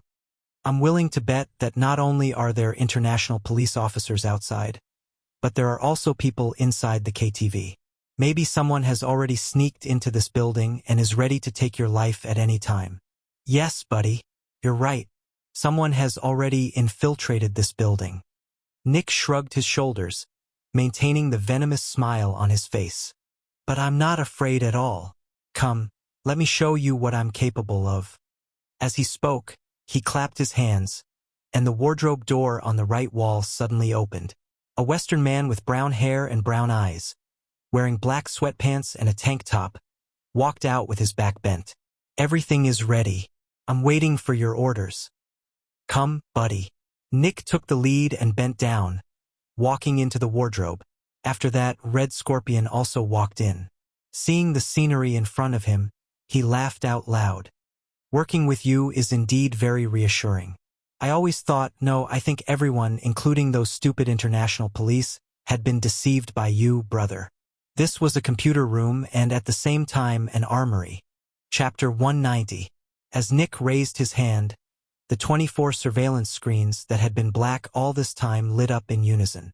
What appeared on the screens was nothing else but the situation of the entire building. They could clearly see the situation of the entire building, including the KTV and the kitchen. Hidden at the end of the corridor on the 4th floor, Yi Qian, who was on the ceiling, suddenly felt like he was being watched. His hair stood on end. He lowered his head and looked at the fire emergency light with a weak green light. He saw a small red light flashing. That was an infrared sensor and an infrared night camera. Yi Qian's heart suddenly sank. He suddenly understood why the killing of the 2 people and the shooting didn't attract the attention of other drug gangs. The people she killed were clearly the top target of the European investigation. They were pawns that could be abandoned at any time. They were even pawns that could be used at critical moments. Girl, there's a bit of trouble outside. Hide on the ceiling and don't move around. Xia Jinyuan said to her calmly. Hide well. Before I say you can move, you must hide well. Okay, I know. Yi Qian said softly. He told the Chinese soldiers who were all watching the public channel what he had discovered. If I'm not wrong, the entire building is filled with infrared cameras. Infrared sensors. Xia Jinyuan was sitting on Su Yu's shoulder. He was biting a delicate but extremely sharp knife in his mouth. His slender hands, which were wearing half-finger combat gloves, were modifying an infrared sensor. After hearing her voice, Su Yu smiled and replied, I'm dealing with it. Don't worry, it'll be done soon. This little girl's sensitivity was really amazing. He turned off his microphone and said to Xia Jinyuan, You can even find out like this. You're really good. Of course. Don't you know who wanted you? Xia Jinyuan raised his eyebrows and smiled. Under the helmet, his handsome face was calm and gentle. Hide well. I'm dealing with a small matter on the 3rd floor. This was Nick's base camp. When the international police still insisted that Melbourne was his base camp, the Chinese side tried to persuade them to no avail. Fine. Forget it if you don't believe me. Let's do our own thing. If he really listened to the international police, his steel-like body would have dozens of bullet holes. K7, can you say something? I'm a bit tired from being hung up. I can feel the blood not only flowing to my head, but also to cough, cough, cough. J5's voice came again, but before he could finish, G3's fist landed on his chest. What he wanted to say turned into a low cough. He wanted to say that blood was flowing to a certain part of a man. There's another K7 with 26 English letters as its code name. Yi Jian didn't think too much about what J5 wanted to say. Instead, she focused on K7, who hadn't spoken a word. About a minute later, K7's voice came lazily. Hearing it, Yi Jian felt a chill run down her spine.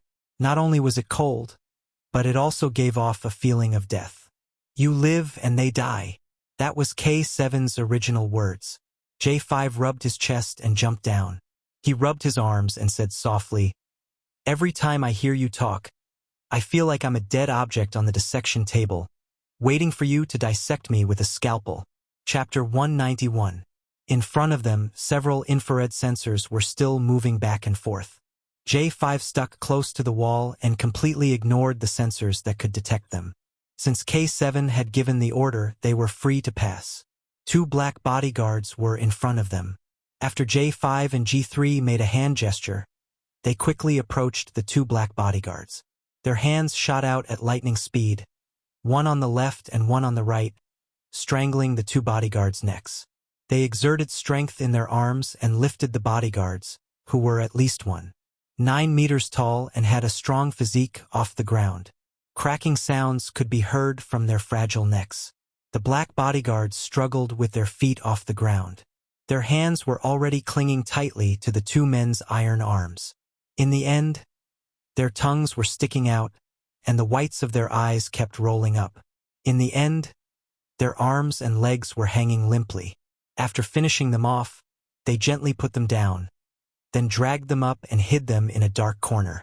It wasn't an easy task to get from the 7th floor to the 6th floor. They used assassinations to clear the way. In the end, they stood at the fire escape door leading to the 6th floor. J5 and G3, who were wearing combat uniforms, were already sweating profusely. Under the dim emergency lights, they saw two pairs of black eyes with the same expression. They were calm, fearless, and fierce. The 7th and 3rd floors were cleared almost at the same time. There was still a 5th floor that needed to be cleared by Xia Jinyuan and Suyu. On the 4th floor, Yi Qian, who had been lying motionless, saw the fire escape door gently open. Then, a slender and imposing figure appeared in his line of sight.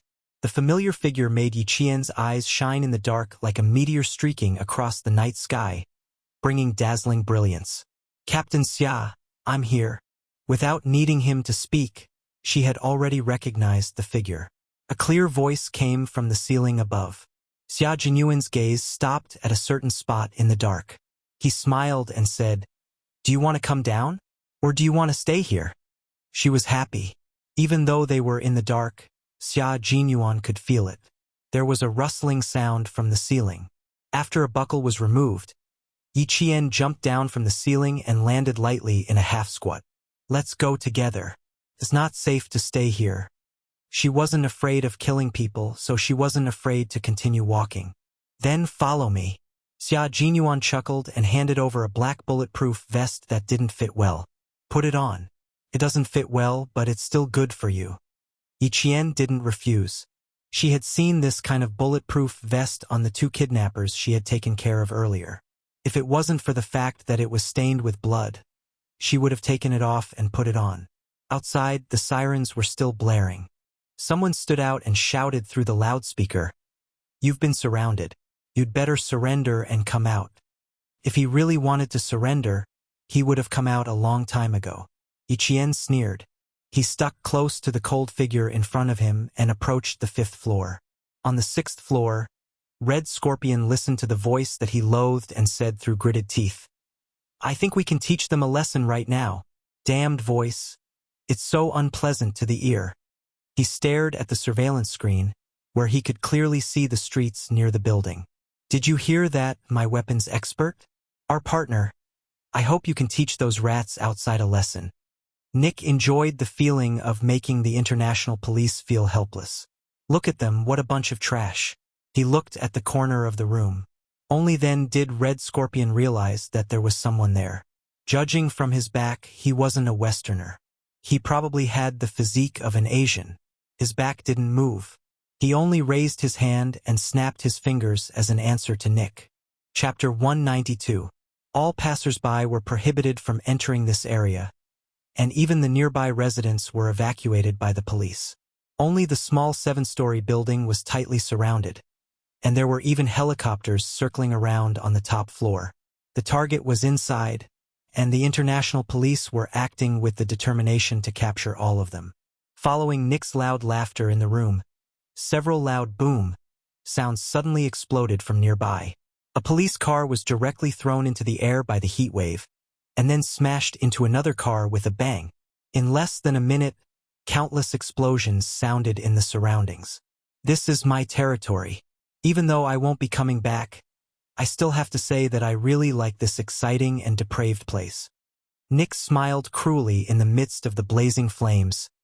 "This is my territory. Even though I won't be coming back, I still have to say that I really like this exciting and depraved place." Red Scorpion sneered disapprovingly. If we take everyone as hostages, we'll leave even faster. No, I hate using hostages the most. Ha ha ha, I prefer to directly confront those self-righteous fellows. Nick was not like Red Scorpion, who liked to act alone. He invested a lot of manpower and resources to tease the international police, who were no different from rats in his eyes.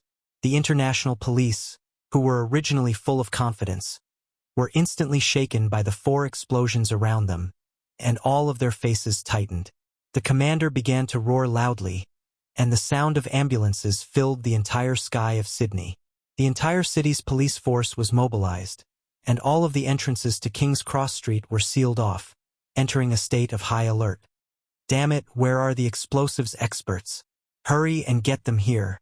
God, there's still a bomb here. Hurry. A police officer began to call for help with his walkie-talkie, but before he could finish, the bomb was manually detonated, causing the officer who was on the phone to directly lie under the car door. Among the rocks that rushed into the air, his voice was distorted. Manually detonated. Can't get close. The international police had loudspeakers, and so did Nick. His voice was transmitted through the speakers outside the KTV, and he laughed loudly. I hope you like my present, cute rats. If you have fun, I don't mind giving you my present again. His voice was cold and cruel like a demon's, causing the faces of the international police officers hiding under the cars, behind the trees, and behind the buildings to turn the color of pig liver. This was humiliation. They were being humiliated by a criminal. Yi Jian didn't know why, but when she heard that, she felt quite relieved. K7's cold and emotionless voice came through the earpiece. He mentioned Yi Qian's name directly. Hey Yi Qian, you're small. Go through the ventilation duct and give them a few smoke grenades. Then, without waiting for Yi Qian to reply, she told him the location of the ventilation duct from the 4th floor to the 6th floor. He then said to Xia Jinyuan, "This is a good arrangement. Does Q King have any objections?" K7, you're talking too much. Focus on your work. Be careful, you might expose your identity. J5's voice was no longer as casual as before. Instead, he cut him off coldly. Also, you have no right to assign a student to complete the mission for us. She's still a student. No matter how capable she is, she's still a citizen that we need to protect. In the past, as a political instructor, once he discovered that his comrade's behavior was out of line, he had to immediately stand up and stop him. Chapter 193. K7, who was hiding somewhere, was silent for a while before he said, "Sorry." Then he didn't say anything else. After secretly taking care of the 4 people on the 5th floor, Xia Jinyuan raised his hand and shielded Yi Qian behind his arm. Under Su Yu's vigilant gaze, he said calmly, "The 5th floor has been cleared. I agree with K7's plan, but I'll go over. This place is too small." Yi Qian was already standing at the vent. Xia Jinyuan walked over to take a look, then squatted down and patted his shoulder. He said to Yi Qian, "Come, sit on my shoulder and use it to pry open the seal." Yi Qian looked at Su Yu, who was holding a gun, then looked at Xia Jinyuan, who was already squatting down in his combat uniform and helmet. He bit his lower lip and didn't hesitate anymore. He took the military knife from Su Yu's hand, took a deep breath, and sat on Xia Jinyuan's shoulder. After prying open the seal, Yi Qian narrowed his eyes and said in a low voice, "You can go in. All 3 of you can go in." After saying that, she held the sides of the opening with both hands and leaped into the air like a fish, entering the vent. K7, inform the international police. Let them do as they see fit. Grabbing Yi Qian's arm, Xia Jinyuan jumped up with 1 foot on the wall and climbed up the vent again. Su Yu, go. After K7 tampered with all the infrared rays, the 3 of them disappeared right under Nick's nose. After 5 consecutive explosions, red flames could be seen rushing over King's Cross Street in the sky above the city. Gao Yang, who was struggling violently in the ambulance, was forcibly injected with a tranquilizer by the medical staff. He was directly pushed into Sydney's best private hospital, a private hospital that the Gao family owned 25% of the shares in. When Director Li, who was waiting in the hotel, heard about this. He clasped his hands together and prayed, "God bless." Now he just had to wait for Yi Qian, who was with the Chinese soldiers, to come back. Director Li was finally relieved to see him with his own people. Outside the KTV, Nick proposed a deal. It was very simple: leave safely. His request happened to be something that the international police could not agree to. They could only stall for time and quickly arrange for the team to enter the KTV. Smoke grenades were thrown in one after another, and the fire alarm continued to ring sharply without stopping. "Where are the soldiers from the Chinese side? Tell them to contact me immediately, right away." The commander of the operation was a white man. At this time, he was so angry that he was like a mad lion. He roared, "Damn it! Where did they go? Damn it! Why let them get involved? God, let them go to hell." As the commander-in-chief of this operation, he had an undeniable responsibility for the 5 consecutive explosions. However, it was not over yet. The other party still had explosive points and extremely lethal weapons. Last time, who was the one who said that the damn Nick was active in King's Cross Street? His roars were transmitted from the walkie-talkie to the commander at the scene. Even through the line, he could feel his saliva flying everywhere. The commander at the scene was a European police officer. When he heard this, he puffed out his cheeks and sighed heavily. He said with a serious expression, "Yes, sir. The Chinese soldiers suggested it, but unfortunately no one believed them. Including you, who chose not to believe them." All the international police officers who could hear the conversation were silent. They all remembered. "Now we need to contact them because they were the first to enter." "Oh, wait a moment. There's an emergency call." The commander at the scene took the walkie-talkie. Before he could speak, a cold and emotionless voice came from the other side. It was K7 who had contacted him. At this time, Xia Jinyuan, Yi Qian, and Su Yu had just entered the vent. Chapter 194. K7 was a soldier who didn't like to talk nonsense. No matter where he was, he always had a lifeless expression on his face. At this moment, the commanding officer only felt that K7 was extremely cute. "Okay, no problem, we will cooperate fully." "Okay. I will arrange for someone to send it over immediately." Okay, we understand. Now, let's start the operation immediately." The good news made the commanding officer's solemn expression disappear. After K7 ended the call, he handed the communicator to his officer. After the cross-section of the building was sent to the international police, the 30 vanguards directly cut into the 6th floor, while the 20 vanguards rushed in from the 7th floor. K7, who was still in contact with Xia Jinyuan, looked behind him and sent a message on his phone. "The sniping operation has begun." On the opposite side of the building, someone looked down at the message and whistled happily. He set up his sniper rifle and put his blue eyes close to the scope. The cross in the scope was aimed at a certain direction. As long as the main target appeared, he would immediately open fire. On the 6th floor, Yi Qian, who was lying on his stomach, could clearly see the number of people walking back and forth in the corridor through the ventilation blinds. He already knew the number of people, but now he had to wait for a very important item. He had to wait for the international police vanguards to send the gas masks over. Only with the masks could they throw down the smoke grenades and tear gas grenades. The elite vanguards moved very quickly. In addition, everything on the 1st floor had been cleared out.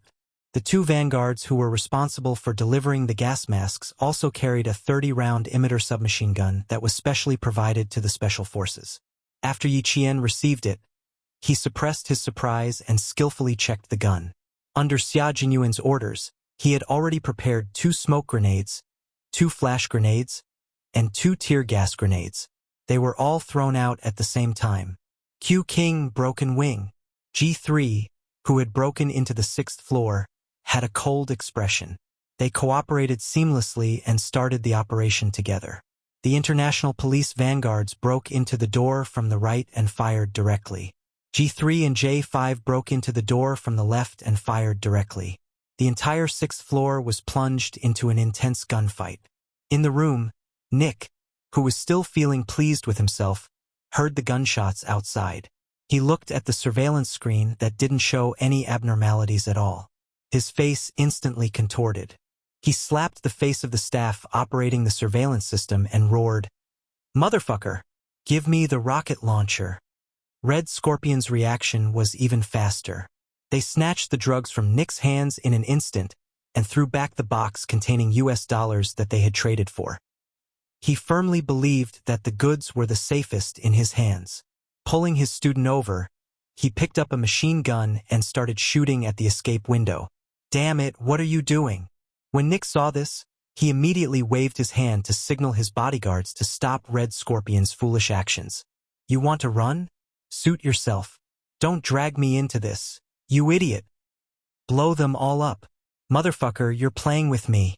As Nick roared furiously, 2 tear gas grenades and 2 smoke grenades appeared out of thin air in the bulletproof and explosion-proof room. In an instant, the entire room was shrouded in thick smoke. The tear gas made everyone unable to open their eyes. "Up there, motherfucker. Shoot. Up there." Someone shouted, but he choked on his tears and his nose kept flowing, and he even coughed. The people in the room were like living targets as countless bullets rained down. The international drug cartel's higher-ups, led by Nick, were almost completely wiped out in this encirclement. Chapter 195. Red Scorpion. "Where do you think you're going?" After everything was cleared, someone appeared and pointed his gun at a cabinet. His cold voice was as calm as a pool of stagnant water. "Come out, Red Scorpion." Behind the cabinet was Red Scorpion, who had one hand tightly covering his student's head. He didn't move, as if there was no one hiding behind him. The cold eyes of the person who spoke didn't waver in the slightest. He didn't give Red Scorpion a chance to think, and directly fired 2 shots at the cabinet. "My patience is limited, Red Scorpion. Don't test my patience." This was K7's voice. His face was thin, and his skin was sickly pale as if it had never been exposed to sunlight. His eyes, which were staring at the metal cabinet, were black, sharp, and filled with cold killing intent. There was movement behind the metal cabinet, and Red Scorpion walked out with his student.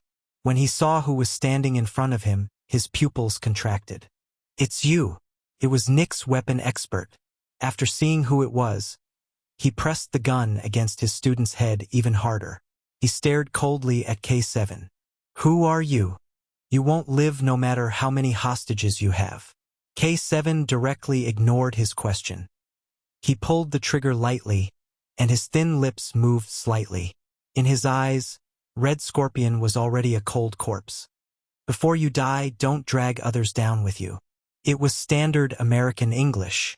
Surprisingly, K7 spoke much more elegantly when he spoke English than when he spoke Chinese. "Give me the student, and the rest is up to you." In return, Red Scorpion laughed contemptuously. He directly pressed his gun against the Vietnamese student's head, and the hole left a green crescent moon mark on the boy's temple.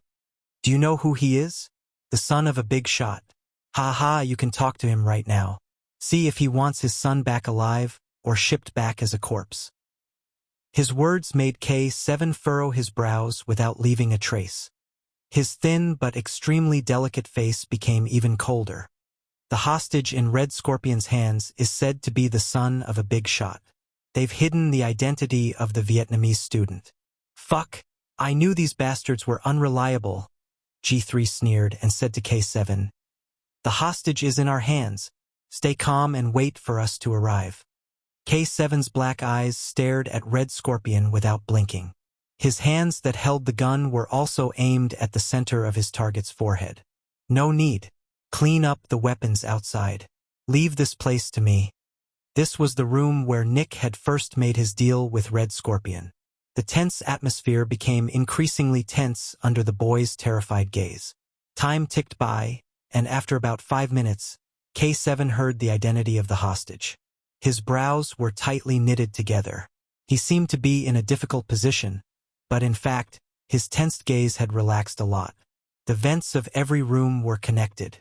Yi Jian, who didn't jump down from the vents, moved her body gently under Xia Jinyuan's instructions and entered the central air conditioning, vent that was so narrow that only girls could enter. Continue forward, Yi Qian. Don't look back. I'll wait for you in front. The low voice, one word at a time, slowly, and with a penetrating force, came through the earpiece. Yi Qian listened to Xia Jinyuan's voice, and her eyes were filled with determination. His voice was like light, able to pierce through the darkness, piercing through the shade, carried a warm force, encouraging her. Chapter 196. With him behind her, as well as the soldiers that belonged to her own country, she felt so at ease. Now, all she had to do was pass through the air duct in front of her, and she would be able to enter the room where Red Scorpion held the hostage. Yi Qian only lightly tapped the side of the microphone rhythmically, telling them that she was fine and that they didn't need to worry. There was already sweat on her temples, nervousness, excitement, and excitement. Under these three emotions, Yi Qian's delicate lips lightly pursed. Then, she lightly breathed in the slightly turbid air and continued forward. She's fine. K7, keep a close eye on her. Xia Jinyuan said to everyone, including K7 who was currently confronting Red Scorpion. She's inside. I'll hand her over to you. Hearing this, K7 indifferently blinked his eyes, as if he had agreed. Red Scorpion had been uneasy for a long time. His elbow was tightly wrapped around the Vietnamese student's neck, strangling him to the point that the student's breathing suddenly became difficult. He wanted to gasp for air, but because of the lack of oxygen, his face was flushed red like a stranded fish. He didn't even have the chance to struggle. After 2 minutes, the hostage in your hands will die from lack of oxygen. As for you, Red Scorpion, you still won't be able to escape. K7 was indifferent to this, as if the hostage in the enemy's hands was actually a puppet. In the narrow air duct, Yi Qian's back was already drenched in sweat as she crawled. Even though she was wearing a gas mask, she didn't stop. Using her shockingly flexible body to pass through a right angle, she paused for a moment to adjust her breathing. Then, she moved to the air duct where she could clearly see Red Scorpion's back. Outside, everyone was on high alert. The representative sent by the Vietnamese military was already so anxious that his forehead was covered in cold sweat as he prayed non-stop. The Vietnamese special forces that had already entered the building rushed in front of the international police, using their own bodies to prevent the international police from ignoring the only son of one of their country's military ministers in order to eliminate the drug kingpin. This was a battle of wits. For the Chinese military, they were fully prepared. Eliminating all of them in one fell swoop was definitely not a problem. Outside, the international police and the Vietnamese military watched through the thick smoke as they held their guns tightly and guarded the side of the engine room. In front of the hidden cabinet door that led to another room, a police officer stood up and said in a very troubled tone, "Right now, there's only one target left. We don't want to steal your credit, but we want to complete the mission perfectly. Chinese military, the only son of our country's minister. If anything happens, can you take responsibility?" The Vietnamese soldiers were extremely nervous. They were currently riding on a tiger's back, so they had to be extremely careful. The confrontation between the two sides, Xia Jinyuan's eyes, and their gazes became colder and colder. J5 laughed coldly. "What's credit? Sorry, I don't understand. And you, all of you, if you want to rush in, sure. Come, take a look at the situation inside the house." J5 walked to the only surveillance screen that hadn't been destroyed. His 10 fingers tapped on the keyboard for a while, and the originally still surveillance screen flickered a few times before it instantly cut into the next room. "Use to us," he said to the two to Red to look. "Of course, you'll have to deal with the consequences yourself." J5's smile was like a spring breeze, but the meaning behind his words was as cold as ice, suffocating the people around him. Xia Jinyuan had already put away his gun and said indifferently, "I think, with the strength of the international police and the Vietnamese military, and with so many people charging in together, it shouldn't be impossible to save a hostage. G3, inform our people to retreat." Chapter 197. This was a good move, allowing them to clearly see the situation in the room across the surveillance screen. Xia Jinyuan calmly ordered the Chinese people to retreat in English. However, the first to panic were the Vietnamese soldiers. Wait, please wait. Afraid that the Chinese soldiers confronting Red Scorpion would retreat, the Vietnamese soldiers quickly apologized. Sorry, I apologize for our recklessness. When the international police also apologized and pleaded with Xia Jinyuan for help from the Chinese soldiers, Yi Qian, who was holding his breath, smiled. He had said before that he would make those who looked down on the Chinese side beg the Chinese soldiers to help them. Tonight he really did it. That's right. Not only were his words worth 1,000 pieces of gold, every single one of them was true. How could a great country be looked down upon by others? The dignity of the country, the dignity of the people, how could they be looked down upon by other countries? Yi Qian put away the faint smile on his face. The cold black bullet hole aimed at Red Scorpion's back through the slender gap in the ventilation net. There was no wind, the temperature was normal, the visibility was high, the distance was close, one bullet hit the heart, and the other hit the back of the head. Now was the time. Shooting at close range didn't require any scopes to observe. It relied on aiming and strength. When Yi Qian, who maintained a high level of calmness, fired the first bullet, the second bullet was only 30 seconds away from the first bullet, and the second bullet hit the back of Red Scorpion's head. Blood, like a mist, exploded with a boom. Even though there was clearly some distance between them, Yi Qian felt as if the blood had filled her eyes, and the entire world was blood red. It was as if she didn't know anything, but also as if she couldn't see anything. Only the mist of blood and the exploded head and neck kept brushing past her eyes. Close-range shooting. 2 consecutive shots, no matter how tough his life was, he should be dead by now. The international police and Vietnamese soldiers who were watching the surveillance screen were stunned, and then they all subconsciously looked towards the ventilation vent in the room. Judging from the position where Red Scorpion was shot, there was another soldier on the Chinese side hiding in the central air conditioning vent. How could he crawl through such a narrow space? Outside, the sound of sirens could be heard. Inside, it seemed to be exceptionally quiet. Yi Qian blinked and looked at the handsome face that had suddenly appeared before his eyes. He blinked again and then chuckled softly. Sweat flowed into his eyes, but with the mask on, it was not convenient for him to wipe it off. Looking at him, Yi Qian was breathing heavily, as if he could not catch his breath. Red Scorpion's miserable state was still lingering in his mind, as if it was branded in his mind.